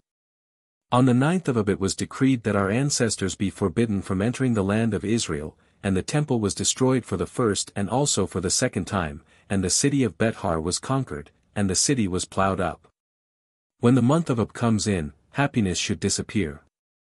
Rabbi Simon ben Gamaliel said, "There were no better days in Israel than the 15th of Ab and the Day of Atonement, for on them the daughters of Jerusalem would go out in white garments that were borrowed, so as not to shame those that had none of their own. All the garments had to be washed first. And the daughters of Jerusalem would go out and dance in the vineyards. And what would they say? 'Young man, lift up your eyes and see what you would choose for yourself. Do not fix your eyes on grace, but look to the family, for, Proverbs 31:30, favor is deceitful, and beauty is vain, but a woman that feareth the Lord, she shall be praised.'" Mishna, from chapter 4. Women. Nashim. Childless widows, Tractate Yebamoth. If brethren dwell together, and one of them die, and have no child, the wife of the dead shall not marry without, unto a stranger, her husband's brother shall go in unto her, and take her to him to wife, Deuteronomy 25:5. And if the man like not to take his brother's wife, then let his brother's wife go up to the gate unto the elders, and say, My husband's brother refuseth to raise up unto his brother a name in Israel. He will not perform the duty of my husband's brother. Then the elders of his city call him, and speak unto him, and if he stand to it, and say, I like not to take her, then shall his brother's wife come unto him in the presence of the elders, and perform the halizah, loose his shoe from off his foot, and spit in his face. And shall answer and say, So shall it be done unto that man that will not build up his brother's house, Deuteronomy 25:7, 8, 9. These words from the Bible make clear the basis of this tractate. A woman whose husband went to a land beyond the sea, was advised that he had died. She remarried and subsequently her husband returned. She must leave one and the other, and must get a divorce from each one of them. She has no claim on either of them for her marriage settlement, her board, nor her clothes, and if she has taken anything from one and the other, she must return it to them. If a child was born to her by either of them, the child is a bastard. Neither of them will be defiled because of her, and neither one nor the other has any claim on whatever she finds, nor on her handiwork, nor can either of them set aside her vows. If she be the daughter of an Israelite, she is barred from marriage to a priest, if she be a daughter of a Levite, from eating of the tithe, and if a daughter of a priest, from eating of the heave offering. The heirs of neither of them may inherit her marriage settlement. If either of the husbands die, their brothers must perform the halizah, but may not contract Levirate marriage. Rabbi Yossi says, her dowry is a charge on her first husband's estate. Rabbi Eliezer says, her first husband has a right to whatever she may find, or to her handiwork, and may void her vows. Rabbi Simon says, if the brother of her first husband cohabited with her, or performed the halizah, her co-wife is exempt from Levirate marriage, and a child begotten by her first husband is not a bastard. But if she were married again without the consent of court, she may return to her first husband. If she married again with the consent of the court, she must be divorced and she must make the sin offering. It is the authority of the court that makes her exempt from the sin offering. If the court permitted her to remarry but she went out and disgraced herself, she must bring a sin offering, because the court's permission was only to marry. Mishna. And must get a divorce from each one of them. It is quite obvious that she must get a divorce from the first husband. But why from the second, which is nothing else but a case of adultery? Rabbi Huna answers, this is a precaution. It may be said that the first husband had divorced her, and the second had lawfully married her, and a married woman may leave her husband without a writ of divorce. If so, how is the latter clause to be explained, which says, if she was told, thine spouse is dead, and she was betrothed, and her husband returned, she may return to him. One may say this time too that her first husband divorced her, and that the second married her, and that consequently a married woman may leave her husband without a writ of divorce. In reality she does not need a divorce. If so, it may appear that the first husband had married his divorced wife after she was betrothed. This is in accordance with Rabbi Yossi ben Kippur, who maintained that the remarrying of one's divorced wife after a marriage is forbidden, but after a betrothal is permissible. She has no claim on her marriage settlement. Why did the rabbis provide a marriage settlement? The rabbis provided a marriage settlement so that it wouldn't be easy for a man to divorce his wife.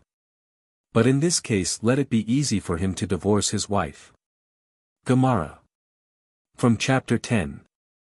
The ceremony of the halizah must be performed before 3 judges, even if they be laymen. If the widow performed it with a shoe, it is valid, if with a sock, it is not valid, if with a heeled sandal, it is valid. But if it had no heel, it is not valid, if from below the knee, it is valid, if from above the knee, it is not valid. If she performed the halizah with a shoe that did not belong to the man, or with a sabot, or with a left shoe that was worn on the right foot, it is valid. With a shoe that was too big, but he could walk in it, or with one that was too small but covered most of his foot, it is valid. Mishna.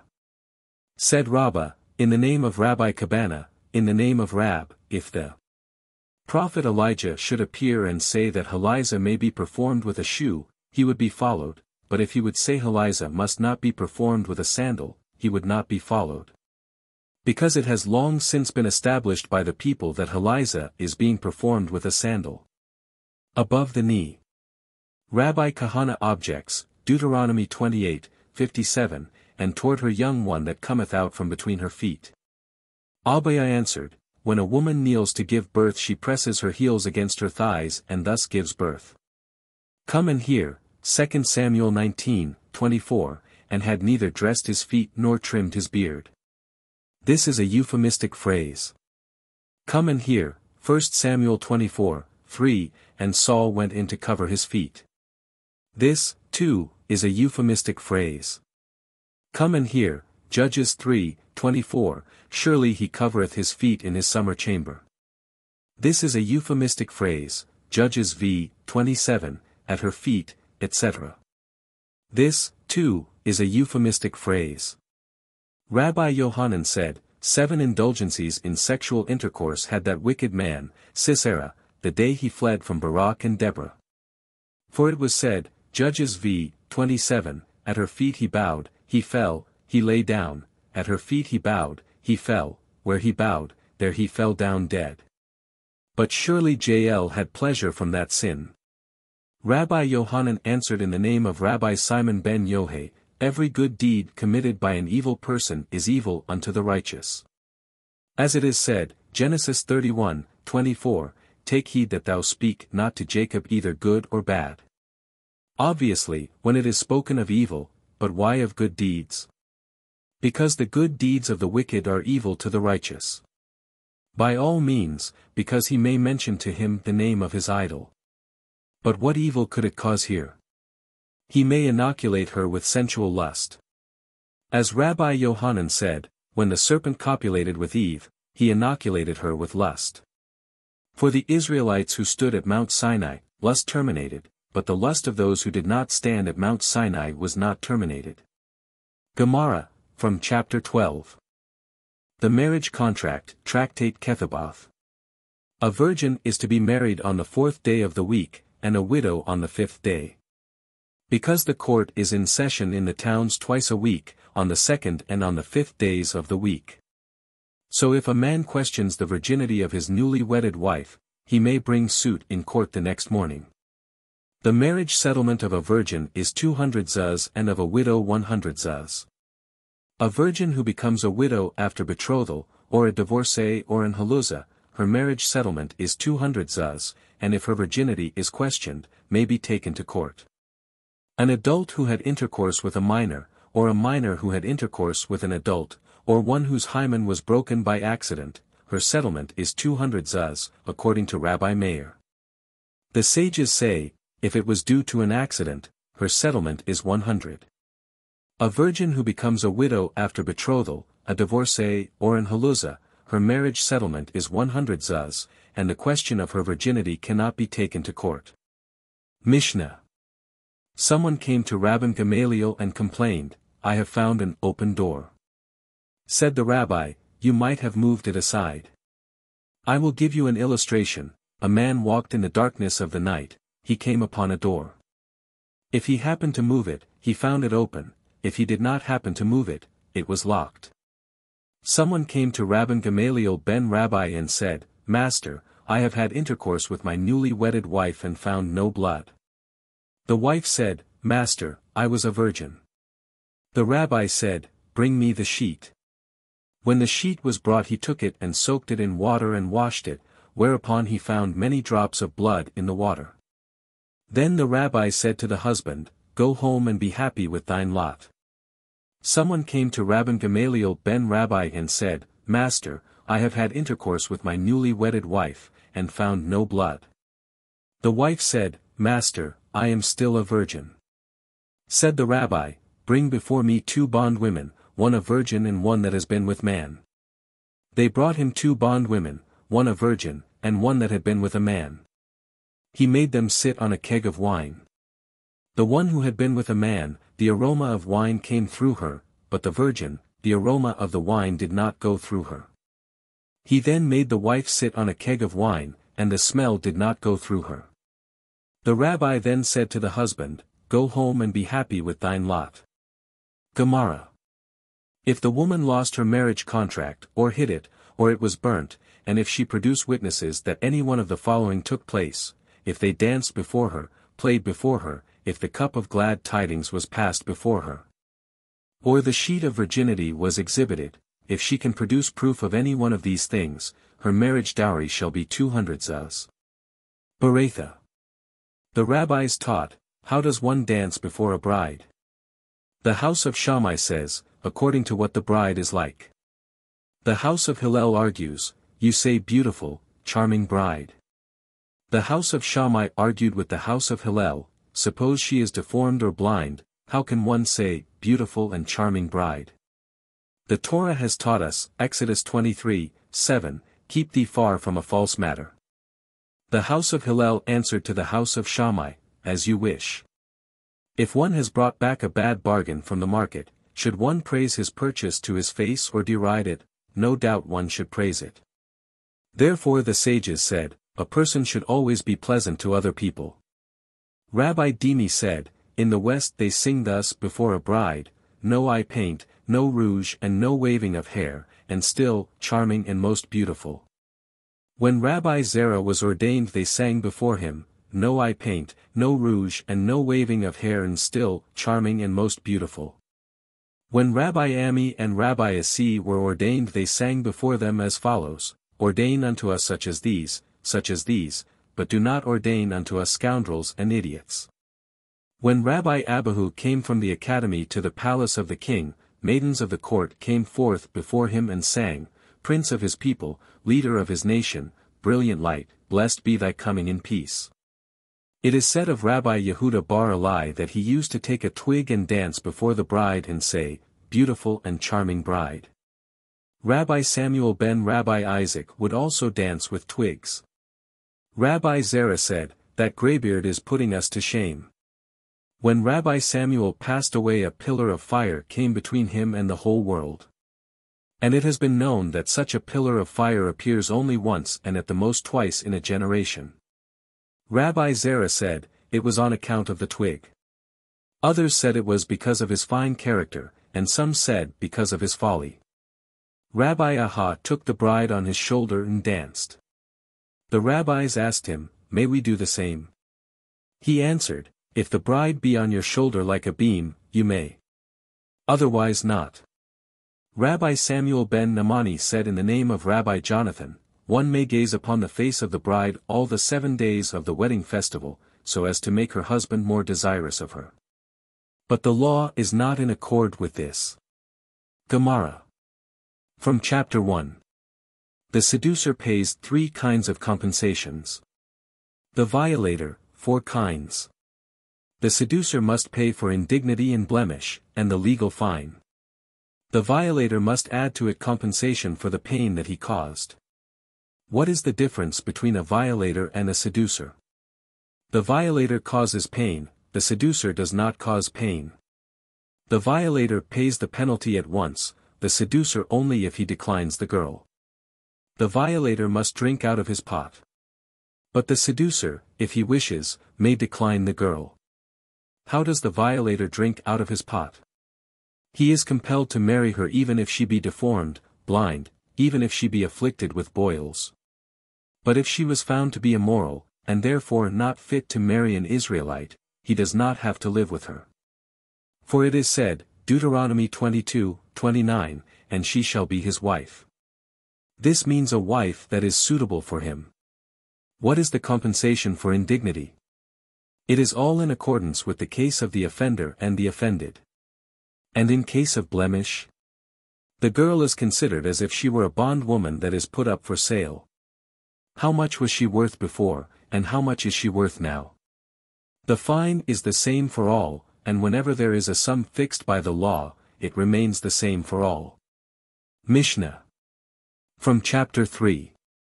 The father exercises authority over his daughter as regards her betrothal, through money, a contract, or intercourse. To him belong all that she may find and all her handiwork, and he may void her vows. He also receives her writ of divorce.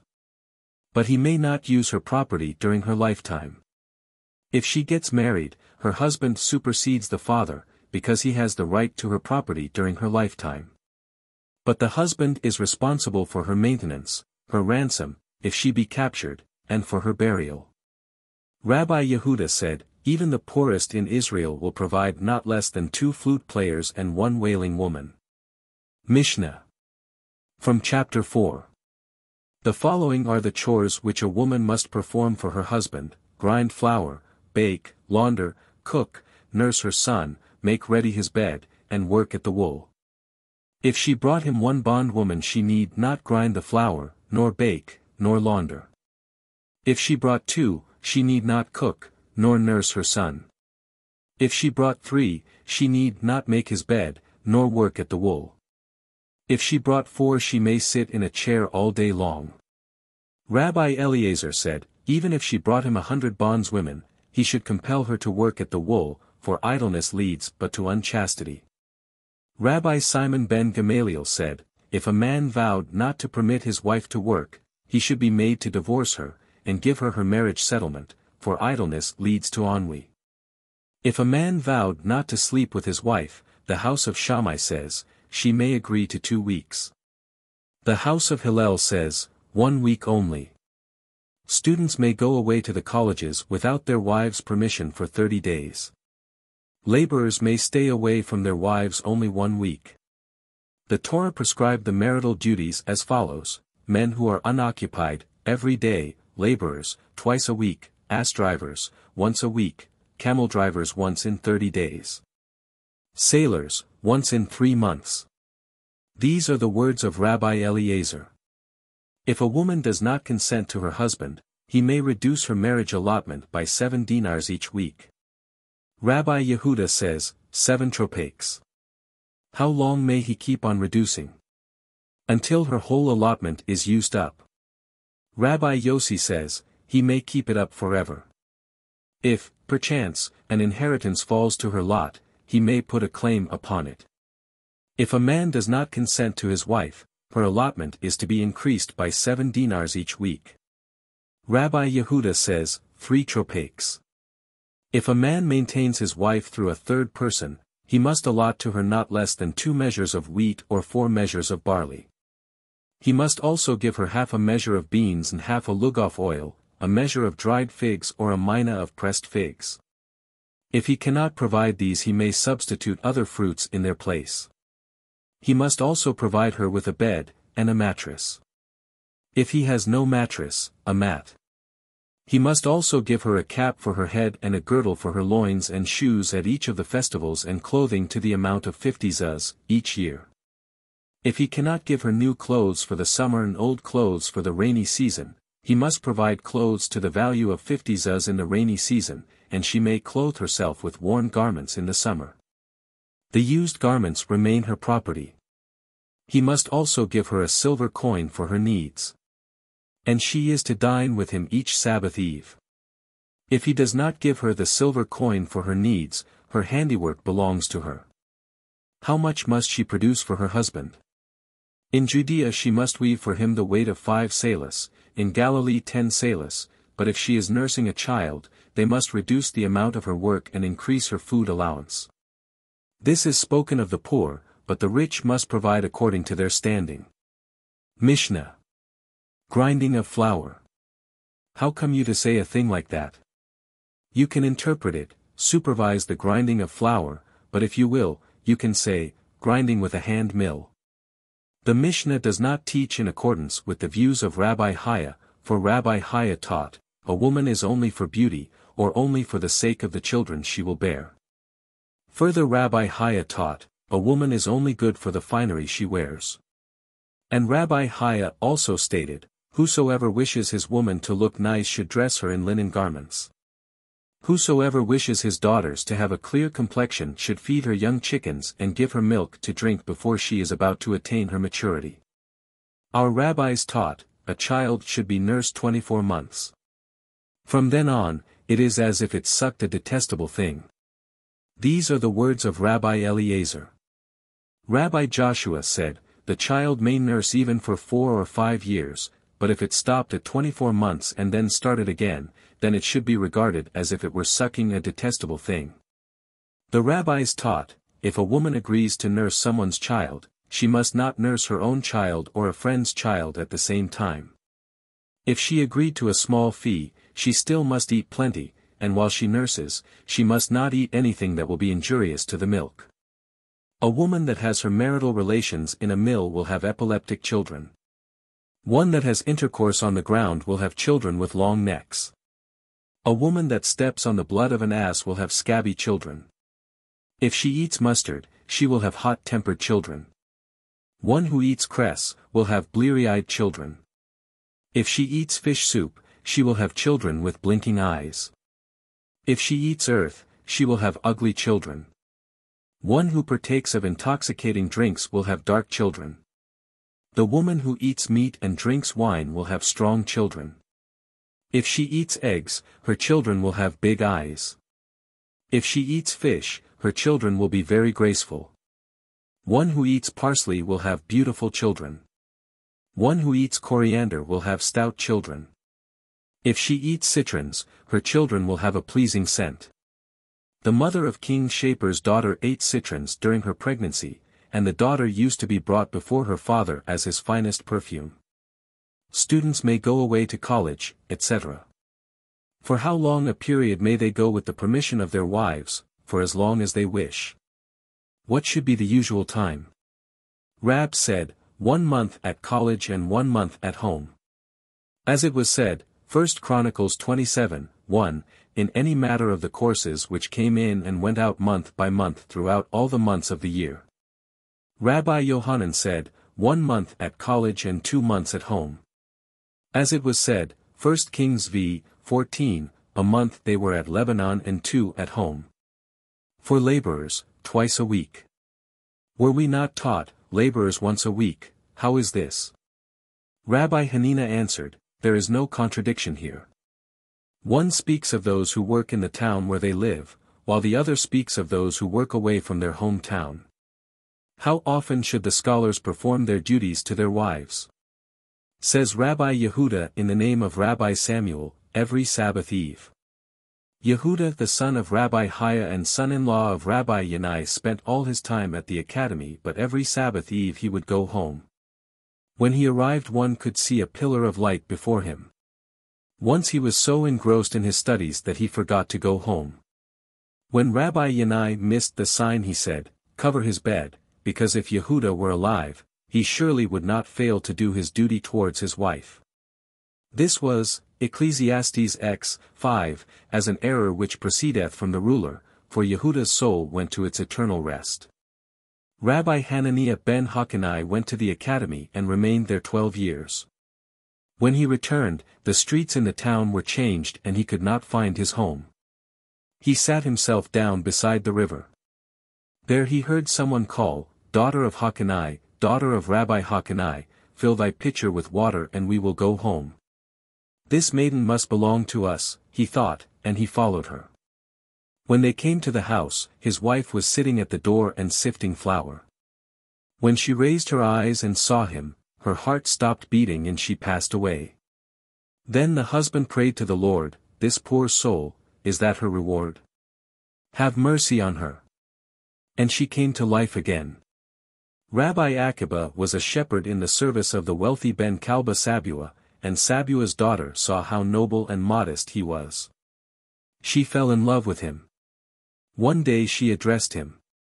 If I should get betrothed to you, would you go away and devote your time to study and become a scholar? Most surely, replied Akiba.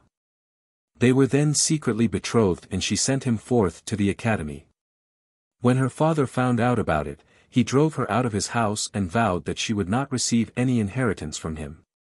Rabbi Akiba spent 12 years at the academy. When he returned 12,000 disciples followed him. While he was home he heard an old man say to his wife, how much longer do you choose to remain in living widowhood? However, she retorted, if he would listen to me, he would spend another 12 years in the academy. Whereupon Rabbi Akiba said, It is, then, with her consent that I may go, and immediately departed to the academy for another 12 years. When he returned this time there were 24,000 disciples who followed him. When his wife was advised that he was on the way, she went forth to greet him. Her neighbor begged her to borrow some clothes and finery and attire herself in them. But she answered, Proverbs 12:10, A righteous man regardeth the life of his beast. When she approached him, she fell upon her face and kissed his feet. His servants wanted to drive her away, but Rabbi Akiba said, Leave her alone. All that is mine and all that is yours belongs to her. When her father heard that a great man had come to town, he said, I shall go to him, he may release me from my vow. When he came, Rabbi Akiba asked him, Would you have made your vow if you knew that your daughter's husband was a great scholar? Sabua replied, If he but knew one chapter of the Torah or one article of law, I should never have made my vow. Whereupon Rabbi Akiba said, I am the man. Sabua fell upon his face and kissed his feet and then bestowed upon him half of his wealth. The daughter of Rabbi Akiba did the same thing with Ben Azai. This is just as the people say, one sheep follows another, like the mother so is the daughter. When Rabbi Yehuda, the prince, was about to die, he asked for his sons. When they appeared before him, he said to them, Be careful to respect your mother. The candles should remain lighted in their place. The table should always be set in its place, and the bed shall always be made up in its place. Joseph of Haifa and Simon of Ephrath who attended to me while I was alive, shall attend to me when I am gone. Then he asked for the sages of Israel. When the sages of Israel arrived, he said to them, Do not mourn over me in the small towns. Reassemble the classes in the academy after 30 days. Simon, my son, is wise.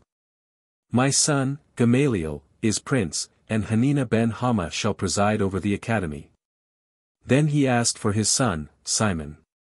When Simon came in, he instructed him in the orders of wisdom.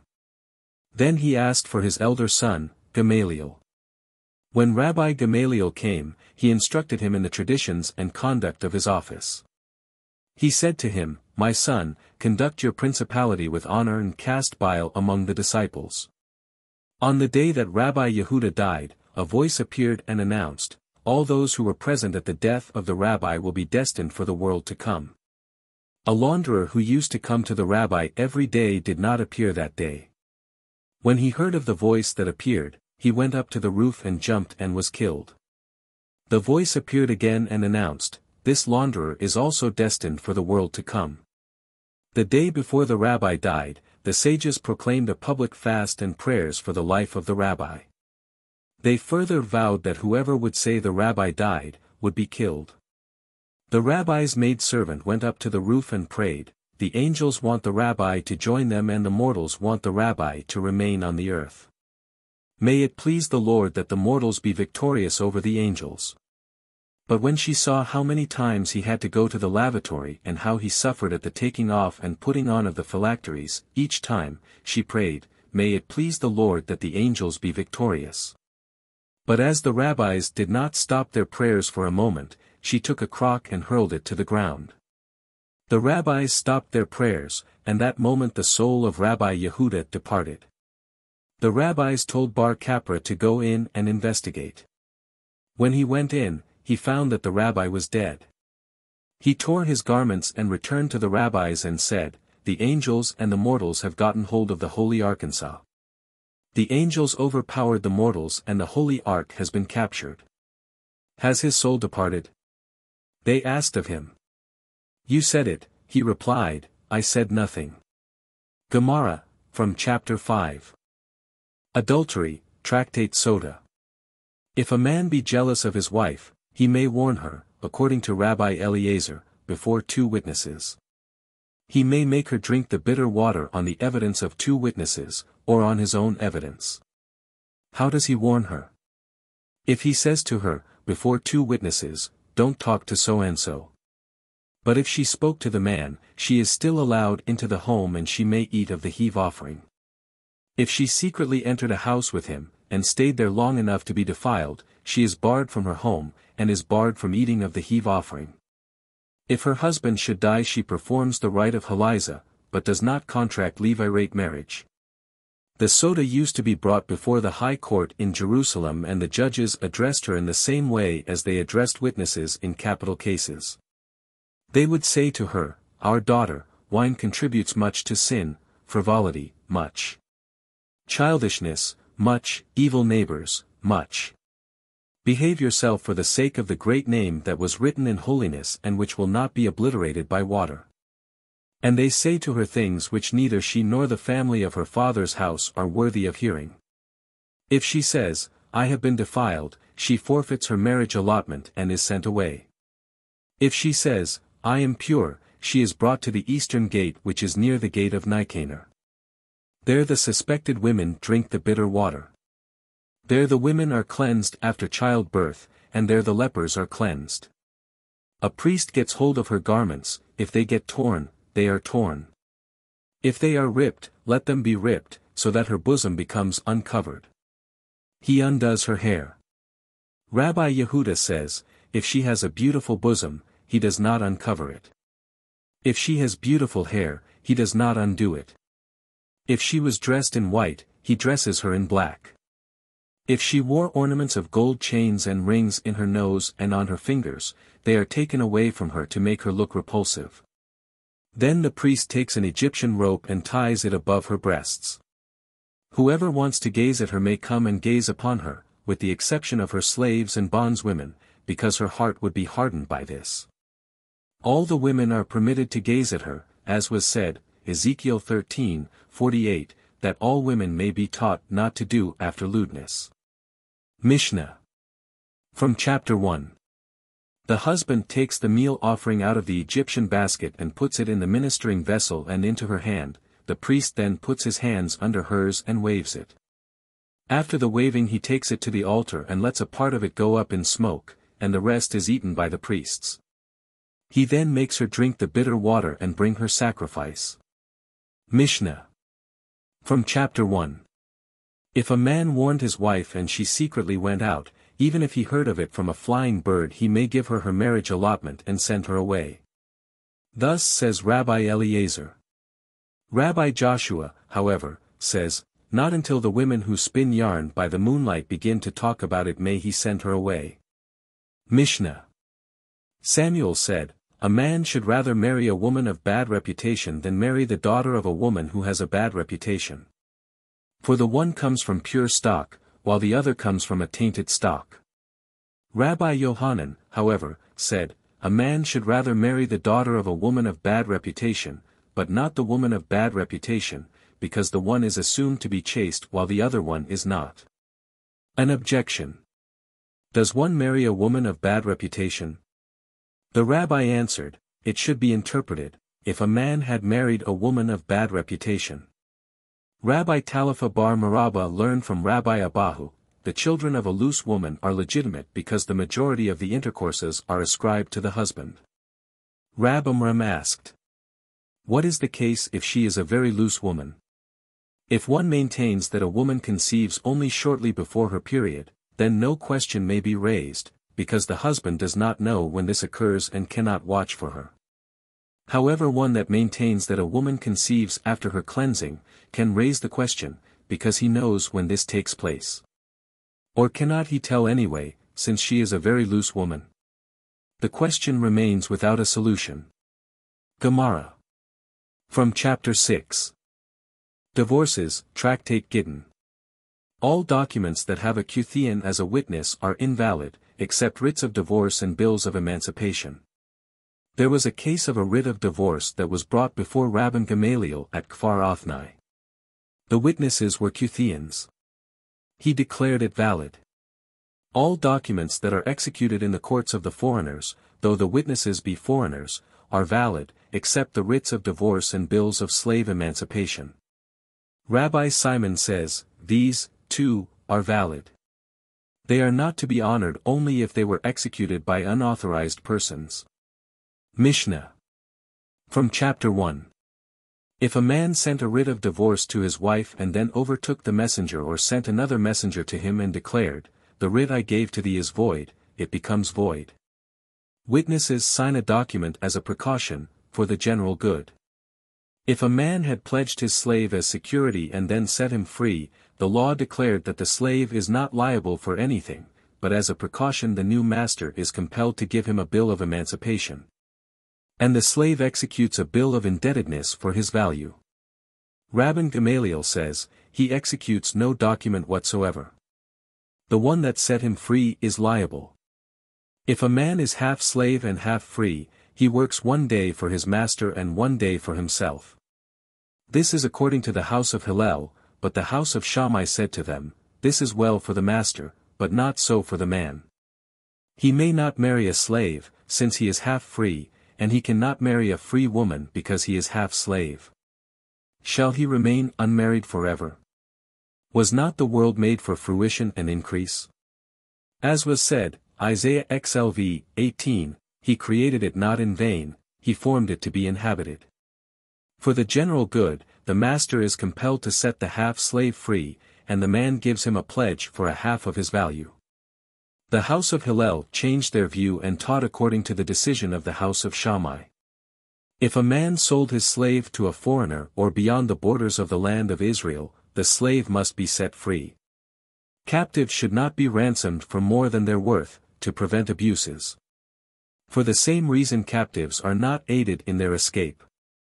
Rabban Simon ben Gamaliel said, this is a precaution for the good of the captives. One does not buy scrolls of the Torah, phylacteries or mezuzot for more than their value, to prevent abuses. If a man sent away his wife because of her bad reputation, he may not take her back.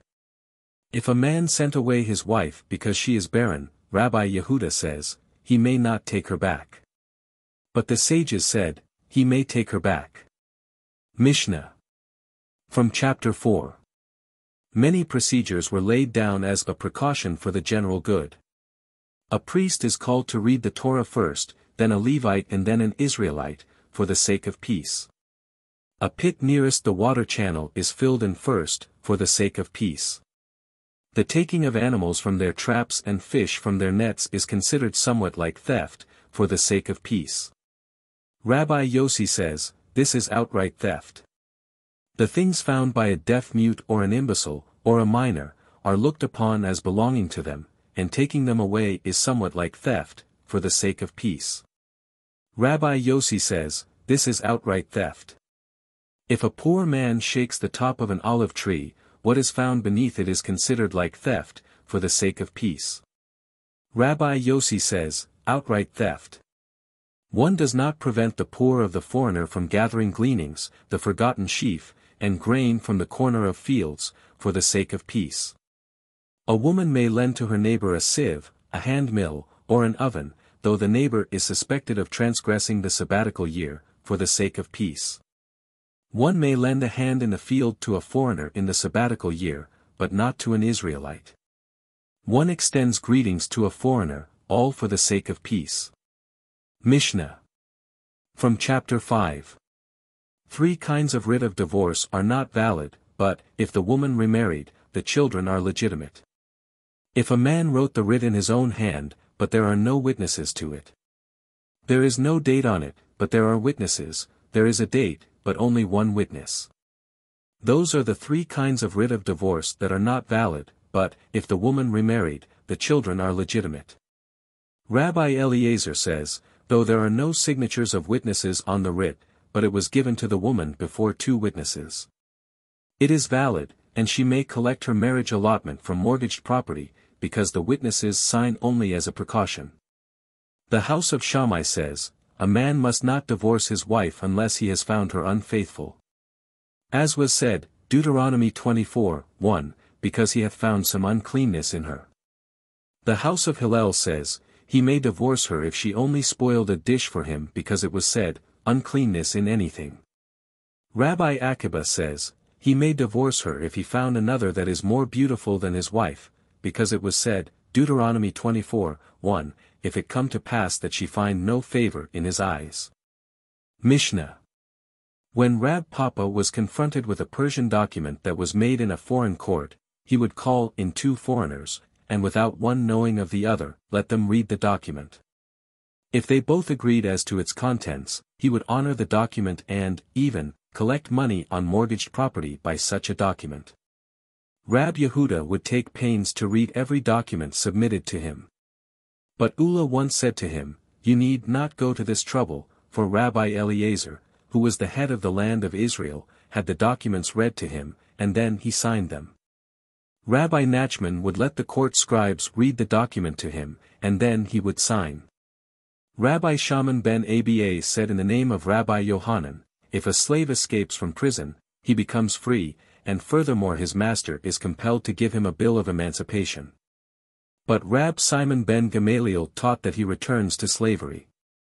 Rabbi Bar Hannah said in the name of Rabbi Yohanan that whenever Rab Simon ben Gamaliel makes a statement in the Mishna, the law is followed according to his decision. There is the story of a woman slave of Mar Samuel that was captured. She was ransomed and was returned to the rabbi with a message, "We are of the opinion of Rabbi Simon ben Gamaliel, but even if you follow the decision of the rabbis you may take her back, because we ransomed her as a slave."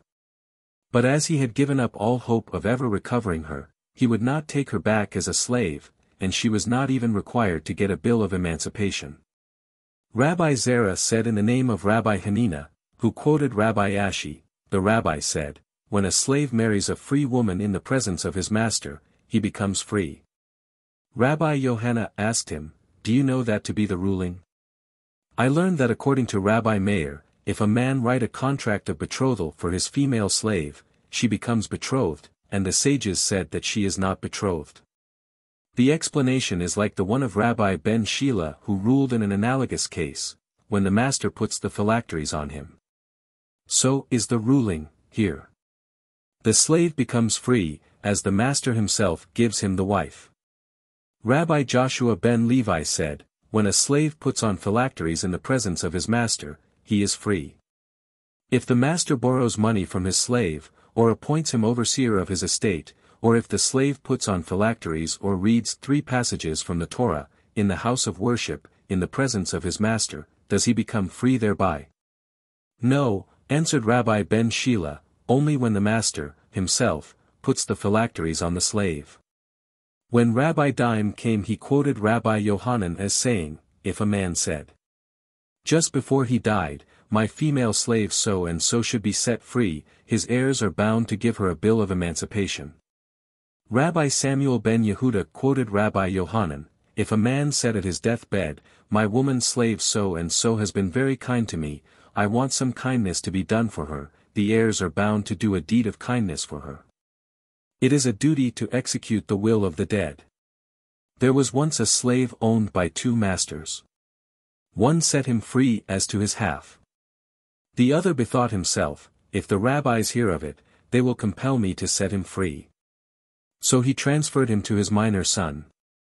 Rab Joseph took this case to Rab Papa. He retorted, Obadiah I, 15, as thou hast done, it shall be done unto thee, thy reward shall return upon thine head. We all are aware that a child likes to play with coins. We shall appoint a guardian for the child. He will jingle some coins before him, and then the guardian will write a bill of emancipation in the child's name. Gemara, from chapter 9. Betrothals, Tractate Kiddushin. A wife is acquired in 3 ways, and she can get her freedom in 2 ways. She is acquired through money, through a deed, or through sexual intimacy. And she can get her freedom by divorce, or through her husband's death. Mishna.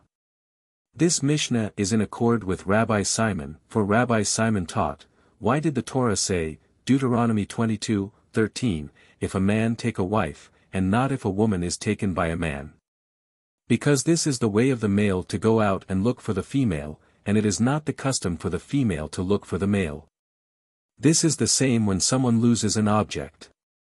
Who is looking for whom? The loser looks for the object, and not the object for the loser. By money. How so? We have learned that the father exercises authority over his daughter in regard to her betrothal by money contract or intercourse. How do we know that she can be acquired through money, and that the money belongs to her father? Rab Yehuda replied in the name of Rab, the scriptures say, Exodus 21:11, then shall she go out free without money. Her master does not receive any money, but money is given to another master, namely, the father. How about the money belonging to the girl? How is it that her father has authority over her betrothal? For it is written, Deuteronomii 16, I gave my daughter unto this man, and she should get the money. Possibly this refers to a minor who has no right to accept her betrothal contract. But how about a grown girl, who has the right to accept her betrothal contract? She can betroth herself and take the money. It is written, Numbers XXX, 16, in her youth in her father's house. All gain of youth belongs to her father. The rabbis taught, how is a wife acquired through money? If a man gave a woman money, or its equivalent, and said to her, Thou art betrothed to me, thou art consecrated to me, thou art a wife to me, then she is betrothed to him. But if she gives the money to the man and says, I am betrothed to thee, I am consecrated to thee, I am a wife to thee, she is not betrothed. Gemara. A Hebrew slave is acquired by money or by a deed, and can free himself in the 7th year, or in the year of Jubilee or by paying for the outstanding time of his service. The Hebrew female slave has the advantage of being freed by signs of puberty. The slave who does not want to be freed in the 7th year is secured by having his ear bored, and is made free in the Jubilee or on his master's death. Mishna. The rabbis taught, if the man stole 1,000, but he is worth 500, he is sold once and then sold again. If he stole 500, and he is worth 1,000, he is not sold at all. Rabbi Eliezer says, if his theft corresponds to his worth, he is sold, otherwise he is not sold at all. The rabbis said, in the following arguments Rabbi Eliezer prevails over the rabbis, if he stole 500 but he is still worth 1,000, he is not sold, because the All-Merciful said, Exodus 22:3, then he shall be sold. All of him, and not half of him, and the All-Merciful also said, Exodus 22:3, sold for his theft, not for half of his theft. A slave is freed against her own will. Rabbah wanted to interpret this, against the master's will, but Abba said to him, how is that? Does it mean that one gives the master a bond for the value? Would that be right? A man has a pearl in his hand, and we will give him a potsherd for it. But Abba explained, it is meant against the will of her father, because of the disgrace to the family. Then should the family of a Hebrew male slave be compelled to redeem him because of the disgrace to the family? Then he may go and sell himself again. In the case of the female slave too, cannot the father go and sell her again? Were not we taught, however, she cannot be sold, and sold over again, and this is according to Rabbi Simon who taught, a man may sell his daughter for marriage and sell her a second time. He may sell her over again. He may sell her in marriage after servitude, but not for servitude after marriage, says Rabbi Simon. Just as you cannot sell a daughter for servitude after the marriage, one cannot sell her for servitude after servitude. Gemara. A Canaanite slave is acquired through money, through a bond or through the law of possession. He can redeem himself through money paid by others or through a bond of his own. This is according to Rabbi Meir. The sages, however, said, through money of his own or by a bond of other people, providing the money belongs to other people. Large cattle are acquired through delivery. Small cattle are acquired through lifting. This according to Rabbis Meir and Eliezer. The sages, however, said, small cattle are acquired through pulling. Secured property can be acquired by money, by a deed, or by the law of possession. Mishna. The rabbis taught, through possession in the following manner, if the slave loosened his shoe, if he carried his baggage for him to the bathing place, if he undressed him, bathed him, rubbed him, dressed him, put his shoes on. Or if he lifted him, thus he acquired him. Rabbi Simon said, possession is not greater than lifting, for by lifting, acquisition is valid everywhere. What does he mean? Rabbi Ashi explains, if the slave lifted the master he is thereby acquired by the master, but if the master lifted the slave, he did not acquire the slave. Rabbi Simon said, possession should not be greater than lifting, since lifting is recognized everywhere as acquisition. We are taught, a slave goes free because of the loss of an eye, a tooth, or a limb that grows not again. It is quite obvious that the slave goes free because of the loss of an eye or a tooth. This is stated in the Torah. But how do we apply this to other parts of the body? It is self-evident.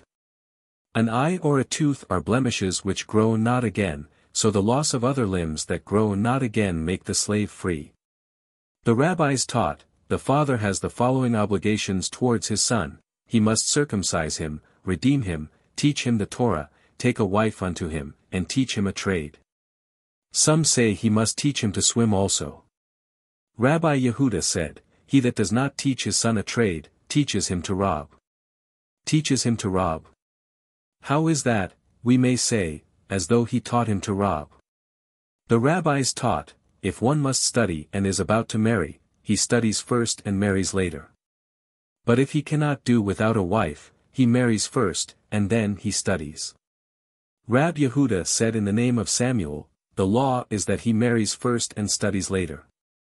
Said Rabbi Yohanan, what? With a stone around his neck he can study the law.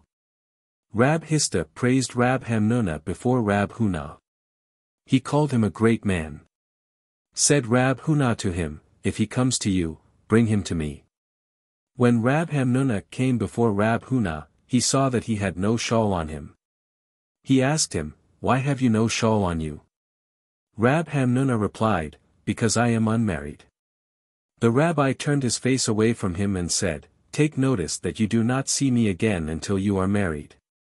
He was consistent with his principles. For he said, he who is 20 and is not married lives in sin. Does he really mean, lives in sin? You may say, in sinful thoughts. Rabbi said, and the school of Rabbi Ishmael agreed with him, till the age of 20, the Lord sits and waits. When will the man take a wife unto himself? But when he reaches 20 and had not taken a wife unto himself, the Lord says, let his bones be swollen. Rab Hista said, the reason I am more alert than my colleagues is because I was married at 16. And had I married at 14, I would have said to Satan, an arrow in thine eye. Rab said to Rabbi Nehemiah ben Ammi, marry him off while you have your hand around your son's neck, that is between 16 and 20. Others say, between 18 and 24. The rabbis taught, the evil desire is very hard. Even his creator called him evil. It was said, Genesis 8:21, for the imagination of man's heart is evil from his youth. Rabbi Isaac said, the desire of man renews itself every day and has designs on him. As it was written, Genesis 6:5, was only evil continually. And Rabbi Simon ben Levi said, the evil desire of man gets the upper hand of him every day and wishes to destroy him. As was said, Psalms 37:32, the wicked watcheth the righteous, and seeketh to slay him. And if the Lord, blessed be he, would not prevail against him, as was said, Ibid 33, the Lord will not leave him in his hand.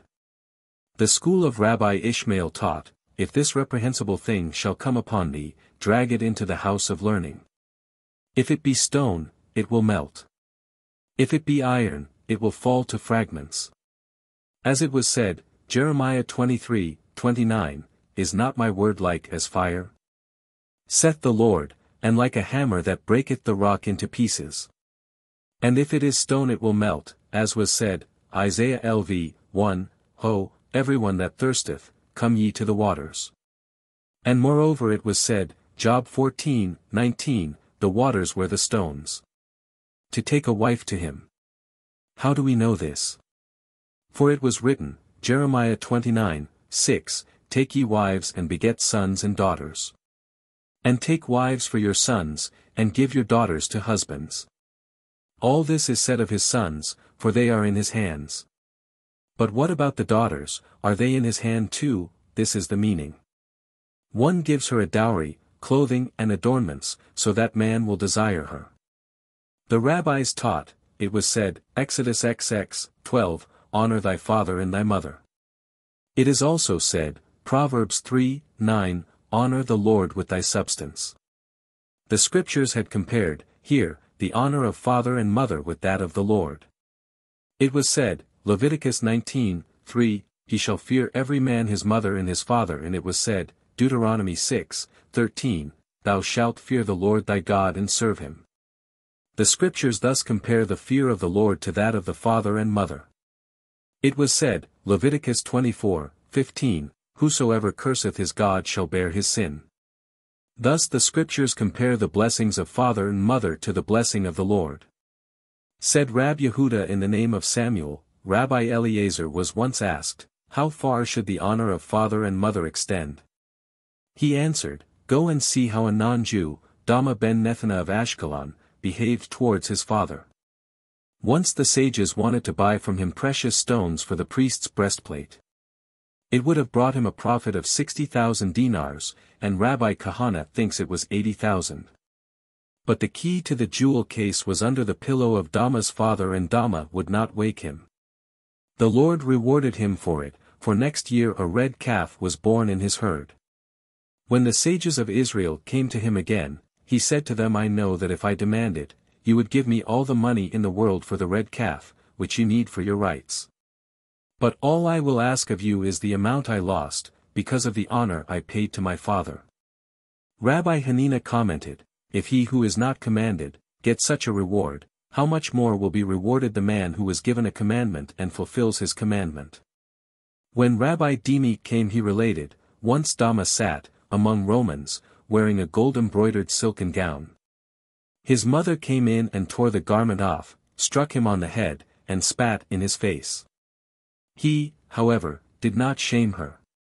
Abami, the son of Rabbi Abahu taught, one gives his father pheasants to tat, yet this drives him out of this world, because of the manner in which he gives it to him, while another makes his father work at the grindstone in the mill. And yet this will give him life in the world to come, for he does so with due honor to his parent. Rabbi Abahu said, here is an illustration, how my son Abami fulfilled the commandment of honor to his father. Abami had 5 ordained sons during the life of his father, but when Rabbi Abahu came knocking at the door, he himself would run to open it for him, shouting all the while, I am coming, until he reached it. One day his father said, get me a drink of water. While he was getting the water the father fell asleep. Abami bent over him and stood there till he awoke. He was rewarded for it, for he succeeded in interpreting the Song of Asaph, in the Psalms. The rabbis taught, what is fear and what is honor? Fear means that the son does not stand in his father's place, does not sit in his father's place, he does not contradict him and does not overrule him. Honor means that he feeds him, clothes him, covers him, and leads him in and out. He that is versed in the scripture, the Mishna and the way of the world will not sin easily, for it was said, Ecclesiastes 4:12, and a threefold cord is not quickly broken. But he who is not versed in the scripture, nor in the Mishna, nor in the ways of life, has no place in the world. Mishna. Said Rabbi Eliezer in the name of Rabbi Zadok, the righteous in this world are compared to a tree that stands in a clean place, but whose branches spread over an unclean place. If the branches are pruned off, the tree is now entirely in a clean place.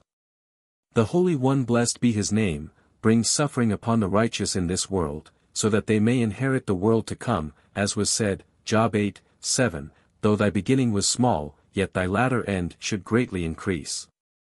To what are the evil compared?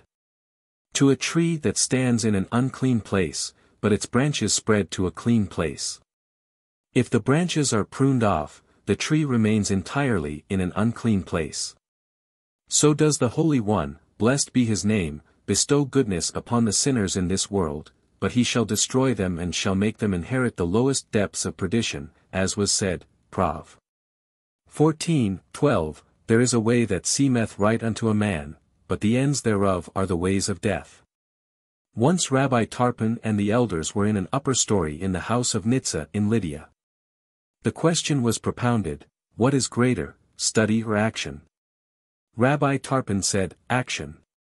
Rabbi Akiba said, study is greater.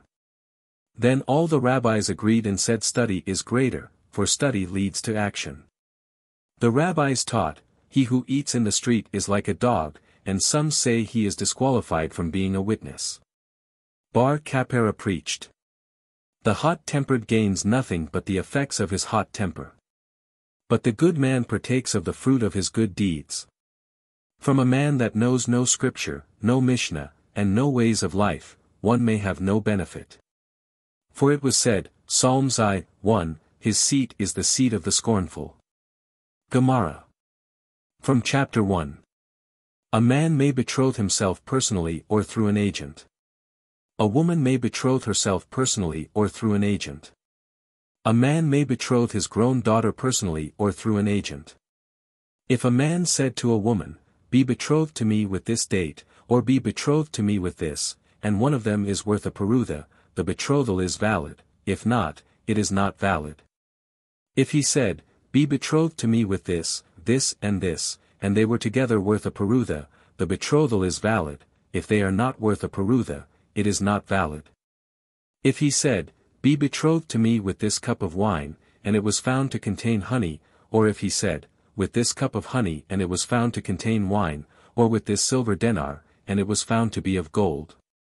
Or with this gold denar and it was found to be of silver, if he said, be betrothed to me with the understanding that I am rich, and it was found that he was poor, or if he said poor and he was found to be rich, the betrothal is not valid.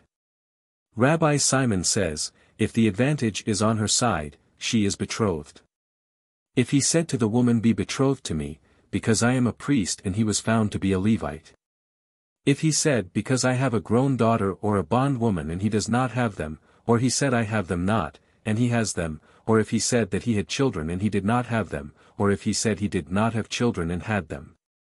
In all of these cases, though she may say, it was in my heart to be betrothed to him, the betrothal is not valid, and this also holds good if she deceived the man. Mishna. If he can betroth himself through an agent, is it not self-evident that he can do it personally? Rabbi Joseph said, personally is preferable to doing it through an agent. It is even said that herewith is injected a prohibition. This is in accordance with Rab Yehuda, who quoted Rab, one is prohibited to be betrothed to a woman before he has seen her, for upon seeing her he may find something repugnant in her and she may be detestable to him. And the All-Merciful taught, Leviticus 19:18, but thou shalt love thy neighbor as thyself. And this according to Rab Joseph applies to the woman, too. But Resh Lakish disagrees. He says, there is no prohibition as regards the woman, for it is better to suffer in marriage than to live in widowhood. A man may betroth his grown daughter. He may betroth her when she is grown, but not when she is a minor. This agrees with Rab. For Rab Yehuda said in the name of Rab, some may say it was Rabbi Eliezer, it is prohibited to betroth a daughter while she is a minor, only when she is grown and declares, I want so and so. Rab Naaman said in the name of Samuel, when orphans come to divide the estate of their father, the court appoints a guardian for them, and he selects a proper portion for each of them. But when they become of age they can protest it. Rab Naaman, however, decided that they cannot protest, because what would become of the authority of the court? If then Rab Naaman decides thus against the court, what becomes of the authority of the court in this instance? But it is taught, if the valuation of the judges was 1/6 too high or 1/6 too low, the sale is void. Rabbi Simon ben Gamaliel said, it is not void, otherwise where does the authority of the court come in? Said Rab Huna in the name of Rabbi Hanina, Rab Naaman ruled that the law is in agreement with the sages. There is no contradiction here. It is one thing when the judges made a mistake, and another thing when there was no mistake. 10 measures of wisdom descended upon the world. 9 were taken by the land of Israel and 1 was taken by the rest of the world. 10 measures of beauty descended upon the world. 9 were taken by Jerusalem and 1 by the rest of the world. 10 measures of wealth descended upon the world, 9 were taken by Rome and 1 by the rest of the world. 10 measures of poverty descended upon the world. 9 were taken by Babylon and 1 by the rest of the world. 10 measures of rudeness descended upon the world. 9 were taken by Elam and 1 by the rest of the world. Was not rudeness supposed to descend to Babylon? For it was written, Zech. v. 9, Then lifted I up mine eyes, and looked, and behold, there came out two women, and the wind was in their wings, for they had wings like the wings of a stork, and they lifted up the ephah between the earth and the heaven. Then said I to the angel that talked with me, Whither do these bear the ephah? And he said unto me, To build it a house in the land of Shinar, Babylon. Rabbi Yohanan says, this refers to hypocrisy and haughtiness, which descended upon Babylon. It came first to Babylon, but went then to Elam. But this is, indeed, not so, said the Master. What is the sign of rudeness but poverty, and poverty is to be found in Babylon. What is meant by poverty is poverty of learning, as it is written, Song of Solomon 8:8, We have a little sister and she hath no breasts. Rabbi Yohanan said, this refers to Elam, which had the advantages of learning, but not that of teaching. 10 measures of strength descended upon the world. 9 were taken by the Persians, and 1 by the rest of the world. 10 measures of vermin descended upon the world. 9 were taken by Media, and 1. 10 measures of witchcraft descended upon the world. 9 were taken by Egypt, and 1. 10 measures of plagues descended upon the world. 9 were taken by the pigs, and 1. 10 measures of whoring descended upon the world. 9 were taken by Arabia, and 1. 10 measures of impudence descended upon the world. 9 were taken by Meshon, and 1. 10 measures of gossip descended upon the world. 9 were taken by woman, and 1. 10 measures of blackness descended upon the world. 9 were taken by the Ethiopians, and 1. 10 measures of sleep descended upon the world. 9 were taken by slaves and 1 by the rest of the world. Gemara. If a man betrothed a woman with the stipulation that she has no vows and it was found that she had vows, she is not betrothed. If she was betrothed without any stipulations, and it was found that she had vows, she may be sent away without her marriage allotment. If she was betrothed with the stipulation that there are no defects in her, and it was found that she possesses defects, she is not betrothed. If she was betrothed without any stipulations, and if she was found to possess defects, she may be sent away without her marriage allotment. All defects which disqualify priests disqualify women.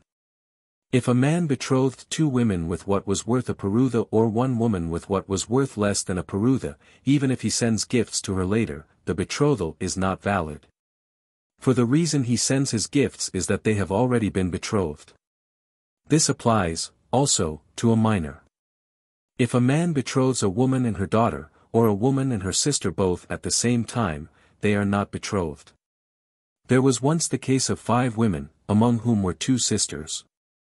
A man lifted a basket of figs that belonged to them, it contained the produce of the 7th year, and said, With this basket you all are betrothed to me, and one of the women accepted the basket on behalf of them all.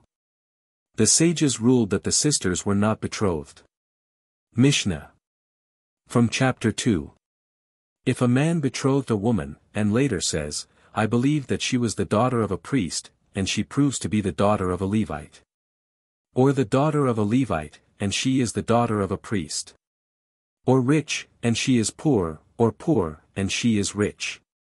She is betrothed to him, for she did not deceive him. If a man says to a woman, Be thou betrothed to me after I become a proselyte, or after thou becomest a proselyte, or after I become free, or thou becomest free, or after thine husband shall die, or after thine sister shall die, or after thou shalt have performed the haliza to thine brother-in-law, she is not betrothed. This applies also to one who said, If thine wife shall bear thee a female child, it is betrothed to me. The child is not betrothed. If a man said, Be betrothed to me on the condition that I intercede for thee with the government or on condition that I work for thee as a laborer, if he interceded on her behalf with the government or worked for her as a laborer, she is betrothed.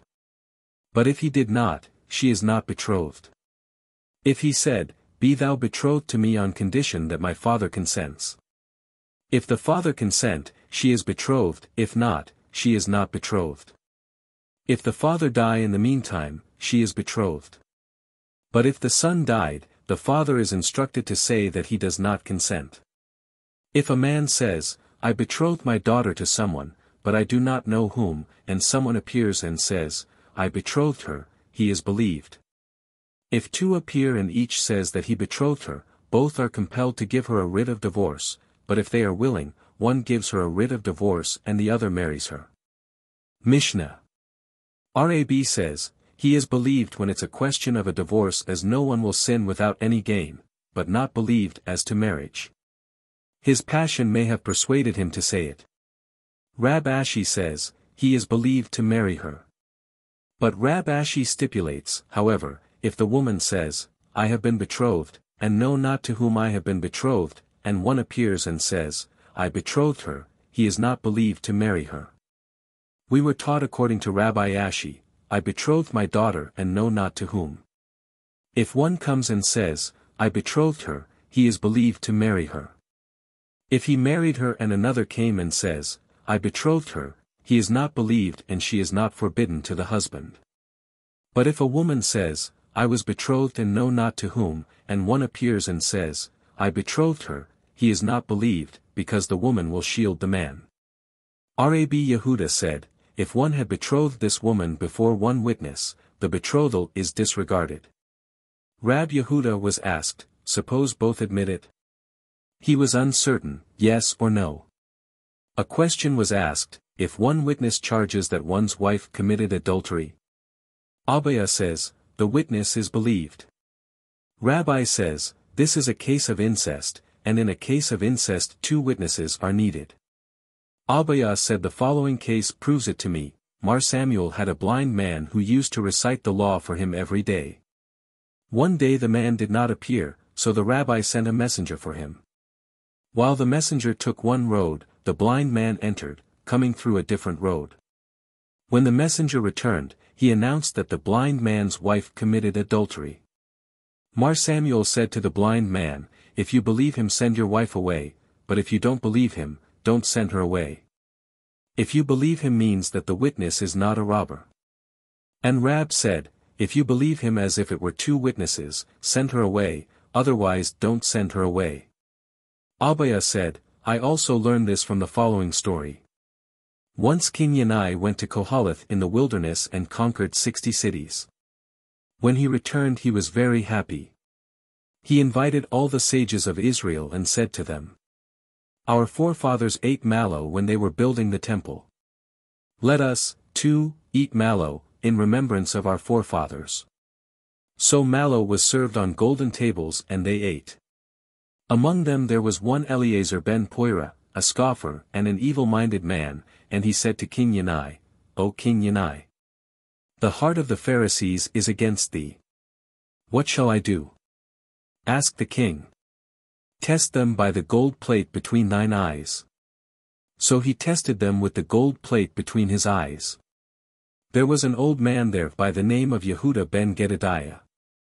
And Yehuda ben Gedaliah said to the king, O King Yanai, the crown of royalty is enough for thee. Leave the crown of priesthood to the descendants of Aaron. Now there was talk that Yanai's mother was once a captive in Moed. This would make Yanai ineligible for priesthood, but this charge was investigated, and was never substantiated. The sages of Israel departed in anger. Whereupon Eleazar ben Poira said to King Yanai, this is the law, even for the meanest in Israel, and thou art a king and high priest. Art thou bound by the same law? Then what shall I do? If thou wilt listen to my advice, trample them down. Then what shall become of the Torah?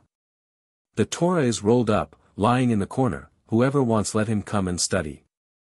Said Rabbi Nahmai ben Israel, immediately heresy entered into his soul, for he should have answered this applies to the written law, but how about the oral law?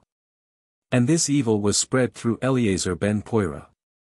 All the sages of Israel were slain. And the world became desolate till Simon ben Shita appeared and restored the Torah to its former position. Now how does the case stand? Shall we say that there were 2 witnesses who said that she was a captive, and 2 that said she was not? Shall we believe one or the other? Therefore it must have been one witness who testified that she was a captive, and two who testified that she was not.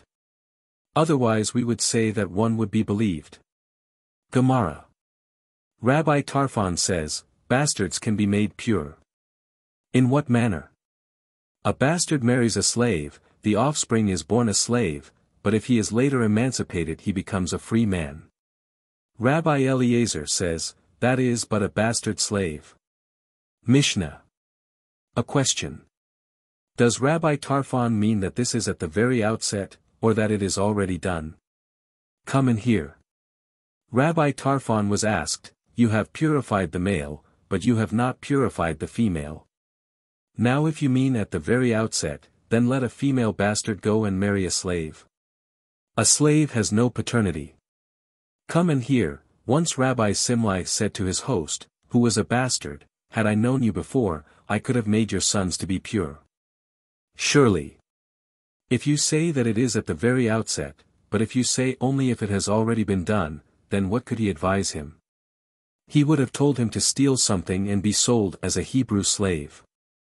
From this you conclude that Rabbi Tarfon means at the very outset. Rabbi Yehuda said in the name of Samuel, the law is in accordance with Rabbi Tarfon. Gemara. From chapter 3. If a man says, this son of mine is a bastard, he is not believed. Even when both parents say that the child in the mother's womb is a bastard, they are not believed. Rabbi Yehuda says, they are believed. Mishna. Why say both parents? It is quite obvious that the father, who cannot be certain of the parentage, is not believed, but the mother who is sure of the parentage, why, too, is she not believed? It is self-evident that they should not be believed when the child enjoys the presumption of being spotless, but in the case of a child who is still in the womb and does not enjoy the presumption of spotlessness, they are still not believed. Rabbi Yehuda says, they are believed. We are taught, Deuteronomy 21:17, he shall acknowledge him before the others. It follows, a man is believed when he says, this son of mine is my firstborn. He is also believed when he says, this one is the son of a divorcee, this one is the son of a haluzah. But the sages ruled that he is not believed. Gemara. A man must not stay alone with two women. But one woman may stay alone with two men. Rabbi Simon says, one man may stay with two women if his wife is with him, and he may sleep with them in an inn, because his wife keeps watch over him.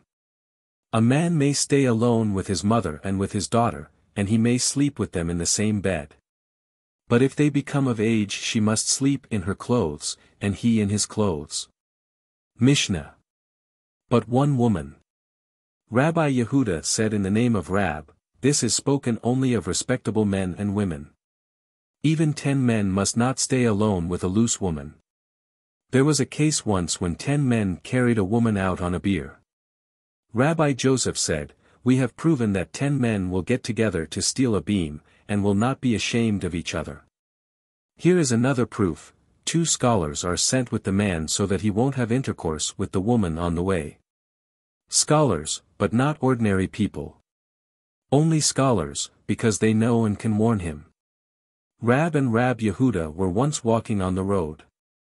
There was a woman walking in front of them. Said Rab to Rab Yehuda, run faster away with perdition. But you yourself said that it was all right with respectable people. Who says that respectable people means men like you and me? Who then? Such as Rabbi Hanina and Rabbi Papi and their colleagues. Rabbi Meir would scoff at transgression. One day Satan appeared to him on the other side of the river, disguised as a woman. As there was no bridge across, he grabbed a rope and began to tow himself across. When he reached the middle of the river, Satan let go, and said, had they not proclaimed in heaven, take heed of Rabbi Meir and his learning, I would have valued your blood at Tumas. Rabbi Akiba used to scoff at transgression. One day Satan appeared to him, disguised as a woman, on the top of a palm. Akiba grasped the palm and began to ascend. When he reached the middle, Satan let him go and said, had they not proclaimed in heaven, take heed of Rabbi Akiba and his learning, I would have valued your blood at 2 maahs. Pelamo used to say each day, a bolt in thine eye, Satan. One eve of atonement Satan appeared before him disguised as a beggar and knocked on his door. Bread was brought out to him. Whereupon Satan said, on a day like this everyone is within, shall I be outside? So he was asked to come in and they gave him bread. Whereupon he said, on a day like this everyone sits at the table, shall I sit alone? So he was asked to sit at the table. His body was all covered with sores and he conducted himself repulsively. Pelamo said to him, sit properly. Then Satan asked for a goblet. He was given the goblet and he began to cough in it and spat his phlegm into it. He was scolded. Whereupon he fell and died. Whereupon a voice cried, Pelamo killed a man, Pelamo killed a man. So he ran and hid in a privy. Satan followed him. When he saw how Pelamo was suffering he let himself be recognized and said, why do you talk that way every day? What should I say? Inquired Pelamo. You should say, the all-merciful upbraid Satan. Rab Haya ben Ashi used to fall upon his face and pray, all-merciful, protect us from evil desire. When one day his wife heard him, she reflected, it is so many years that he kept away from me, why does he pray in this manner? One day when he was studying in his garden, she dressed herself up and paced before him, back and forth several times. Whereupon he asked her, who are you? I am Hertha, the courtesan, she answered, and have returned only today. And when he desired her, she said to him, get me that pomegranate from the top of the tree. He went up and got it for her. When he returned home, his wife was just making the fire in the oven. So he went up and sat in it. She said to him, what does this mean? He answered her, so and so happened to me. Whereupon she replied, it was I, but he would not believe her until she gave him proof thereof. Nonetheless, he said, my intentions were sinful. Gemara. A bachelor must not teach children, and a woman must not teach children. Rabbi Eliezer says, also one who has no wife must not teach children. Rabbi Yehuda says, a bachelor must not tend cattle, nor may 2 bachelors sleep under one cover. But the sages permit it. One whose business is with women must not stay alone with women. And a man should not teach his son a woman's craft.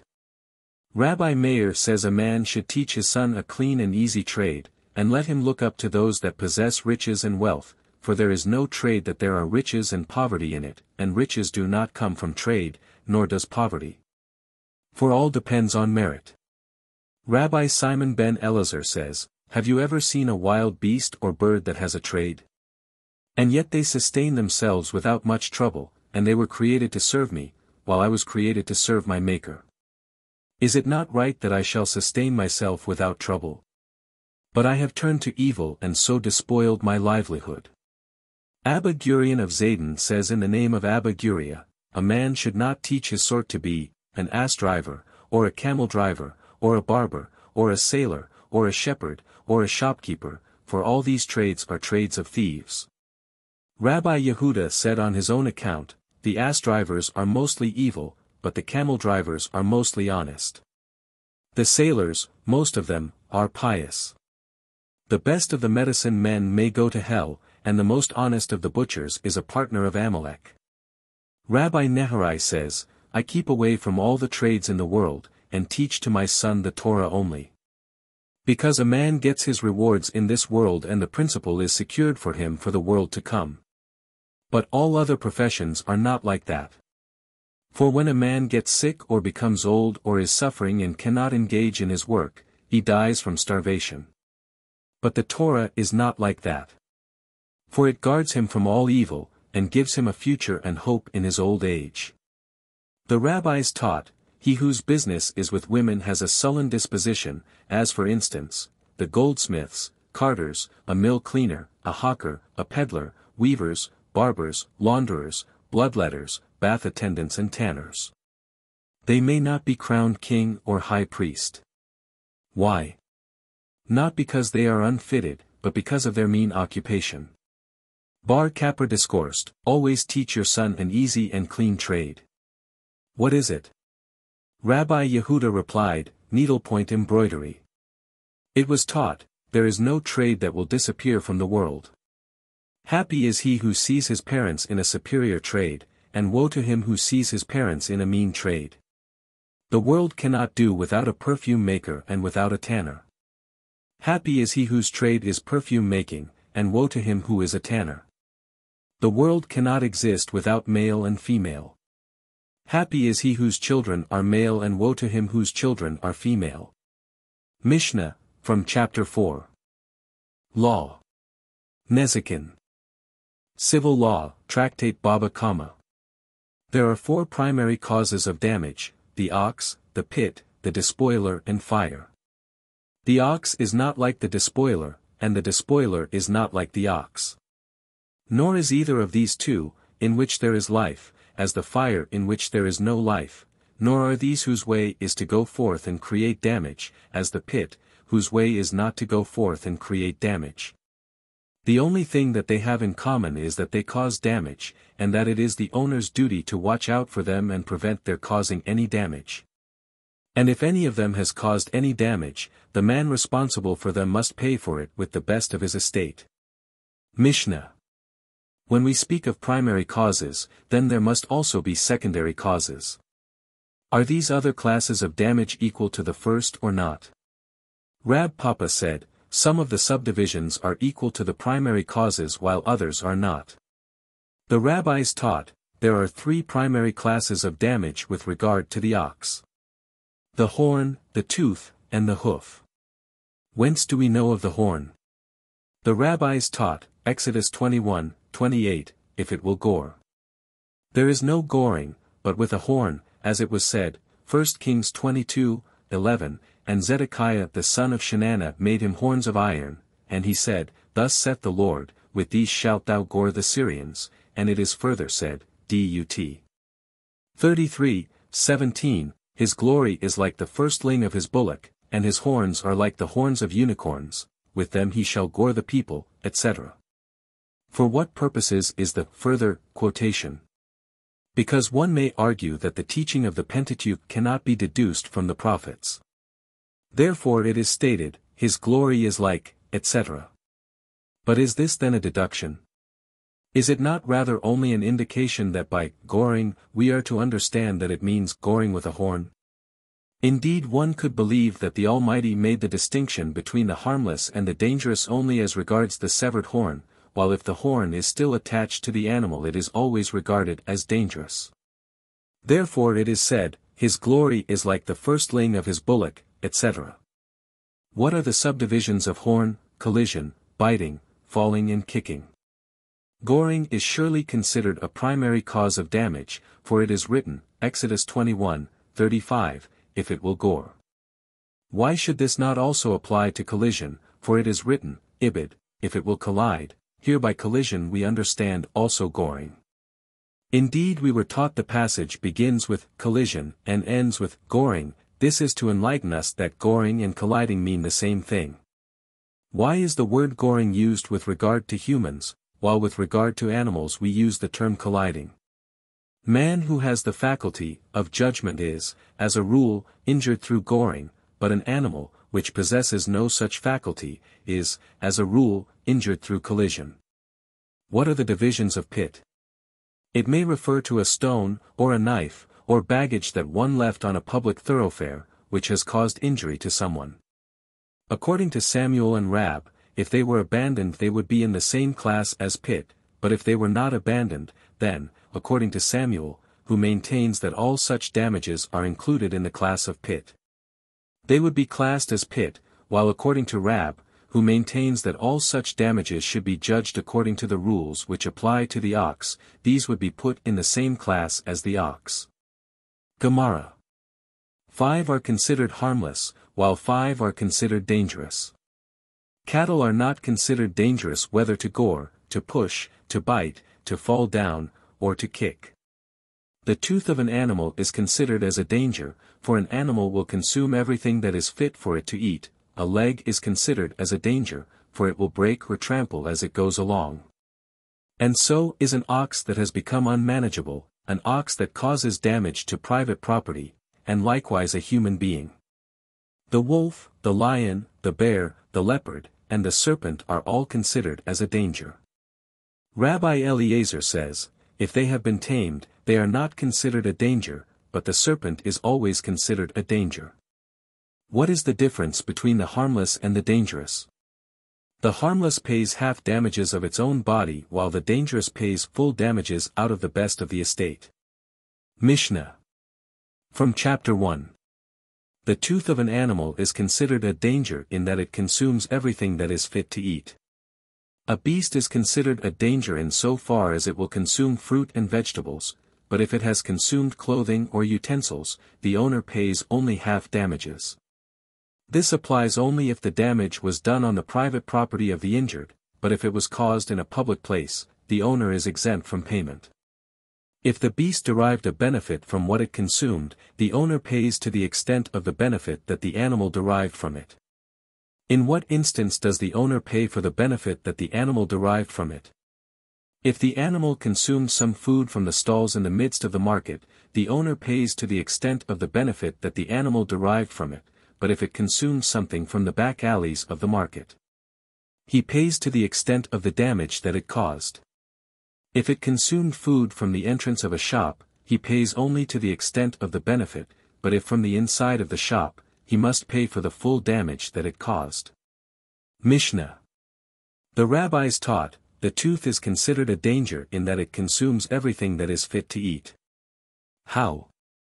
If a beast enters the property of the injured, and eats food that was fit for it, and drinks liquids that were fit for it, the owner pays full damages. And this applies, also, to an animal that has entered the property of the injured and torn an animal to pieces and eaten its flesh, the owner pays full damages. This applies, also, to a cow that has consumed barley, or an ass that has consumed beans, or a dog that has licked up some oil, or a pig that has devoured a piece of meat. For these, the owner pays full damages. Rab Papa said, now also we say that foods which ordinarily are not considered food fit for the particular animal, but which under pressing circumstances they consume, must be considered fit food for the animal. In case a cat has eaten dates, or an ass has eaten fish, the owner must pay full damages. It happened once that an ass consumed some bread and ruined the basket. Rab Yehuda ordered payment of full damages for the bread, but only half damages for the basket. Why so? If it is usual for the ass to eat bread, is it not also usual for it to ruin the basket? First it consumed the bread, and then it ruined the basket. But can we say that bread is the usual food of an ass? I shall point out a contradiction. If an animal has consumed bread, meat, or a cooked dish, the payment is only for half damages. Does this apply to a domestic animal? No, this applies to a wild animal. To a wild animal. Does not a wild animal usually eat meat? No, the meat was roasted. But if you wish, I can say that this refers to a deer. If you wish, I can also say that it refers to a domestic animal when it has consumed the bread that was lying on a table. A goat saw some turnips on top of a barrel. It climbed up and ate the turnips, and in doing so broke the barrel. Rab ordered full damages to be paid for the turnips and for the barrel. He explained that as it was usual for a goat to eat turnips, it was also usual for it to climb up for them. Rabbi Hista said to Rami ben Hama, why weren't you at the academy last night? Some very interesting matters were discussed there. What were they? Does a man who occupies another's premises, unknown to the owner, have to pay rent or not? Under what circumstances? If the premises were not for rent, and the man who occupied them was not in the habit of renting places, we cannot say then that the owner sustained a loss, or that the other derived a benefit. But if the premises were for rent, and the other is in the practice of renting places, then the owner sustained a loss and the other derived a benefit. Then there is the case, where the premises are not for rent, but the man who occupied them is in the habit of renting places. The owner may say you have derived a benefit, while the other may answer, you have sustained no loss. Rami ben Hama said to Rabbi Hista, there is a Mishna that enlightens us on this problem. Which Mishna? if you will render me a service I shall tell you.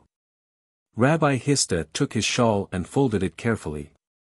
Then Rami ben Hama told him, if the animal derived a benefit the owner must pay damages to the extent of the benefit. Rabba remarked, how little an opponent recognizes one's errors, if one is lucky. This case is not at all similar to the one in the Mishna, but Rab Hista accepted it. In that case one derives a benefit and the other sustains a loss, but here one derives a benefit while the other sustains no loss. Rami ben Hama, how did he arrive at this conclusion?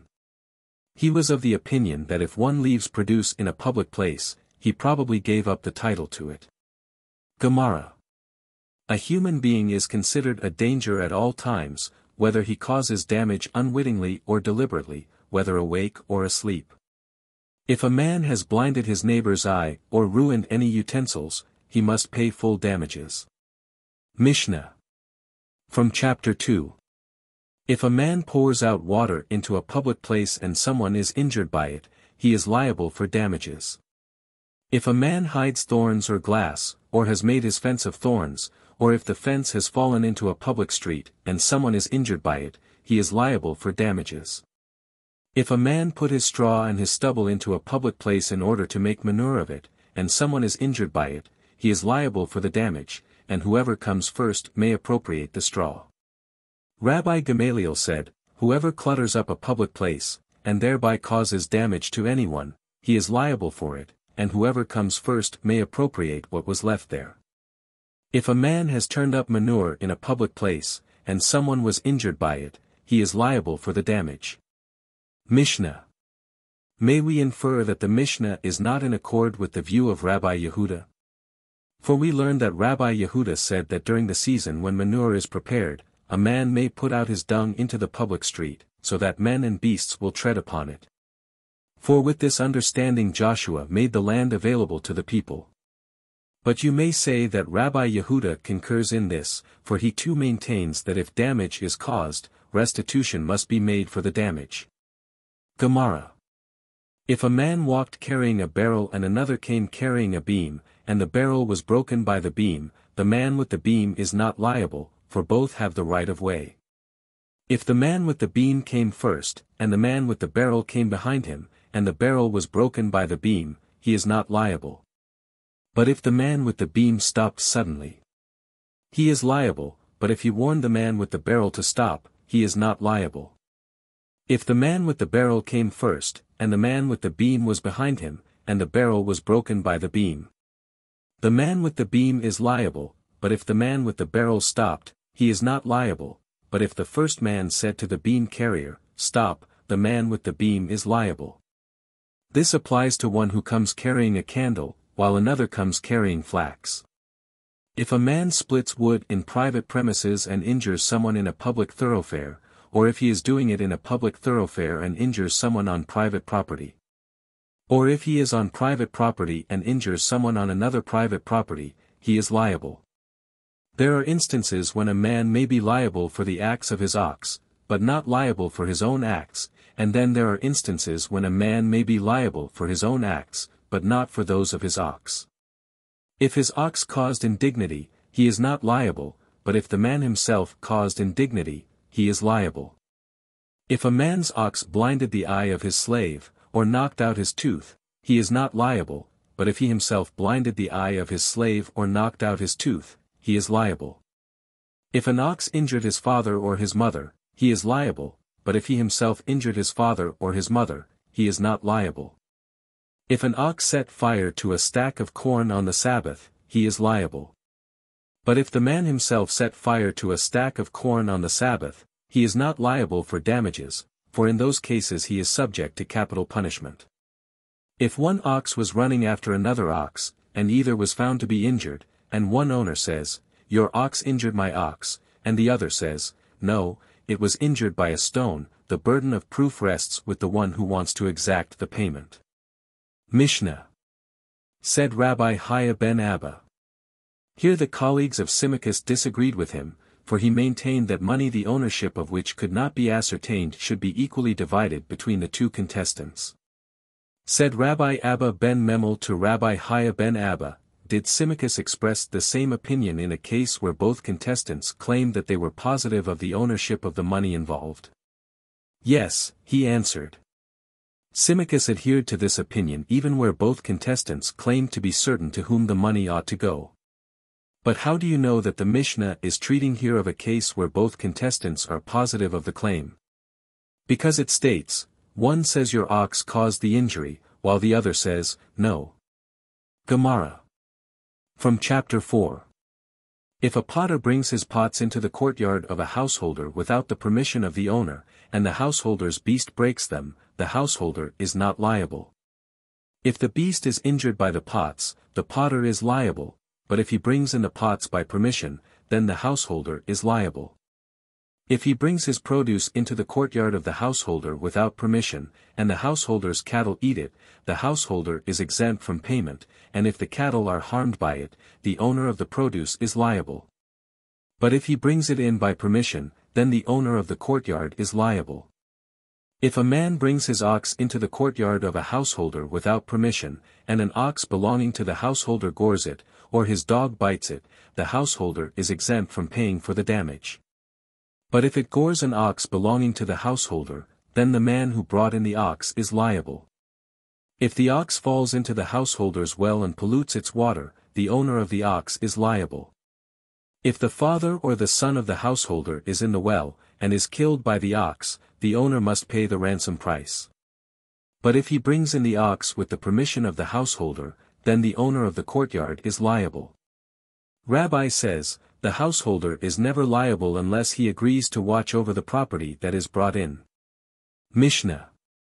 The rabbis taught, if the householder says, bring in your ox and watch it, and if the ox causes damage, the owner of the ox would be liable.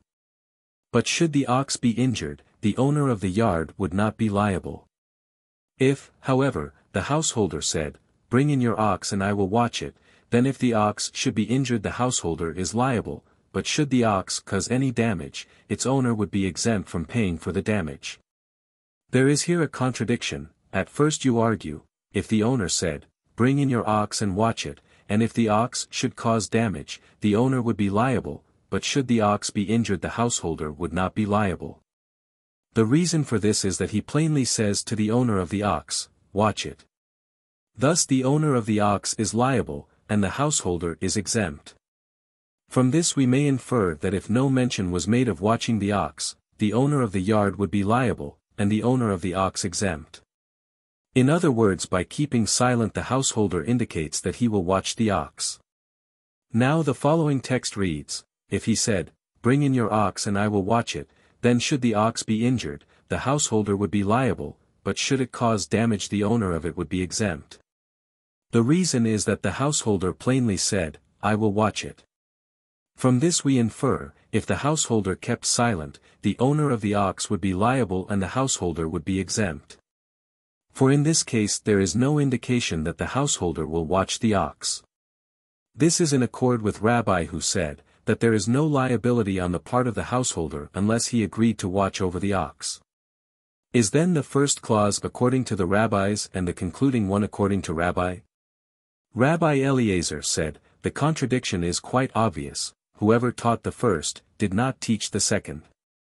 Rabbah however explained, the entire text can be taken as in accord with the rabbis, since in the first part we learn, watch it, in the second part we learn, I will watch it. Rab Papa explained, the whole text is in accord with Rabbi, for he concurred here with the opinion of Rabbi Tarfon who said, for the damages caused by horn on private ground, the owner of the ox is liable for full damages. It therefore indicates, that where he plainly says, watch it, he did not transfer to him any rights to any part of the property, so that it comes under the rule of a horn causing damage on private property. And thus the liability is for full damage. Where, however, he did not plainly say, watch it, he, it is assumed, granted him the right to some place on his property, so that this would come under the ruling of the horn causing damage on property of joint ownership, and the liability, here, is of payment for half damages. Gemara. If a man digs a pit on public property and an ox or an ass fall into it, he is liable for the damage caused. If a pit belonged to two partners and one passed over it and did not cover it, and the second partner did not cover it either, the second is held liable. If the first one covered it, but the second found it open and did not cover it, the second is liable. If he covered it properly, and an ox or an ass fell into it, he is exempt, but if he did not cover it properly, and an ox or an ass fell into it and was killed, he is liable. Mishna. From chapter 5.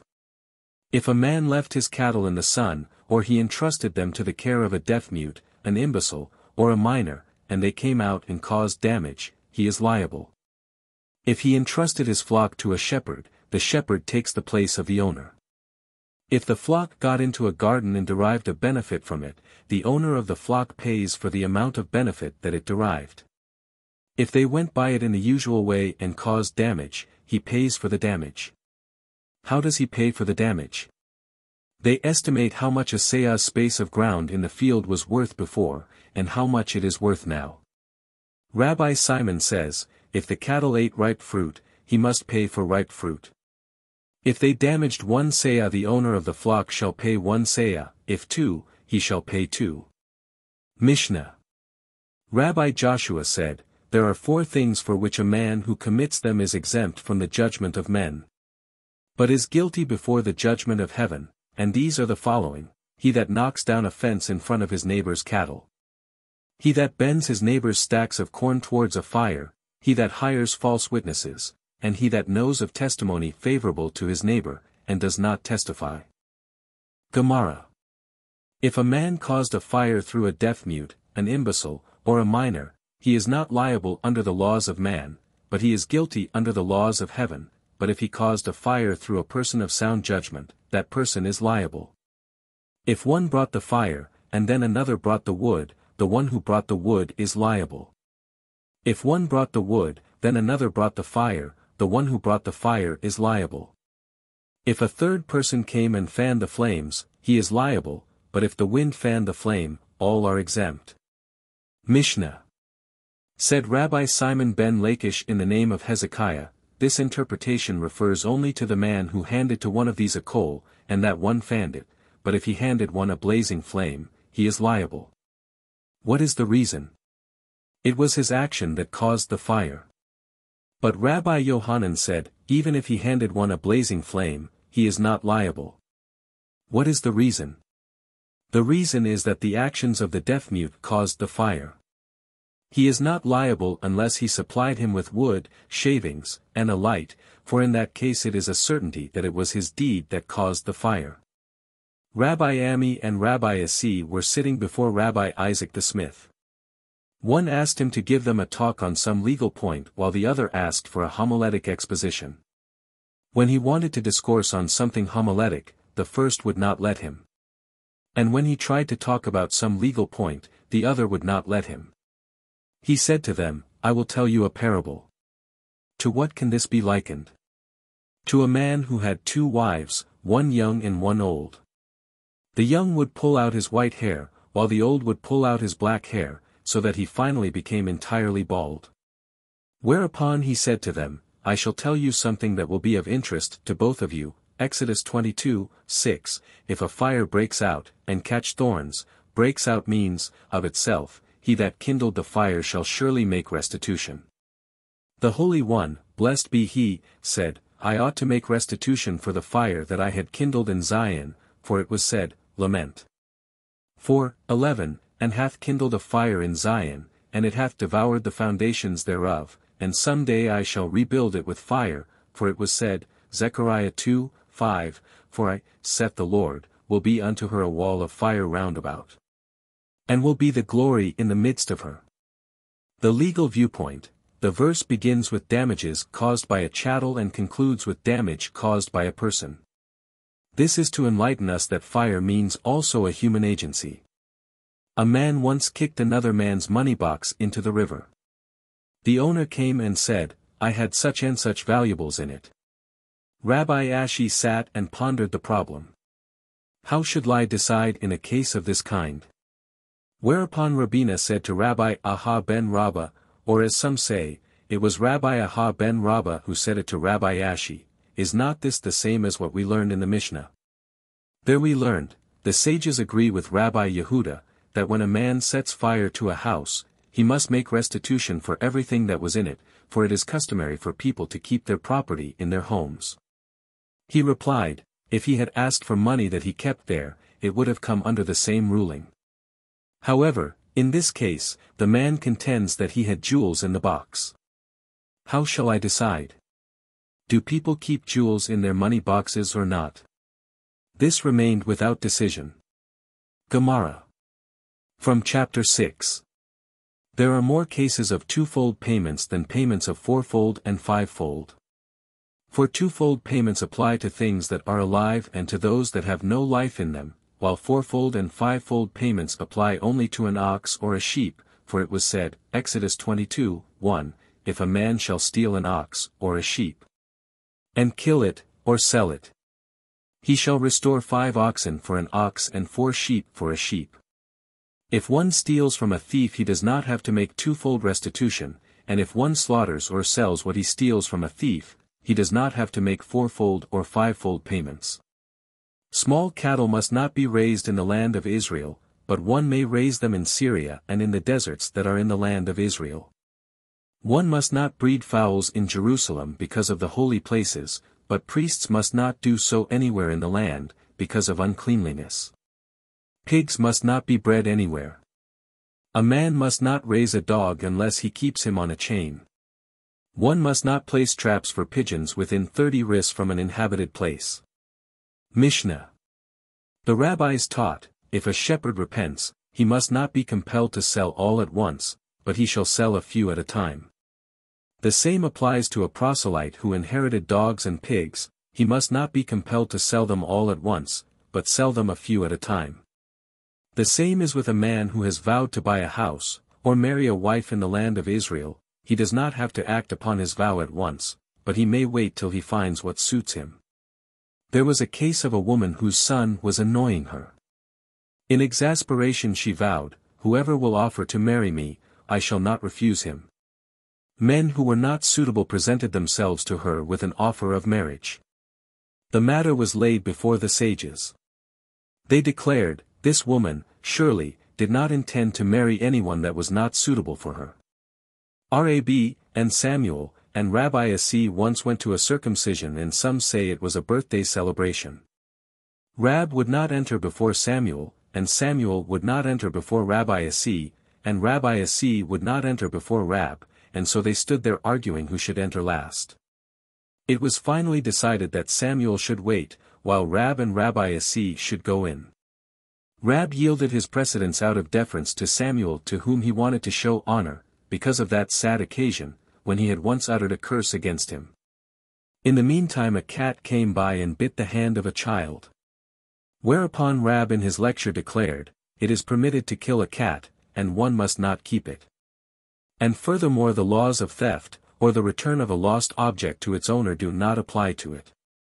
Rabbi Simon ben Eliezer said, one may keep village dogs, cats, monkeys, and porcupines, because they help to keep the house clean. There is no contradiction here. One refers to a black cat, while the other refers to a white cat. But was not the biting in Rab's case caused by a black cat? Yes, it was a black cat, but it was the offspring of a white one. Is not this the case of which Rabbina raised a question? For Rabbina asked, what should be the ruling in case of a black cat that was an offspring of a white one? The question asked by Rabbina was in reference to a black cat that was the offspring of a white one which in turn was an offspring of a black one. The case of which Rab spoke was that of a black cat which was the offspring of a white one which in turn was an offspring of another white cat. The rabbis taught, Joshua the son of Nun made 10 stipulations, the cattle may graze in the woods. Wood may be gathered in anybody's field, grasses may also be gathered in any place, except in a field of planted clover, shoots may be cut in all places, except the stump of the olive. A spring that has opened for the first time may be used by all the inhabitants of a town, anyone may fish in the Sea of Tiberias, provided he does not spread a sail, for this would hamper the boats. One may relieve himself against any fence, even a fence that encloses a field of saffron, anyone may use the paths in a private field, till the time of the second rains. Anyone is permitted to use the sides of the road because of obstructions on the main road. If one is lost in a vineyard, he may cut his way through when going up or down, and a corpse that is found acquires the right to be buried on the spot. Ezra has enacted 10 acts, that the Torah be read on the Sabbath at the afternoon services, that on Mondays and Thursdays the Torah should also be read, that court be held on Mondays and Thursdays, that washing should be done on Thursdays, that garlic should be eaten on Sabbath eve, that housewives rise early and bake, that a woman should wear a signer, that a woman should comb her hair before she enters the public bath, that peddlers of spices may travel through the towns. And he also enacted that those who were polluted be required to cleanse themselves. Gemara. From chapter 7. If a man injures his fellow, he is liable to him for 5 things: for damage, for pain, for medical treatment, for loss of time, and for indignity. How? For damage. If he blinded him or cut off his hand, or broke his leg, the injured is looked upon as if he were a slave, that is being sold in the market. How much was he worth before, and how much is he worth now? How? For pain. If he burned him with a spit or a nail, even though it were only on his fingernails, where it does not cause a wound, it is estimated how much money a man of equal standing would be willing to take to suffer that much. How? For medical treatment. If he struck him, he must pay for the medical treatment. If ulcers developed, if it is a result of the inflicted wound, he is liable, but if not, he is exempt. If it opened and was healed and then reopened again, he must pay for the treatments, but if it was once healed completely, he does not become liable again. Loss of time. He is looked upon as if he were a watchman of a field of cucumbers, for he has already been paid the value of his hand or his leg. Indignity. All depends on the standing of the man who inflicted the indignity, and the person who suffered the indignity.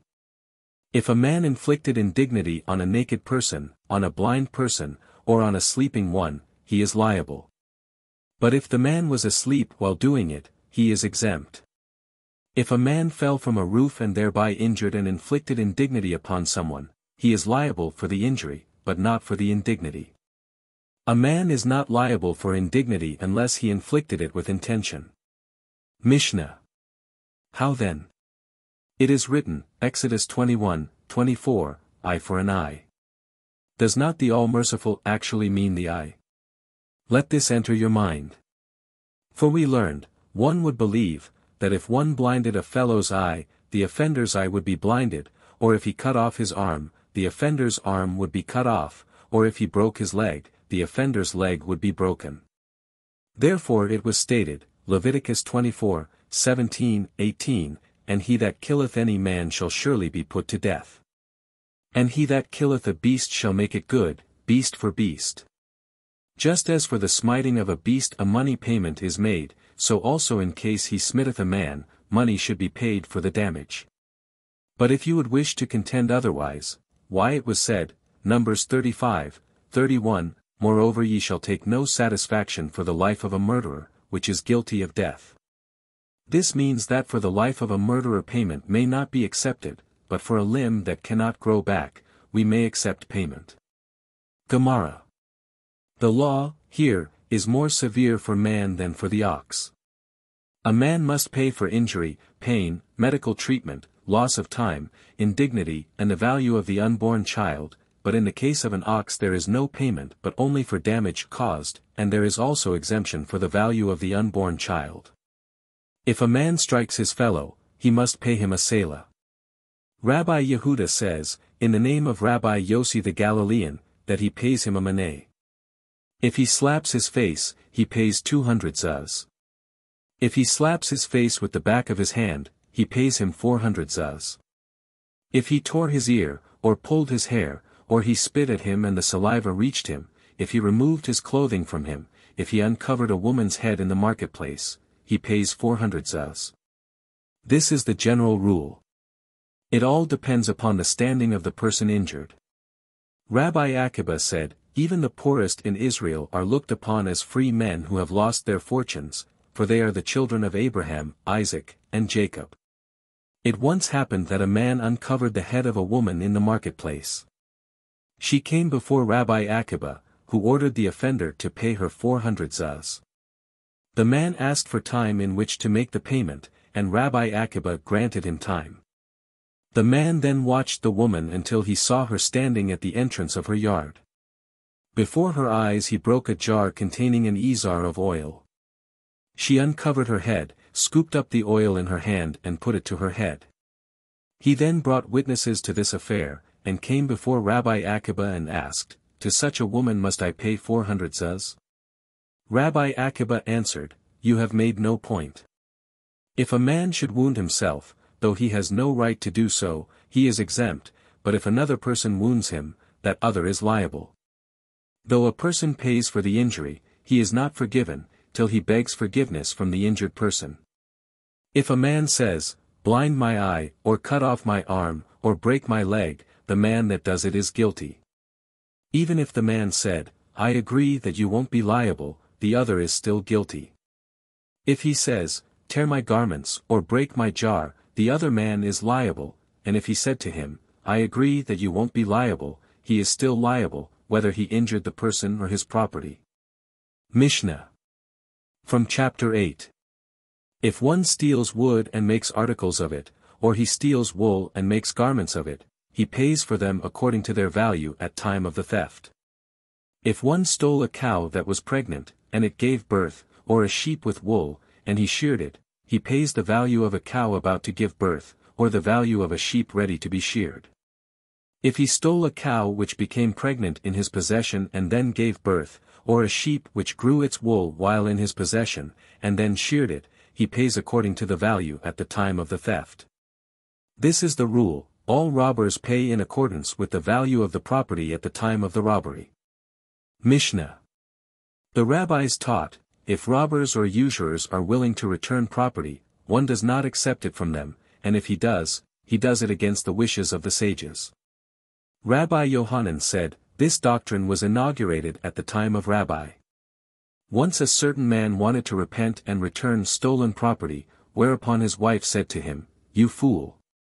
If you begin to make restitution, even the girdle that you are wearing belongs to another," so he stopped and did not repent.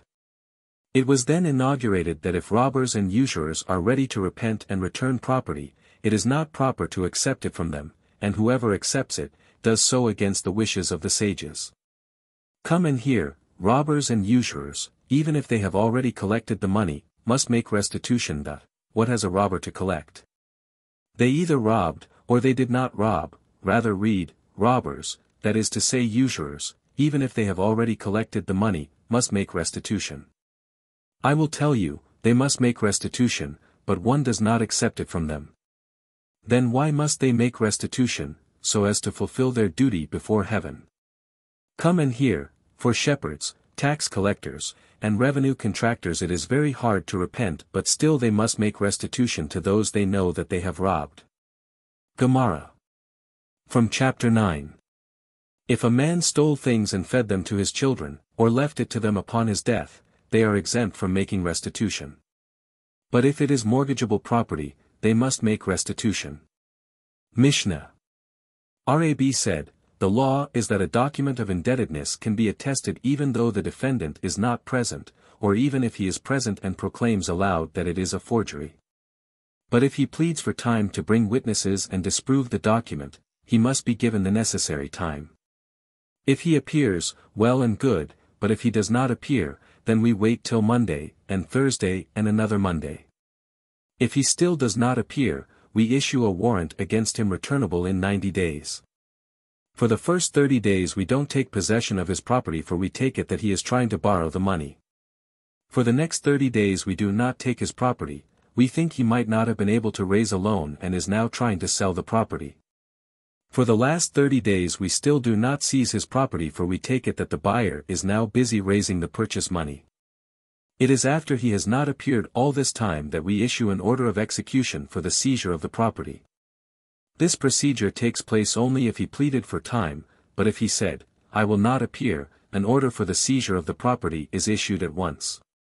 An order of seizure can be issued only on real estate, but not on movable property, because the creditor can take away the movable property and dispose of it, and should the defendant later appear with witnesses to prove the document faulty, he would find naught which he could recover. Gemara. One does not take change from the box of a tax gatherer or the purse of a tax collector, nor may one accept charity from them, but one may accept it in their own homes or in the marketplace. If tax gatherers took a man's ass and gave him another ass, or if robbers took his cloak and gave him another cloak, he may keep them, because the original owner has given up all hope of recovery. One must not buy from shepherds wool or milk or kids, nor fruits or wood from gardeners, but in Judea one may buy woolen articles from women, and in Galilee one may buy flax, and in Sharon one may buy calves.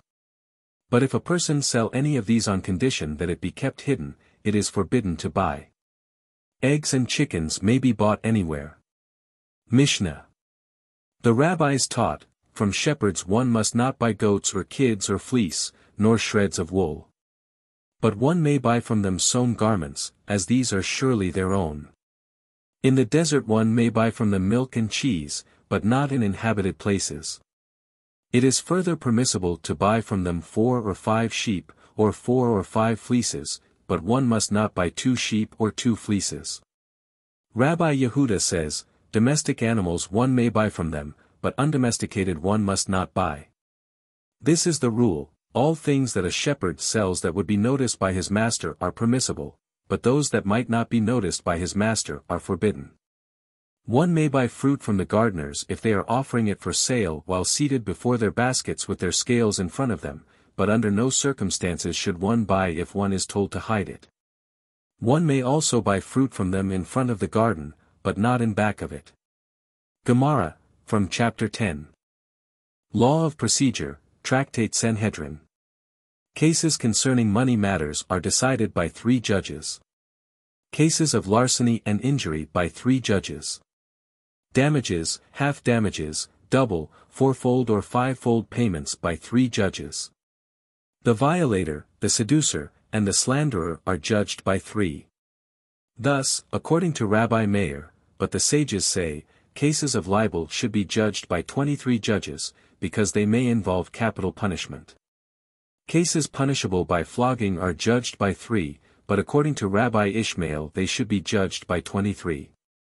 Redemption of sacred property by 3, Rabbi Yehuda says, one of the judges should be a priest. Real estate by 9 and a priest. Cases involving capital punishment are judged by 23, as are cases of beasts and men who commit unnatural intercourse. The ox that is to be stoned, by 23, for it was said, Leviticus 21:29, the ox shall be stoned and its owner shall be put to death. Those that have jurisdiction over the owner of the ox shall judge the ox. The wolf, the lion, the bear, the leopard, the panther, or the serpent, their death is decided by 23 judges. A tribe, a false prophet, or a high priest is judged by a court of 71. An offensive war is not to be declared, except by the authority of a court of 71. The great Sanhedrin shall consist of 71, while the small Sanhedrin shall consist of 23. Mishna. Rabbi Aha ben Rabbi Ika says, according to the Torah, every one is competent to pass on cases of indebtedness, for it was said, Leviticus 19:15, in righteousness thou shalt judge thy neighbor. But 3 are required, since they are laymen. For it is not likely that no one of the 3 should have no knowledge whatsoever of law. The rabbis taught, cases of money are decided by 3. Rabbi says by a vote of 5, so that a majority decision may be rendered by 3. But when 3 sit, can't there be a verdict rendered by a majority of 2? What Rabbi evidently meant was that there must be a concurring decision of at least 3. Rabbi Abahu poked fun at this. In that case the great Sanhedrin would have to be composed of 141, so that a majority decision of 71 could be rendered, and the small Sanhedrin would have to be composed of 45. So that a majority decision of 23 could be rendered. But this is not so. The merciful said, Numbers 11:16, gather unto me 70 men, of the elders of Israel. 70 at the time of gathering. The rabbis taught, monetary cases are judged by 3, but if one is an experienced judge, he may render a decision alone. Rabbi Naaman said, one, like me, may render a decision alone in a case involving money. And so said Rabbi Hiah. Come and hear, Mar Zutra the son of Rabbi Naaman judged a case and rendered an erroneous decision. He came before Rabbi Joseph who told him, if both litigants accepted you as their judge, you are not liable, but if not, go and make restitution to the loser. From this it can be inferred that the decision of an unauthorized judge is also valid. Rab said, if one wishes to judge monetary cases alone, and does not wish to incur liability, he must receive authorization from the exilarch. And thus said Rabbi Samuel also.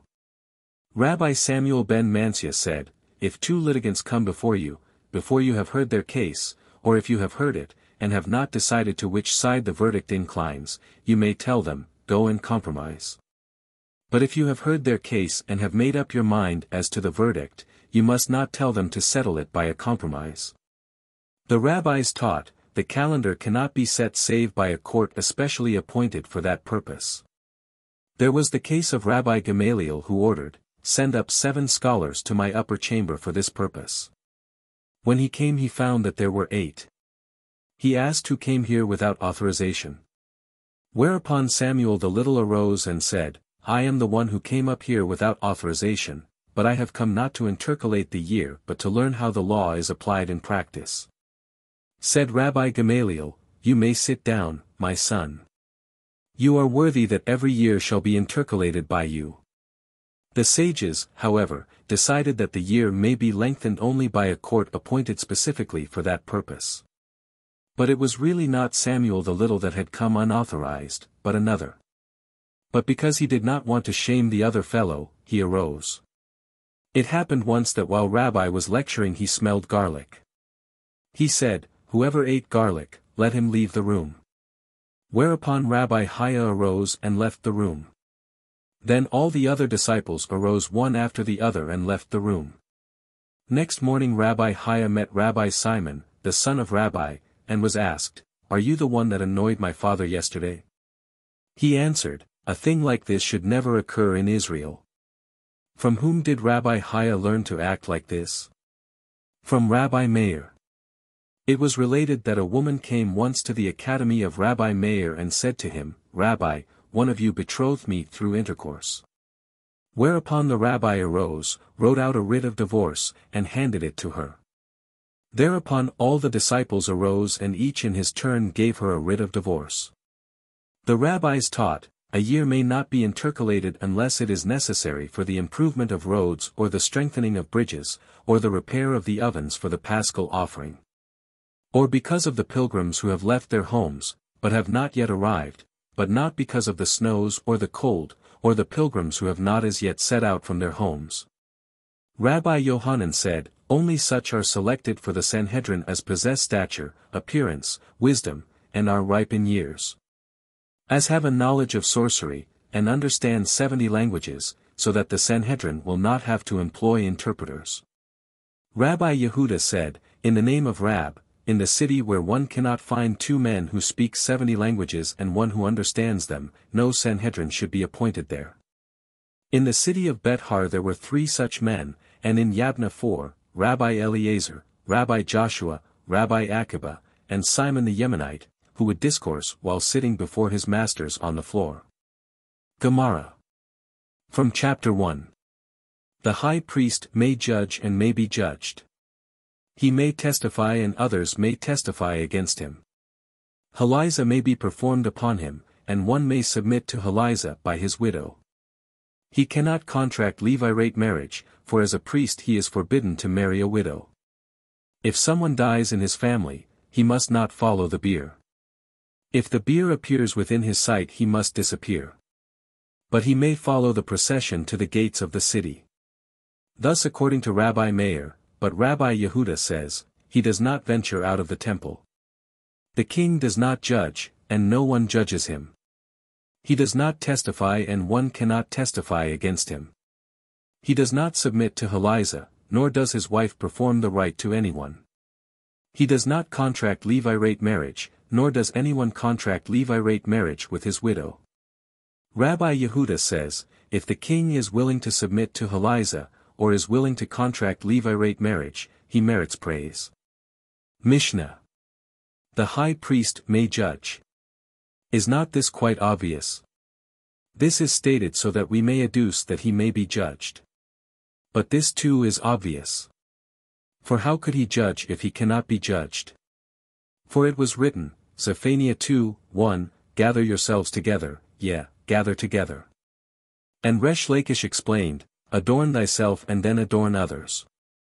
Further we are taught, a king does not judge, and no one judges a king, so he also teaches, the high priest may judge and may be judged.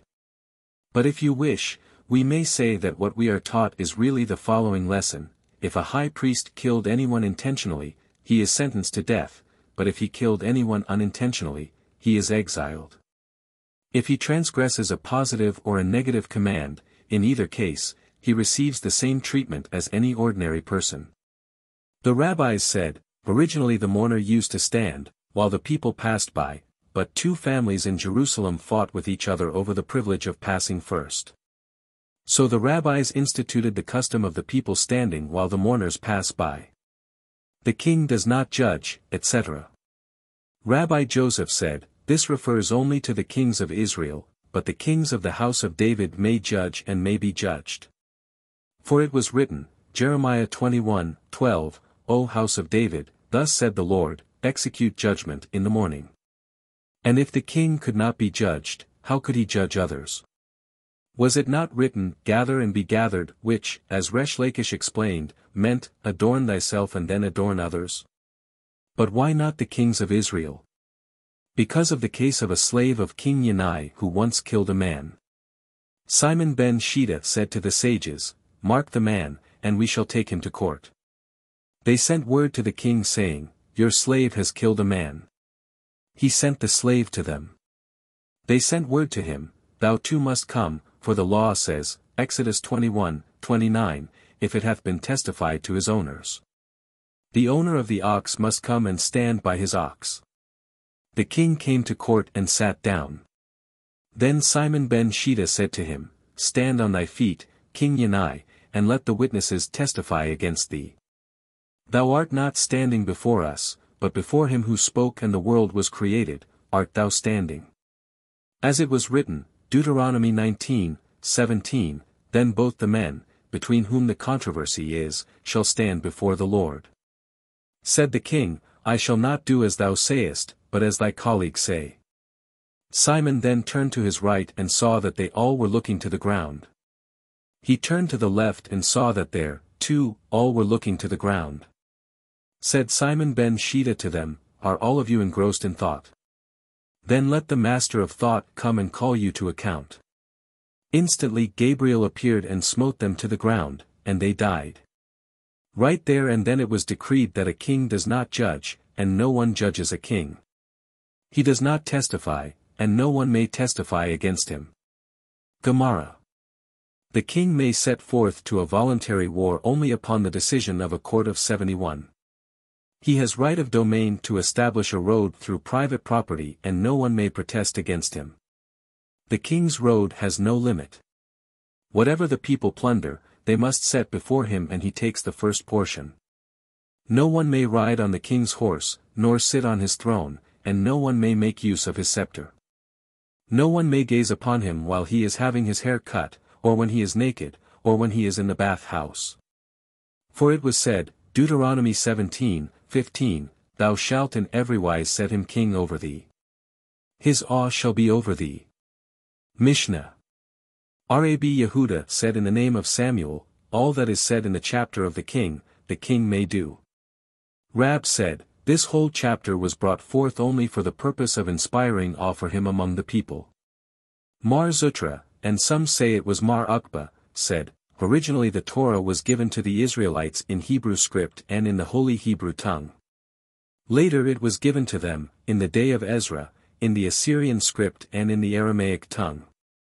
The Israelites then selected the Assyrian script and the Holy Tongue, and left the Hebrew script and the Aramaic language for the layman. Rabbi Jacob said in the name of Rabbi Yohanan, Abishag was allowed to be married to King Solomon, but she was not allowed to Adoniah. She was allowed to Solomon because he was king, and the king may make use of the king's scepter. But she was not allowed to Adoniah because he was an ordinary citizen. Said Rabbi Shaman ben Aba, see how hard divorcing was made. King David was allowed to marry Abishag, but he was not allowed to divorce any of his wives. Rabbi Eliezer said, when a man divorces his wife, even the altar sheds tears for him. Rabbi Alexandri said, a man whose wife dies while he is alive, is as if the world darkened about him. Rabbi Samuel ben Naaman said, everything can be replaced but the wife of one's youth. For it was said, Isaiah live, 6, and a wife of youth, when thou wast refused. Rab Yehuda lectured his son Isaac, a man finds joy only with his first wife. For it was said, Peroviv, 18, let thy fountain be blessed, and rejoice with the wife of thy youth. Gemara. From chapter 2. Monetary cases are judged by 3, each litigant selects one judge and then both together select one. Thus says Rabbi Meir, but the sages say, the 2 judges select a third. Each litigant may reject the judge selected by the other. Thus says Rabbi Meir. But the sages say, the judges may be rejected only if they are related to a litigant or are otherwise disqualified. But if the judges are eligible or are experts they cannot be rejected. Each may reject the witnesses of the other. Thus says Rabbi Meir, but the sages say, a witness may be rejected if he is a relative or otherwise ineligible, but if they are eligible they may not be disqualified. The following are ineligible: dice players, usurers, pigeon flyers, and dealers in produce of the 7th year. Mishna. What sin does a dice player commit? Said Rami ben Hama, because the game is a speculation, and a speculation cannot be binding by law, and thus he receives ill-gotten money. Rabbi Shesheth said, it is not a question of speculation. The reason is, that gamblers are not concerned with the welfare of the people. Pigeon flyers. Who is called a pigeon flyer? Here it was explained, a man who says, if your pigeon overtakes mine, you win. Rabbi Naaman said, one who is suspected of incest is eligible as a witness. Said Rabbi Shesheth, Rabbi, he deserves 40 lashes but is still eligible as a witness. Said Rabbah, Rabbi Naaman admits that he is not eligible as a witness in matrimonial cases. Rabina or Rab Papa said, he is not eligible as a witness in a divorce case, but he may be a witness where marriage is concerned. Gemara. How are witnesses examined? They used to bring them into a room and they admonished them. Then all were sent out, but one, the eldest, was left, and he was asked, how do you know that so-and-so is indebted to so-and-so? If he answered, he told me, I am indebted to him, or so-and-so told me that he is indebted to him, it means nothing. He must say, in our presence he admitted to him that he owes him 200 zuz. Then they bring in the second witness and he is examined. If they find that their statements agree, the judges discuss the matter. If 2 say he is not guilty, and 1 says he is guilty, then he is not guilty. If 2 say he is guilty and 1 says he is not guilty, then he is guilty. If 1 says, guilty and 1 says, not guilty, or if 2 say, guilty or 2 say, not guilty, and 1 says, I have no opinion, they must add to the judges. When the judges were finished with their work, the litigants were admitted and the senior judge would announce, so-and-so, you are guilty, or so-and-so, you are not guilty. And whence do we know that when one of the judges goes out he must not say, I said not guilty, but my colleague said guilty, what could I do? They were in the majority. Of such a one it was said, Lev. 19:16, Thou shalt not go up and down as a talebearer among thy people. And it was also said, Parov 11:13, a talebearer revealeth secrets. Mishna. From chapter 3. The same procedure applies to capital cases as to monetary cases. For it was said, Leviticus 24:22, Ye shall have one manner of law. What is the difference between monetary cases and capital cases? Monetary cases are judged by 3, while capital cases are judged by 23. Monetary cases can be opened for acquittal or for conviction, but capital cases must be opened with motions for acquittal and must not be opened with motions for conviction. Monetary cases may be decided by a majority of 1 for conviction or for acquittal, but capital cases may be decided for acquittal by a majority of 1, but for conviction they must be decided by at least a majority of 2. In monetary cases the decision may be reversed for either conviction or acquittal. But in capital cases, it may be reversed if a man was convicted, but if he was acquitted, it cannot be reversed. In monetary cases everyone may argue for conviction or for acquittal, but in capital cases everyone may argue for acquittal, but not everyone may argue for conviction.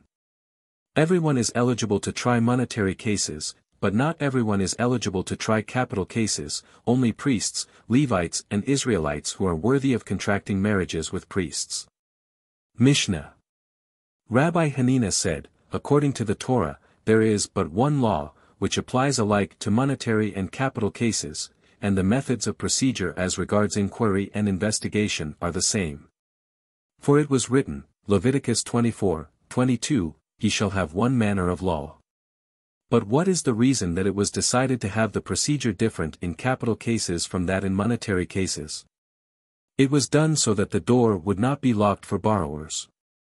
Then if the judges should err they should not be held responsible. Then surely the doors would be locked for the borrowers. Rabbah said, the Mishna refers to cases of fines, while Rabbi Hanina refers to cases of loans and admissions. Gemara. The Sanhedrin was arranged like a circular threshing floor so that the judges could see one another, and the scribes of the court stand before them, one to the right and one to the left of them. They write down the testimony for conviction and for acquittal. Rabbi Yehuda said, 3 scribes. One writes down the testimony for acquittal, one writes down the testimony for conviction, while the third writes down the testimony both for conviction and for acquittal. 3 rows of disciples of the sages sat before them. Each one had his designated place. If an additional judge was needed they appointed one from the first row, and one of the second row took a place in the first, and one from the third row went to the second, while one from the public was selected and seated in the third row. He was not seated in the place of the former, but in a place that was proper for him. How were witnesses admonished? In capital cases they brought them in and said to them, perhaps what you want to say is only supposition or hearsay, or testimony from the mouth of an eyewitness or from a truthful person.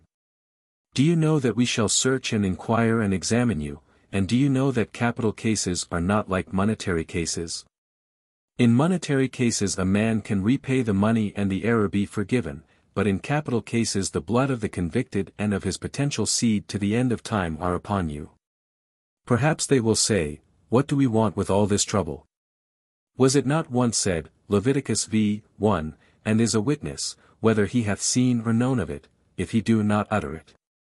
And if you should say, why should we be guilty of the man's blood? Was it however not said, Prov.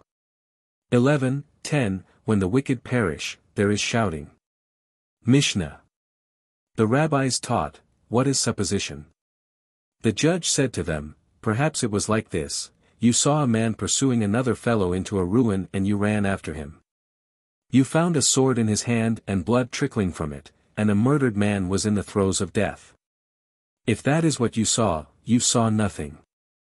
Though the Sanhedrin was abolished after the destruction of the temple, the 4 methods of execution were not abolished. How so? They surely were abolished. The law of the 4 deaths was not abolished. Those who merited death by stoning, died by falling from a roof or by being trampled to death by wild beasts. Those who merited death by fire, died by perishing in a fire or by a bite from a serpent. Those who merited death by the sword were either handed to the government or robbers beset and killed them. Those who merited death by strangulation, died by drowning in a river. Or by suffocating. The rabbis taught, man was created one. And why? So that the heretics would not say, there are many lords in heaven. Another reason is that he was created thus for the sake of the righteous and the evil. So that the righteous might not say, we are the children of the righteous, and the evil might not say, we are the children of the evil. Another explanation is that it was done for the sake of the families, so that the families might not quarrel one with another.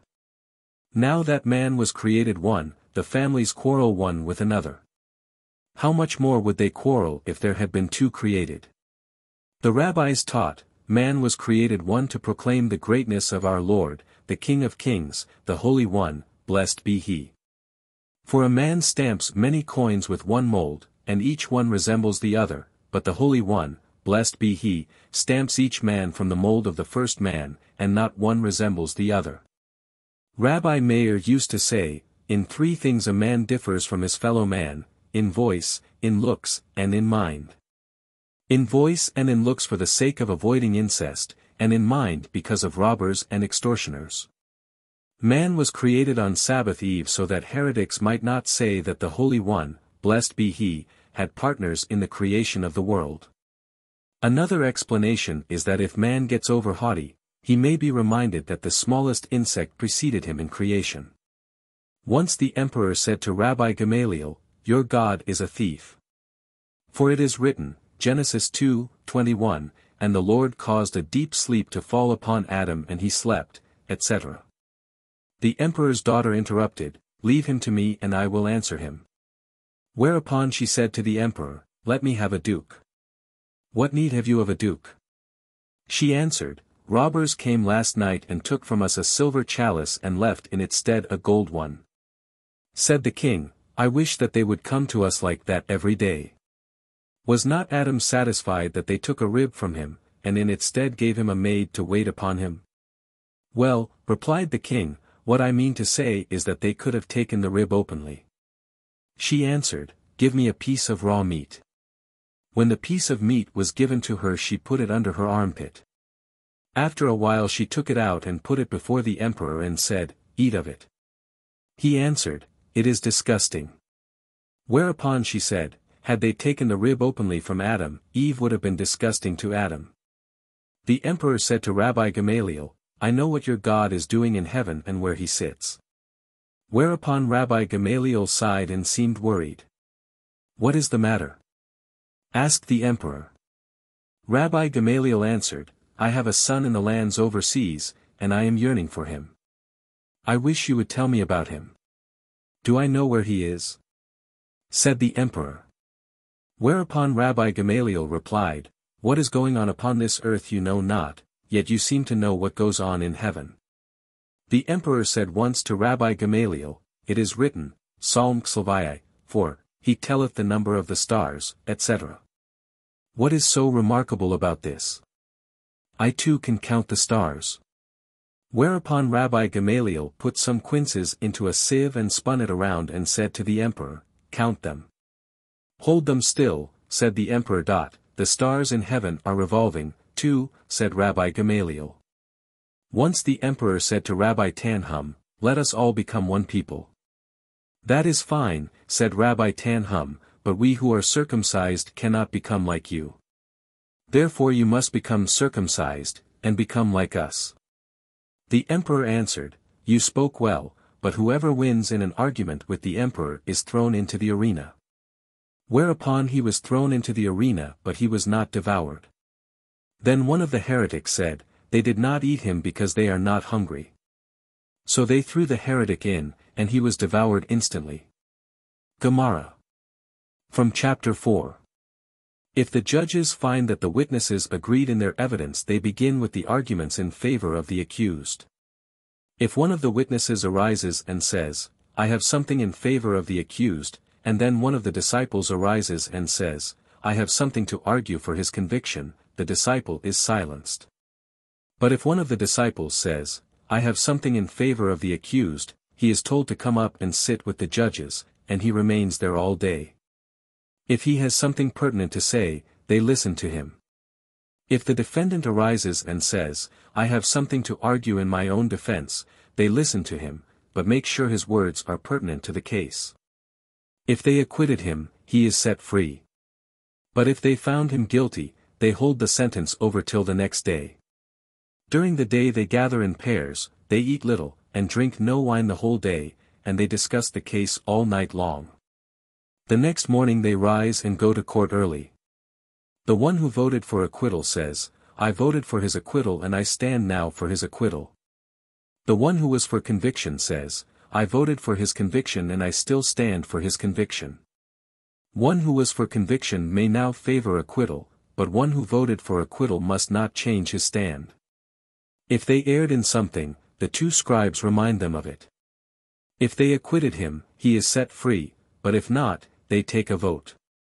If 12 are for acquittal, while 11 are for conviction, he is acquitted. If 12 are for conviction and 11 are for acquittal, or even if 11 are for acquittal and 11 are for conviction, while one says I know not, they must add to the judges. How many do they add? By pairs till 71. If 36 are for acquittal and 35 are for conviction, he is acquitted. If 36 are for conviction, while 35 are for acquittal, the two sides argue the case till one of those who voted for conviction sees his way to vote for the acquittal. Mishna. Rabbi Hista said, if one says he killed him with a sword while another says he killed him with a dagger, the evidence is contradictory. If one says, his garments were white, while another says his garments were black, their evidence is not held contradictory. This was objected to. Certain means certain. If one says, he killed him with a sword, while another says he killed him with a dagger, or one said his garments were white, the evidence surely is not certain.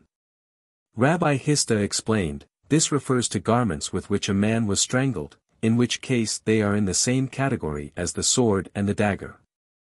The two sides discuss, etc. But if they cannot agree, Rabbi Aha says, he is set free. And thus said Rabbi Yohanan, he is set free. Said Rab Papa to Abaya, then why did they not set him free in the first place? Said Abaya, Rabbi Yohanan explained that this is done, so that the court will not be adjourned in confusion. Some say that Rab Papa said to Abaya, why add to the judges? Let the original court discharge him. To which Abaya answered, Rabbi Yossi is of your opinion. For we were taught, Rabbi Yossi says, just as a court of 71 is not increased, thus we need not add to a court of 23. Gemara. From chapter 5. When the trial is over, the guilty is brought out to be stoned. The place of stoning is situated outside the courthouse. For it was said, Leviticus 24:14, bring forth him that hath cursed. One man stands at the door with a scarf in his hand, while another man sits on a horse in the distance but so that the man at the door can see him. If someone comes and says, I have something in favor of the condemned, the man at the door waves the scarf and the horseman runs and stops the condemned. Even if the condemned says, I have something to say in my favor, he is brought back to court. Even if it is 4 or 5 times, he is brought back, provided he has something pertinent to the case. Mishna. One man stands, etc. It is very clear that the stone with which a man is to be stoned, the gallows on which a man is to be hanged, and the sword with which he is to be put to death or the cloth with which he is to be strangled are all furnished by the community. Indeed, one cannot say to the condemned that he should furnish the necessary things and put himself to death. But then Rab Huna asked, who furnishes the scarf and the horse? These are for the purpose of saving the man. Or should they be furnished at the expense of the court, since the court is duty-bound to endeavor to save him? Furthermore, said Rabbi Haya ben Ashi in the name of Rab Hista, when a man is led out to be executed he is to be given a cup of drugged wine so as to becloud his spirit. For it was said, Prov. 31:6, give strong drink unto him that is ready to perish, and wine unto those that be of heavy hearts. And it was said that compassionate souls in Jerusalem used to donate and bring these things. But if the women did not furnish them, at whose cost then were they furnished? It is quite evident from this that they must be furnished at public cost. Gemara. If they found something for his acquittal, he is set free, but if not he is led out to be stoned. A herald goes before him and calls, so-and-so is being led to be stoned for such and such an offense, such and such were his witnesses. Anyone that may know anything in his favor shall come and plead for him. Mishna. Abaya said, they must also say, the crime was committed on such and such a day, at such and such an hour, at such and such a place. So that if one can prove that the witnesses testified falsely, he may come and do so. And a herald goes before him. This means right before the execution, but not previously. Gemara. When he was about 10 ells from the place of stoning, they would say to him, make your confession. That was the way with all who were to be executed. They would make their confession. For he who makes his confession has a share in the world to come. When he was 4 ells from the place of stoning they took off his clothes. The men were covered in front while the women were covered front and back. So said Rabbi Yehuda, but the sages said, a man is stoned naked, but a woman is not stoned naked. When the flesh was decomposed, the bones were gathered and were buried in their own place. The relatives came and greeted the judges and the witnesses, as if to say, we bear no grudge against you. You have brought in a just verdict. They did not go into mourning for the executed, but they grieved over him, for grief is a matter of the heart. Mishna.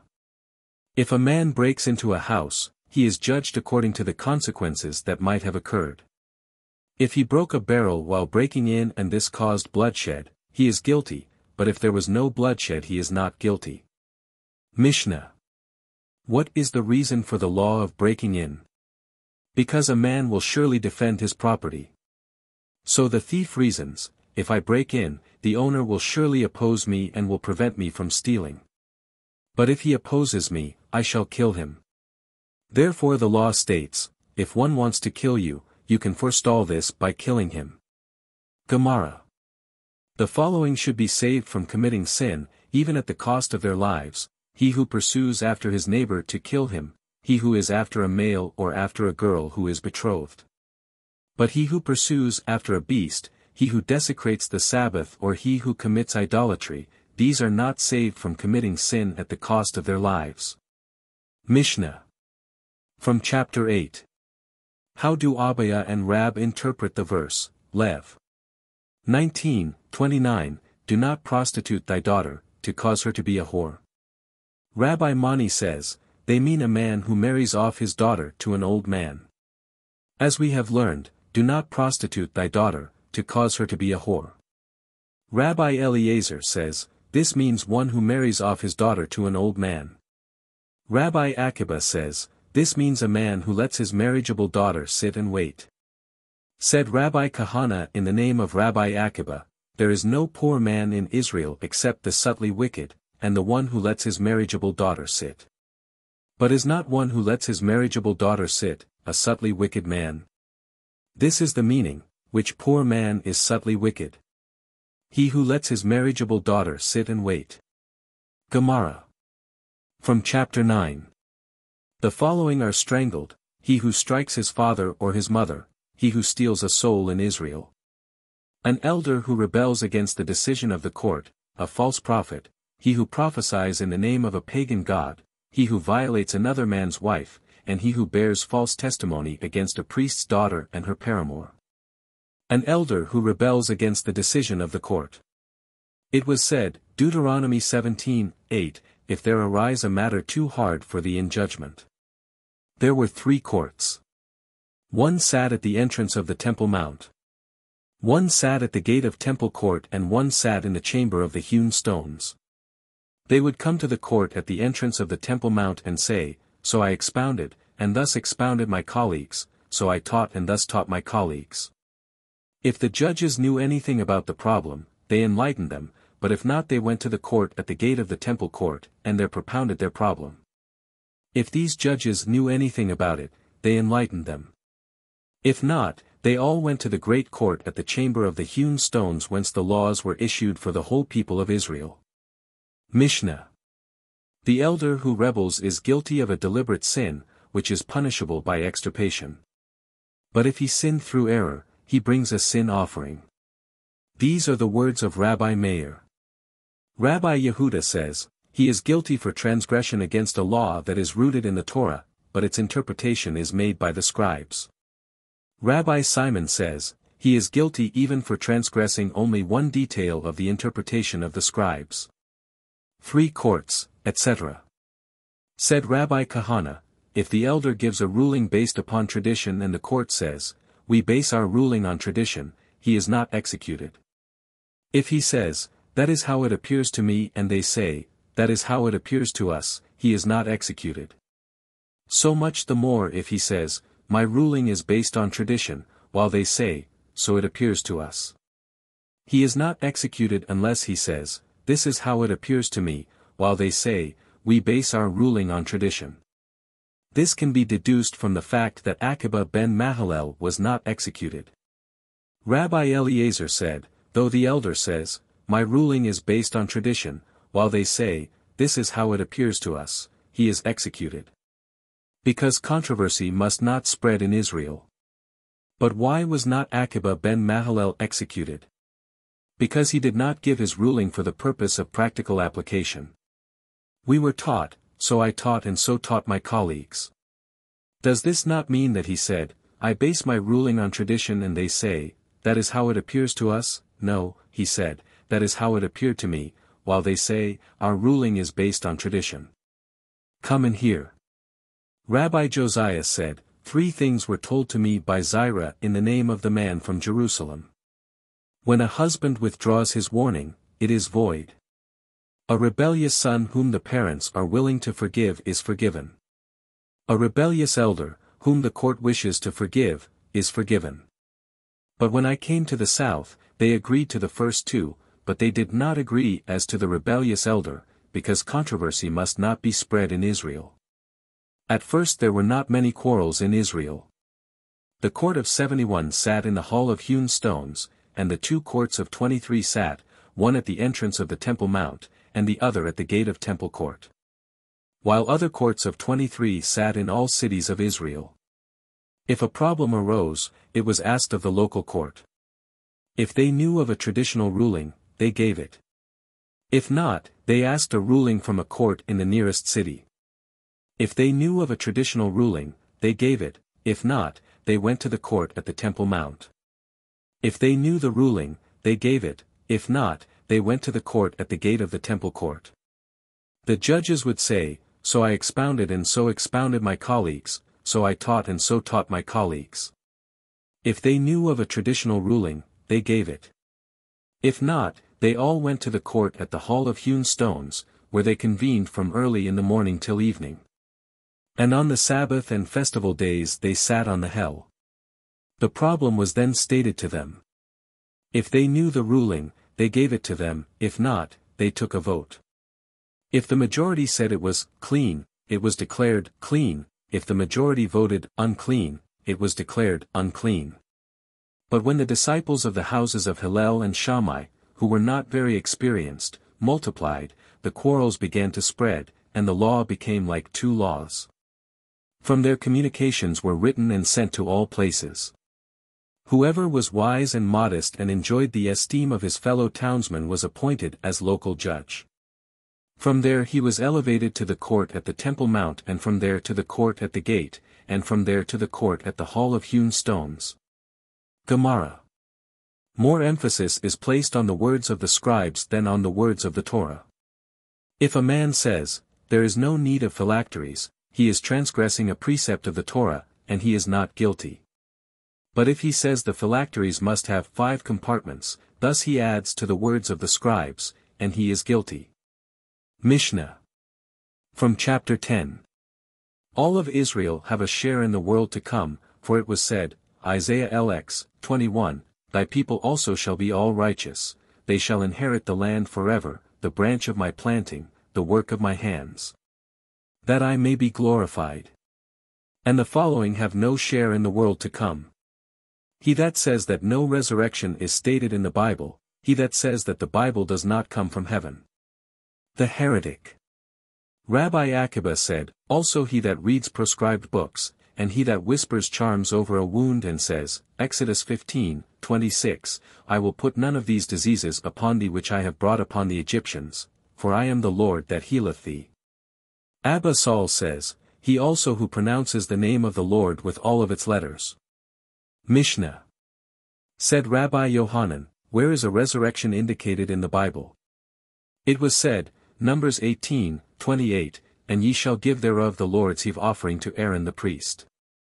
Does Aaron live forever? Why, he did not even enter the land of Israel. Can the offering then be given to him? This means that he is to be resurrected, and Israel will give him the offering. From this we infer that resurrection is indicated in the Torah. The school of Rabbi Ishmael taught, to Aaron, means as Aaron. As Aaron was a scholar, so his sons are to be considered scholars. Rabbi Samuel ben Naaman said in the name of Rabbi Jonathan, how do we know that the offering must not be given to a priest who is ignorant? 2 Chronicles 31:4, moreover he commanded the people that dwelt in Jerusalem to give the portion of the priests and the Levites, that they might be encouraged in the law of the Lord. He who holds to the law of the Lord has a share, whoever does not hold to the law has no share. Said Rabbi ben Adda in the name of Rab Yehuda, whoever gives the offering to an ignorant priest is as if he had given it to a lion. Just as of a lion we are not sure whether he will tear and eat it, or will not tear and eat it, so of an ignorant priest we are not sure whether he will eat it in cleanliness or in uncleanliness. Rabbi Yohanan says, one may even cause him death. For it was said, Leviticus 22:9, and die therefore, if they profane it. The school of Rabbi Eliezer ben Jacob taught, he also leads him into transgression, for it was said, Lev. 22:16, or suffer them to bear the iniquity of trespass when they eat their holy things. Rabbi Shammai said, how do we infer resurrection from the Bible? For it was said, Exodus 6:4, and I have also established my covenant with them, to give them the land of Canaan. It is not said to you, but to them. From this, too, we infer resurrection is indicated in the Torah. Rabbi Gamaliel was asked by the Sadducees, whence do we know that the Lord will resurrect the dead? He answered them, from the Torah, the prophets and the Hagiographa, but they would not accept it. From the Torah, for it is written, Dut. 31:16, and the Lord said unto Moses, behold, thou shalt sleep with thy fathers and rise up. But, said they to him, do we not read, and this people will rise up? From the prophets, Isaiah 26:19, thy dead men shall live, together with my dead body shall they arise. Awake and sing, ye that dwell in dust, for thy dew is as the dew of herbs, and the earth shall cast out the dead. Perhaps those are the dead that Ezekiel resurrected. From the Hagiographa, as is written, Cant 7:9, and the roof of thy mouth like the best wine for my beloved, that goeth down sweetly, causing the lips of those that are asleep to speak. Perhaps this means only that the lips were moving. This is according to Rabbi Yohanan, for Rabbi Yohanan taught, in the name of Rabbi Yehozadak, if a ruling is quoted in the name of one departed, his lips whisper in his grave. For it was said, causing the lips of those that are asleep to speak. Not until he quoted to them the following verse, Deuteronomy 11:21, which the Lord sware unto your fathers to give them. It is not said to you, but to them. Thus resurrection is stated in the Torah. Others say, he quoted the following verse, Deuteronomy 4:4, but ye that did cleave unto the Lord, your God, are alive every one of you this day. As you are alive today, even though those that live today shall be dead, you will be alive. As you are alive today, so will you be alive in the world to come. Queen Cleopatra asked of Rabbi Meir, I know that the dead shall be resurrected, for it is written, Psalm 72:16, and they of the city shall flourish like grass of the earth. Will they arise naked or garbed? He answered, this is deduced by a fortiori argument from a grain of wheat, while a grain of wheat is put into the ground naked, it emerges in many garbs. The righteous who are buried in their garments will so much the more arise dressed. Caesar said to Rabbi Gamaliel, you say that the dead will come to life again, but the dead turn to dust. How can dust come to life again? Said the emperor's daughter, let me answer him, we have 2 pottery makers in our town. One molds from water. The other from clay. Which one is the more praiseworthy? Said Caesar, the one who molds from water. If he can mold from water, he surely can mold from clay, answered his daughter. A heretic said once to Rabbi Ami, you say that the dead will arise again, but the dead turn to dust. How can they arise again? He answered, I will tell you a fable. This is like unto a king of flesh and blood who said to his servants, go and build for me a great palace in a place where there is no earth nor water. They went and they built him a palace, but in a few days the palace collapsed. Thereupon the king commanded them to build him a palace in a place where there was earth and water. This we cannot do, they said. The king scolded them, in a place where there was no earth and no water, you built a palace, but in a place where there is earth and water you surely can build. But if you don't believe, go into the dale and observe the mouse. Today half of it is dust and half flesh. On the morrow it is all developed, and is entirely of flesh. But if you should say that this takes a long time, go into the mountains and you will find a single snail. On the morrow a rain will fall, and the place will be filled with snails. A heretic said once to Jebiha ben Pesisa, woe unto you, you wicked people! You say that the dead will live again. If even those who are alive shall die, how shall the dead live? He replied, woe unto you, you wicked people!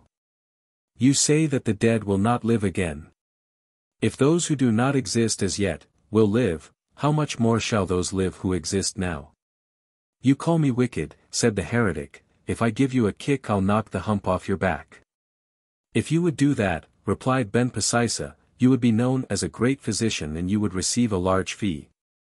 The rabbis said, there was a story of two men who were taken captive on Mount Carmel, and the captor walked behind them. Said one of them to the other, the camel that is walking in front of us is blind in one eye. It is loaded with 2 kegs. One is filled with wine, the other with oil. Of the 2 men that are leading it, one is a Jew and one is a heathen. You stiff-necked people, said the captor to them, how do you know all this?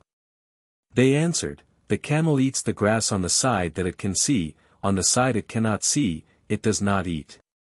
It is loaded with 2 kegs, one of wine and one of oil. Wine drips and sinks into the ground, while oil drips and remains on the surface. And the 2 men that are leading it, one is a Jew, the other a heathen. The heathen attends to his call of nature in the middle of the road, while the Jew steps aside. He ran after them and found that it was really so. He came back and kissed his captives, and made them guests in his home. Gemara, from chapter 11. Flogging, Tractate Makoth. What is to be done with witnesses who testify falsely? If they say of a priest, we testify that such and such a one is the son of a divorcee, or the son of a woman who performed haliza, one cannot say that the false witness should become the son of a divorcee. Or the son of a woman who performed haliza instead of the priest, but he receives 40 lashes. If they testify that a man should be exiled, one can't say that they should be exiled in his stead, but they receive 40 lashes. If witnesses said, we testify that so-and-so owes his neighbor 200 zuz, and they were found to have testified falsely, they are flogged and they must, also, pay the sum involved. Because the ruling that inflicts upon them the punishment of lashes is other than that which governs their liability for payment. This is the opinion of Rabbi Meir, but the sages say, if a man is ordered to pay, he is not ordered to be flogged too. If they said, we testify that so-and-so is liable to 40 lashes, and they are found to have testified falsely, they receive 40 lashes in accord with the verse, Exodus XX, 16, thou shalt not bear false witness against thy neighbor. And as many again because, Deuteronomy 19:19, then shall ye do unto him, as he had thought to do. This is according to Rabbi Meir, but the sages say, they receive only 40 lashes. Penalties of money are divided among the false witnesses, but the penalty of lashes is not divided. How? If, for instance, they testified that so-and-so owes 200 zuz and it was found that they testified falsely, they divide the fine among them. But if they testified that so-and-so is liable to 40 lashes, and it was found that they testified falsely, each one receives 40 lashes. The decisions of the Sanhedrin are valid in the country and outside of it. A Sanhedrin that condemns a man to death once in 7 years is considered a destructive body. Rabbi Eliezer ben Azariah said, once in 70 years. Rabbi Tarfon and Rabbi Akiba said, had we been members of the Sanhedrin, there never would be anyone condemned to death. Rabbi Gamaliel said, they too would have increased bloodshed. Mishna. From chapter 1. The following are banished into exile, whoever kills someone through an error. For instance, if one was rolling a roof with a roller, and it fell and killed a man, or he was lowering a barrel and it fell and killed a man, or a man was on a ladder and fell on someone and killed him, all these are banished into exile. But if he was pulling up the roller and it fell on someone and killed him, or if one was drawing up a barrel and the rope snapped and caused the barrel to fall on someone and kill him, or if one was going up a ladder and fell down on a man and killed him, all these are not exiled. This is the rule, whoever kills someone coming down is banished into exile, but otherwise, he is not exiled. If a man threw a stone into a public place and killed someone, he is banished into exile. Rabbi Eliezer ben Jacob says, if after the stone has left the man's hand someone put out his head and it struck him, the man is not guilty. If a man threw a stone into his own yard and it killed someone, if that person had the right of entry into the yard, the man should be banished into exile, but if the person had no right there the man is not exiled, for it is written, Dut. 19:5, as when a man goeth into the wood with his neighbor. The wood is a place where the injured and the injurer have a right to enter. From this follows that the yard, into which the other has no right of entry, exempts the householder. Rabbi Abba Saul says, this applies to every accidental killing in an optional act such as the hewing of wood, but it excludes the father who hits his son, or the teacher who strikes his pupil, or the clerk of the court who administers the lashes. Mishna. If he throws a stone into a public place, is he a deliberate offender? Rabbi Samuel ben Isaac said, if it happens while he is demolishing a wall, then he should take precautions. Suppose he was demolishing it at night, he should be doubly careful. If he were loading the debris on a rubbish pile, what sort of a place was it? If it is a public thoroughfare, then he is guilty of negligence. But if it is not a thoroughfare, then it is mischance. Rab Papa said, this is a case of a rubbish pile which people are apt to pass at night, but are not using it as a rule during the daytime. It so happened that someone came there during the daytime. In this instance it is not a case of negligence, because no one is expected there during the daytime. It is, however, a case of mischance, because it does occur that people pass it sometimes. Gemara. A father may escape into exile for the death of his son, and a son may escape into exile for the death of his father. All are banished into exile for the death of an Israelite, and an Israelite goes into exile for the death of all others with the exception of that of a resident stranger. And a resident stranger is exiled only for the death of another stranger. A blind person does not go into exile, so says Rabbi Yehuda, but Rabbi Meir says, he does go. An enemy of the slain man does not go into exile. Rabbi Yossi ben Yehuda says, an enemy should be put to death, because he is a potential deliberate murderer. Rabbi Simon says, there is an enemy that may escape into exile, and there is an enemy that may not escape. This is the rule, all those of whom it may be said that they killed deliberately, may not escape into exile, but those of whom it may be said that they killed through accident, they may escape into exile. Whither shall they be banished into exile?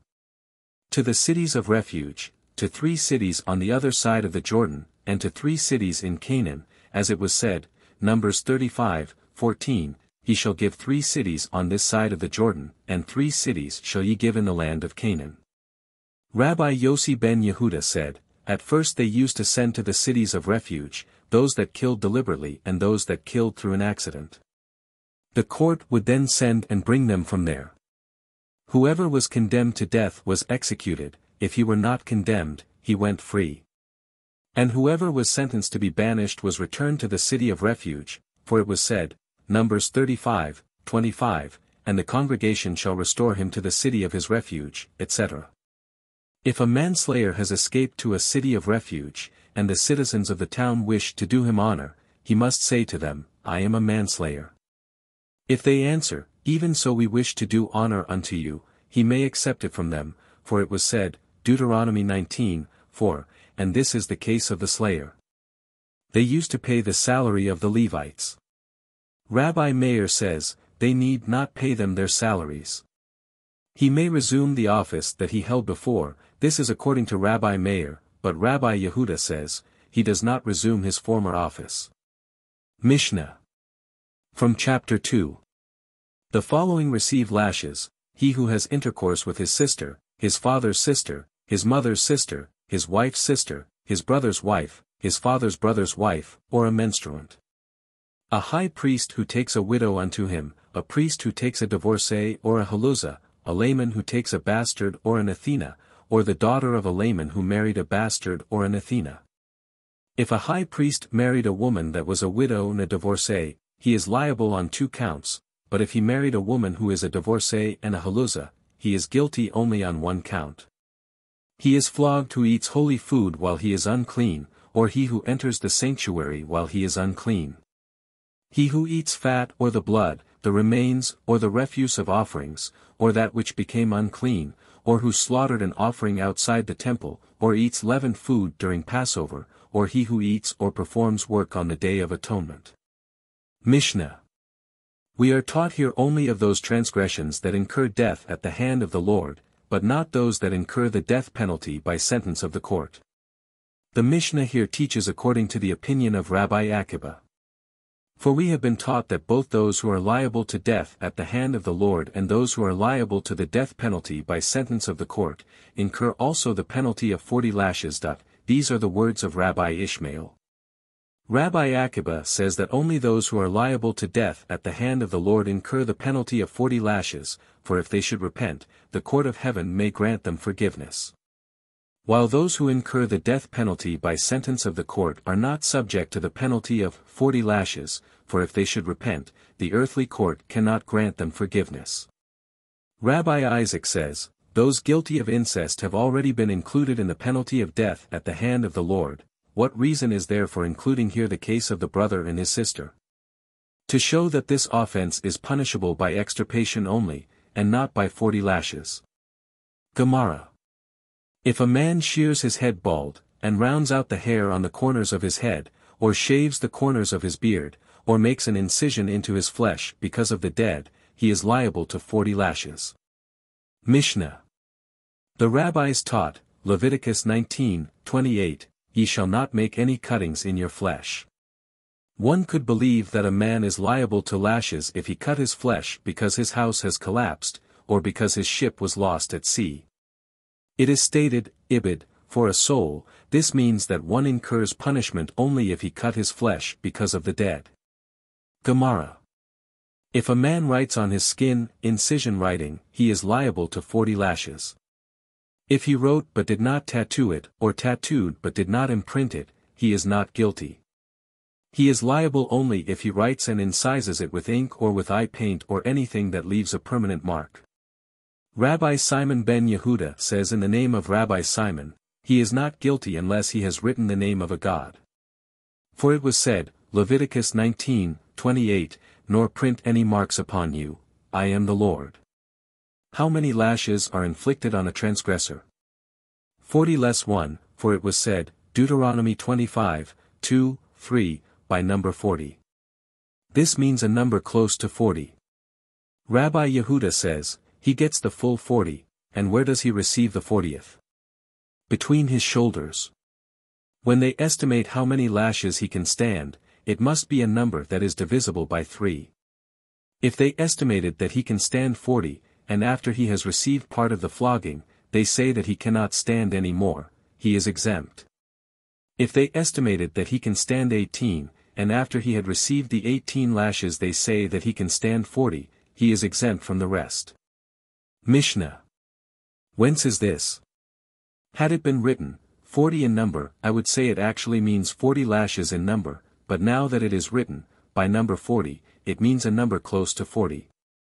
Rabbah said, "How foolish are the people who stand up in reverence for the scroll of the Torah, but not for the great men that interpreted the Torah. In the Torah it is written 40 lashes, but the rabbis came, and by their interpretation reduced it by 1. Gemara. How is a person to be flogged? His 2 hands are bound to a post on either side of him, and the beadle of the synagogue takes hold of his garments. If they get torn, let them be torn, if they get ripped, let them be ripped, till his chest is bared. A stone is placed behind him on which the beadle stands with a strap of calf's hide, it is folded twice and then folded into 4, and 2 straps are attached to it. The handle of the strap is 1 handbreadth long and 1 handbreadth wide. And its tip must reach his navel. He gives 1/3 of the lashes in front, and 2/3 behind. He strikes him neither in a standing nor in a sitting position, but only when he is stooped over, for it was said, Deuteronomy 25:2, the judge shall cause him to lie down. And the one that strikes with this one hand with all his might. And the reader recites, Deuteronomy 28:58, if thou wilt not observe to do. Then the Lord will make thy plagues wonderful and the plagues of thy seed, etc., and resumes again from the beginning of the text, Dut. 29:9, keep therefore the words of the covenant, and he concludes with, Psalm 38, but he, being full of compassion, forgave their iniquity, and resumes again from the beginning of the text. If he die under his hand, the man that strikes him is not guilty. But if he gave him 1 strike more than was ordered, he must escape into exile. If the person being flogged befouls himself with feces or with urine, he is exempt from the rest. Rabbi Yehuda says, a man if he befouls himself with feces, a woman with urine. Mishna. Samuel said, if he was tied down, and he managed to escape from the courtroom, he is exempt. A question, if he befouled himself at the first or the second stroke, he is exempt. If the strap broke at the second stroke, he is exempt, but if at the first, he is not exempt. Why is that? Why should this not be the same as in the case of his escape? Because there he actually escaped, but in the second instance he really has not escaped. Gemara. All those who are liable to death at the hand of the Lord. If they have been flogged, they are exempt from the punishment of death at the hand of the Lord, for it was said, Deuteronomy 25:3, then thy brother should seem vile unto thee. When he has been flogged, he is considered thy brother. Thus are the words of Rabbi Hanina ben Gamaliel.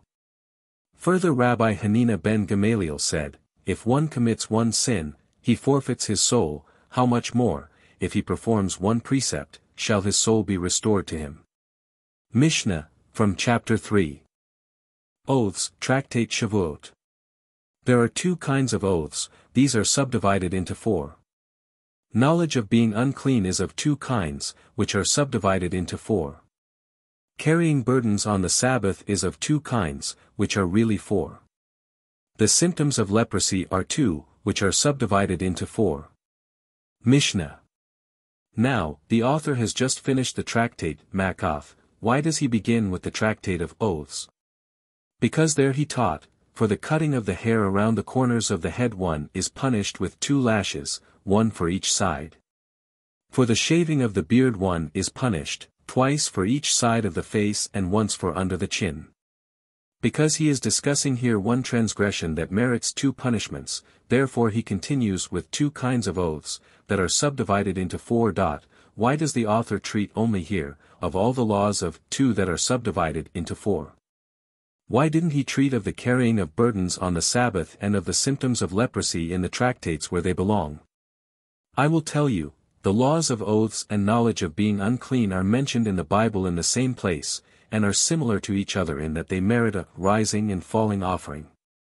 The author then began here with the laws of oaths, and also with the laws of uncleanliness, and having treated of them here, and since there are but a few of these laws, he disposes of all of them here at one time. Then he proceeds to the laws of oaths, which are many. There are 2 kinds of oaths, these are subdivided into 4. 2. I shall eat, I shall not eat. These are subdivided into 4, I have eaten, I have not eaten. There are 2 kinds of knowledge of being unclean, which are subdivided into 4. 2. The knowledge of being unclean while eating holy food, and the knowledge of being unclean while having entered the sanctuary. These are subdivided into 4, knowledge of being unclean, and knowledge of eating holy food, knowledge of being unclean, and knowledge of entering the sanctuary. The symptoms of leprosy are 2, which are subdivided into 4. A boil and a bright spot. The boil and its species and the bright spot and its species. Who is the author of this Mishna? It is not Rabbi Ishmael, nor is it Rabbi Akiba. It is not Rabbi Ishmael, for he says that only one who makes an oath in the future tense is liable. And it is not Rabbi Akiba who says, he is liable only if he forgets that he is unclean, but is not liable if he forgot that he entered the sanctuary. If you wish I may say that the author of this Mishna is Rabbi Ishmael, and if you wish I may say that it is Rabbi Akiba. It may be Rabbi Ishmael, for one is liable for some of the oaths, and is held not liable for other oaths. And it may be Rabbi Akiba, for again for some of the oaths one is liable, while for others one is not liable to. How not liable? Does not the author teach of all of them, together with the laws applying to the symptoms of leprosy, just as in these, one is liable in all the 4 subdivisions, so in the case of oaths, is not one liable in all instances? Indeed, the author is probably Rabbi Ishmael, and though in the case of the oaths, he does not hold liable one who made the oath in the past tense, he frees him only from bringing a sacrifice, but he holds him liable to lashes. This is in accord with Rabbah, who said, the Torah plainly states that a false oath is the same as a vain oath, just as a vain oath is of necessity in the past, so also is a false oath in the past tense. The author of this Mishna is its compiler, Rabbi. In one instance he accepted the opinion of one of the rabbis, while later on he adopted the decision of a different rabbi. Gemara. From chapter 1. If one said, I swear that I shall not eat, and he ate and drank, he is liable only once. If he swore, I shall not eat and I shall not drink, and he ate and drank, he is liable twice. If he swore that he would not eat, and he ate a piece of wheaten bread, and a piece of barley bread, and a piece of bread made of spelt, he is liable only once. If he swore that he would not eat wheat bread, barley bread, and spelt bread, and he ate them, he is liable for each one of them separately. If he swore that he would not eat, and ate things which are not fit to be eaten, and he drank liquids which are not fit for drinking, he is not held liable. If he swore that he would not eat, and ate carrion, or unkosher food, or forbidden animals, or reptiles, he is liable. But Rabbi Simon says, he is not liable. If he says, konam, sacred. I shall not enjoy my wife if I have eaten today, and he ate carrion, unkosher food, forbidden animals, or reptiles, his wife is forbidden to him. Mishna. Rabbi Hiya ben Abin said in the name of Samuel, if a man said, I swear I shall not eat, but he drank, he is guilty. If you wish, I can prove it to you by logic, and if you wish I can prove it to you from the scriptures. If you wish, I can prove it to you by logic, for if one says to his friend, let's partake of something, they go in and eat and drink. And if you wish, I can prove to you from the scriptures that drinking is included in eating. For it was said, Deuteronomy 14:23, and thou shalt eat before the Lord thy God, in the place which he shall choose to place his name there, the tithe of thy corn, of thy wine. Tyrosh is wine, and yet it is written, thou shalt eat. Possibly the scripture means when one dips his bread in it. For Samuel said, wine sauce is prepared with almonds and juices of other vegetables. Furthermore Rabbi Aha bar Jacob explained, can this be deduced from the following verse, Deuteronomy 14:26, and thou shalt bestow that money for whatsoever thy soul lusteth after, for oxen, or for sheep, or for wine, or for strong drink. Wine is a drink, yet here eating is used that, perhaps it means in wine sauce. It is said, strong drink, which means something that intoxicates. And perhaps a pressed fig is meant, for it was taught, if he ate a pressed fig and ate honey and milk and had then entered the temple and performed the service, he is liable. Furthermore, we deduce that drinking includes eating, from the words, strong drink, which is used in the case of the Nazirite, just as it means wine there, so it also means wine here. Gemara. What is a vain oath? If he swore of something that is contrary to what is well known to all men. For instance, he said of a pillar of stone that it was of gold, he said of a man that it was a woman, or of a woman that it was a man. Or if he swore of a thing that was impossible, if I have not seen a camel flying in the air, or, if I have not seen a serpent as thick as a beam of the olive press. If a man said to witnesses, come and testify for me, and they replied, we swear that we will not testify for you. If he swore that he would nullify a precept, if he said I shall not erect a hut on the Feast of Tabernacles, or I shall not take a lulav on the Feast of Tabernacles, or I shall not put on phylacteries. These constitute a vain oath, for which he is liable to lashes, if he uttered them deliberately, but if he uttered them unwittingly he is not guilty. If a man swore, I shall eat this loaf of bread, then he swore, I shall not eat this loaf of bread. The first is a rash oath, the second is a vain oath. If he ate it, he transgressed a vain oath, if he did not eat it he transgressed a rash oath. Mishna. Ulla said, this applies to something that is known to at least 3 persons. If one swore of a thing which is impossible, if I have not seen a camel flying in the air. What is meant by, if I have not seen? Abaya says, read, I swear that I have seen. Rabbah said, it means a man said, all the fruits in the world should be forbidden to me if I have not seen a camel flying in the air. Said Rabina to Rab Ashi, it may be that the man saw a large bird, and he called it a camel, and when he swore according to what was in his mind. But if we say, we go according to what he utters with his mouth and not according to what is in his mind. It is not so. For we were taught, when a man was adjured, they said to him, know that we adjure you not according to what is in your mind, but what is in our mind and in the mind of the court. Why is this? Because it may be said, that a man gave to his debtor chips and counted them as zuzim, and when he swore according to what was in his mind. Not so, for this is the case of Rabbah and the Cain. A man was sued for a sum of money which was loaned to him. He was brought before Rabbah. Just as he was to go on the witness stand he handed his cane to the plaintiff and asked him to hold it for him. Whereupon he swore that he returned the money. The plaintiff got so angry that he broke the cane in his excitement, behold. Money fell out of the cane. It was then established that one swears not to what is in his mind, but what is in the mind of the court. Gemara. The laws regarding a rash oath apply to men and to women, to relatives, and to those who are not relatives, to those who are qualified to be witnesses, and to those who are not. It matters not whether the oath was made before a court or not, as long as it was uttered from the person's own mouth. And if it was uttered deliberately, he is liable to lashes, but if unwittingly he brings a rising and falling offering. The laws of a vain oath apply to men and to women, to relatives and to non-relatives. To those who are qualified to be witnesses and to those who are not. It matters not whether the oath was uttered before a court or not, as long as it was uttered by one's own mouth. If it was uttered deliberately he is liable to lashes, but if unwittingly, he is exempt. For either of these oaths, if he was adjured by others, he is liable. Thus if he said, I have not eaten today, and I have not put on phylacteries today, and one said to him, I adjure you, and he said, Amen, he is guilty. Mishna. From chapter 3. An oath concerning testimony applies to men, but not to women.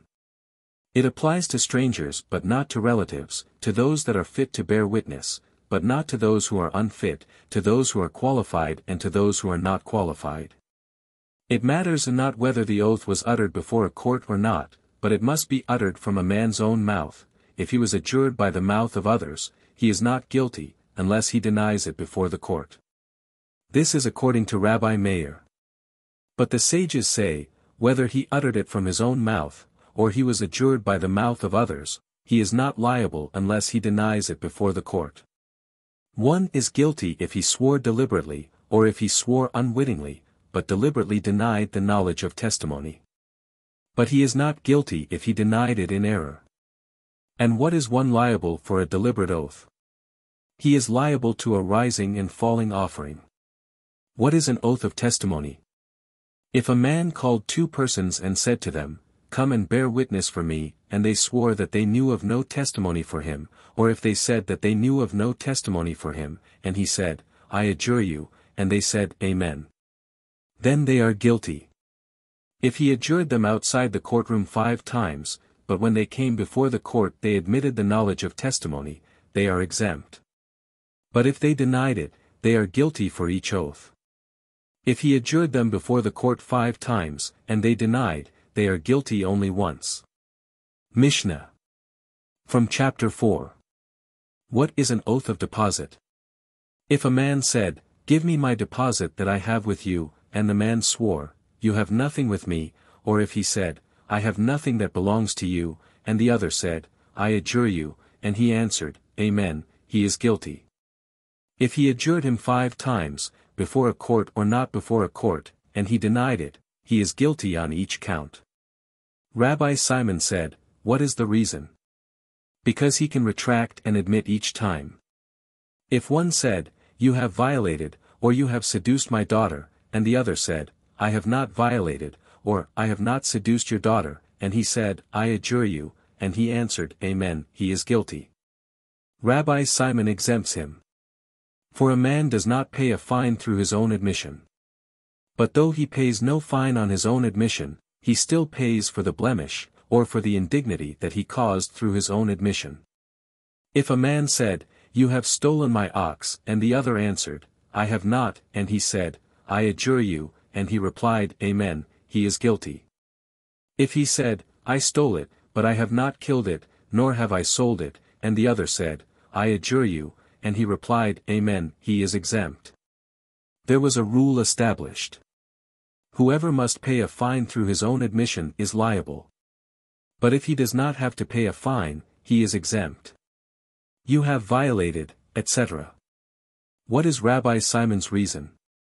Because the claimant is mainly seeking the fine. Rabbah said, according to Rabbi Simon, this could be compared to the case of a man who says to his neighbor, "Give me the wheat, the barley, and the spelt that I have with you," and the other says, "I swear that you have no wheat with me." And it is proven that he had no wheat with the man, but barley and spelt he did have. He is exempt, for he swore that he had no wheat, and that was true. Said Abiah, "Can this be compared?" Here he denies the possession of wheat, but does not deny the possession of barley and spelt, while there he denied the whole thing. But this then is to be compared to one who says to his neighbor, "Give me the wheat, the barley, and the spelt that I have with you."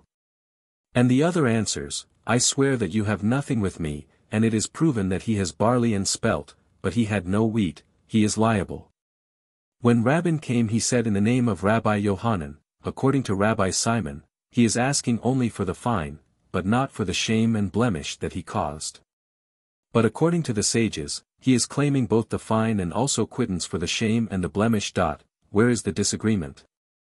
Rab Papa said, Rabbi Simon is of the opinion, that a man does not leave that which is fixed for something which is not fixed, while the rabbis are of the opinion that a man does not leave that for which if one were to admit it, he would not be exempt, for that for which if he were to admit it, he would be exempt. Gemara. From chapter 5. All those who are made to take an oath as prescribed in the Torah, swear and need not pay. The following take an oath and collect that which they claim: the hired man, one who has been robbed, one who has been wounded, and the one whose defendant cannot be trusted to take an oath, and the storekeeper on his account book. For instance, if a hired man said, "Give me my wages that are due me," and the man answered him, "I have given you your wages," and the hired man says, "I have not received any," he takes an oath and obtains his wages. Rabbi Yehuda says, not unless the claim was admitted in part. How, if for instance he said to him, "Give me my wages of 50 dinars that are due me," and he answered, "You have already received 1 golden denar." How about a man that was robbed? If it was testified that a man entered the house without permission, to take a pledge, and the owner says, "You have taken my vessel," and the other answers, "I have not taken," the owner takes an oath and receives his vessel. Rabbi Yehuda says, not unless there was partial admittance. If he said, "You have taken 2 vessels," and the other replied, "I have taken 1. How about the storekeeper on his books? Not if he says, "There is an entry on my books that you owe me 200 zuz."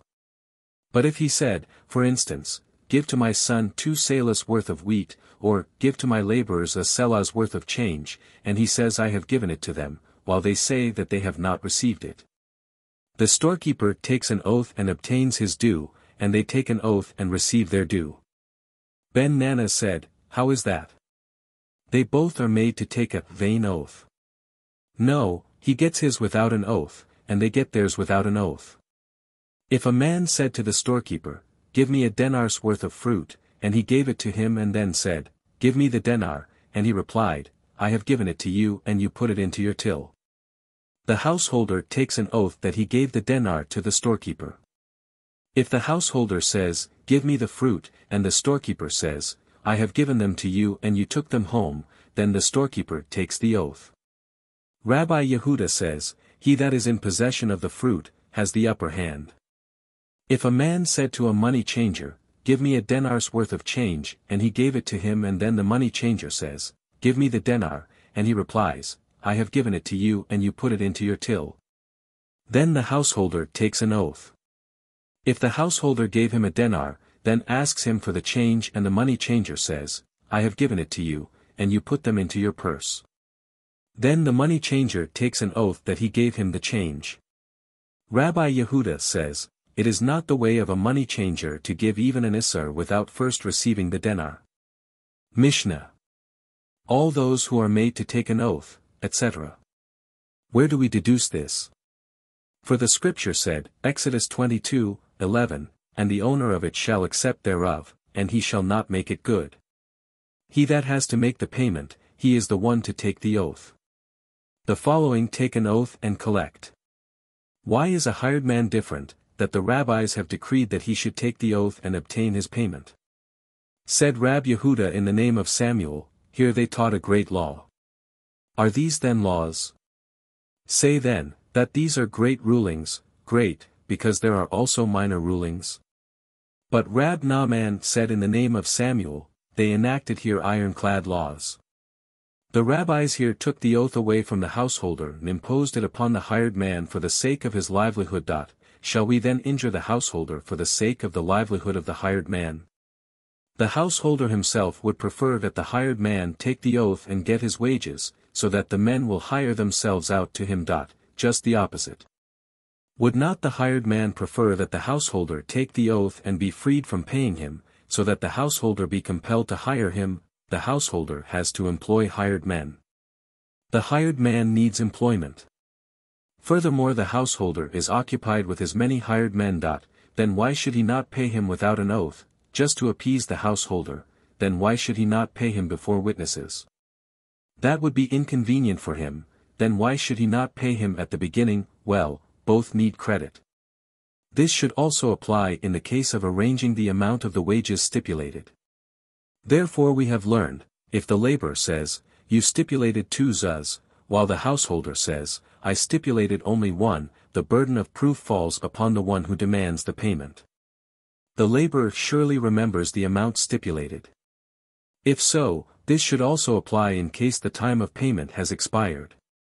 Why was it taught, if the time had expired, and he did not pay him, he does not take an oath to receive his wages?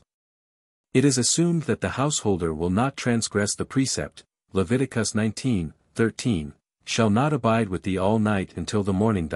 But didn't you say that the householder is preoccupied with his hired men? This only before the time of payment has arrived. But when the time of payment has arrived, the obligation lies heavy upon him and he is aware of his duty. Will the laborer then transgress the precept, Lev 19:13, "Thou shalt not rob"? As for the householder, there are 2 assumptions. First, the householder will not transgress the precept regarding the wages of a hired servant, and second, the hired man will not allow the payment of his wages to be delayed. Gemara. From Chapter 7. There are 4 kinds of guardian: an unpaid guardian, a borrower, a paid guardian, and a hirer. The unpaid guardian takes an oath in every instance, and is exempt. A borrower must pay in every instance. A paid guardian or a hirer takes an oath in case the beast was injured, was captured, or died, and he is exempt, but he must pay if it were lost or stolen. Mishna, from Chapter 8. Glossary. Amora, Peah Amoraim, interpreter, teacher, sage of the Talmud after the Mishnaic age. Beretha, external. Denar, Peah dinarim, a silver, or gold coin. Gemara, lit. Completion, also study. The commentary on the Mishnah. Haggadah, Peah. Haggadoth, homiletical portions of the Talmud, legend. Halacha, Peah Halakoth, traditional law, ruling. Haliza, rite performed by a childless widow, Deuteronomy 25-9. Haluzah, childless widow who performed the rite of Haliza. Hanukkah, the festival of the Maccabean. Hariseth, a mixture of nut fruit and wine. Isser, a copper coin 1/24 of a denar. Kab, measure of capacity 1/6 of a seah, for lugs. Kilbith, a very small fish. Konam, sacred, a term introducing a vow. Kor, a measure of capacity equals 30 seahs. Lug, a liquid measure 1/4 of a kab. Lulub, palm branch. Maneh, a weight in gold equals 100 zuz. Midrash, interpretation of scriptures, exposition. Mina, 100 dinars. Mishnah, lit. Teaching, the collection of traditional laws. Mezuzah, Peah Mezuzoth, a rolled-up piece of parchment containing Deuteronomy 6, 4-9, 11, 13-17, put on the doorpost. Nathan, Nathina, descendants of the Gibeonites whom Joshua made into temple slaves. Josh, 9:27. Omer, first sheaf of barley offered as a meal offering to the temple. Leviticus 23:10. Pandion, coin 2 isser. Peah, corner of the field. Perutha, the smallest copper coin 1/8 of an isser. Ris, a measure of distance 266 2/3 cubits. Sanhedrin, Supreme Court. Seah, measure of capacity 1/30 of a kor. Selah, a coin 4 dinars. Shekinah, the Spirit of the Lord as manifested on earth. Siner, a girdle, apron. Sotah, wife suspected of adultery. Sukkah, a hut, a booth used during the Feast of Tabernacles. Talmud, lit. Study, learning, Mishnah and Gemara. Tana, Peah Tanaim, a teacher, sages of the Mishnaic times. Torah, the law, the Pentateuch.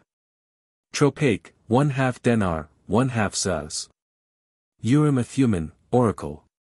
Zuz, another name for denar. The end.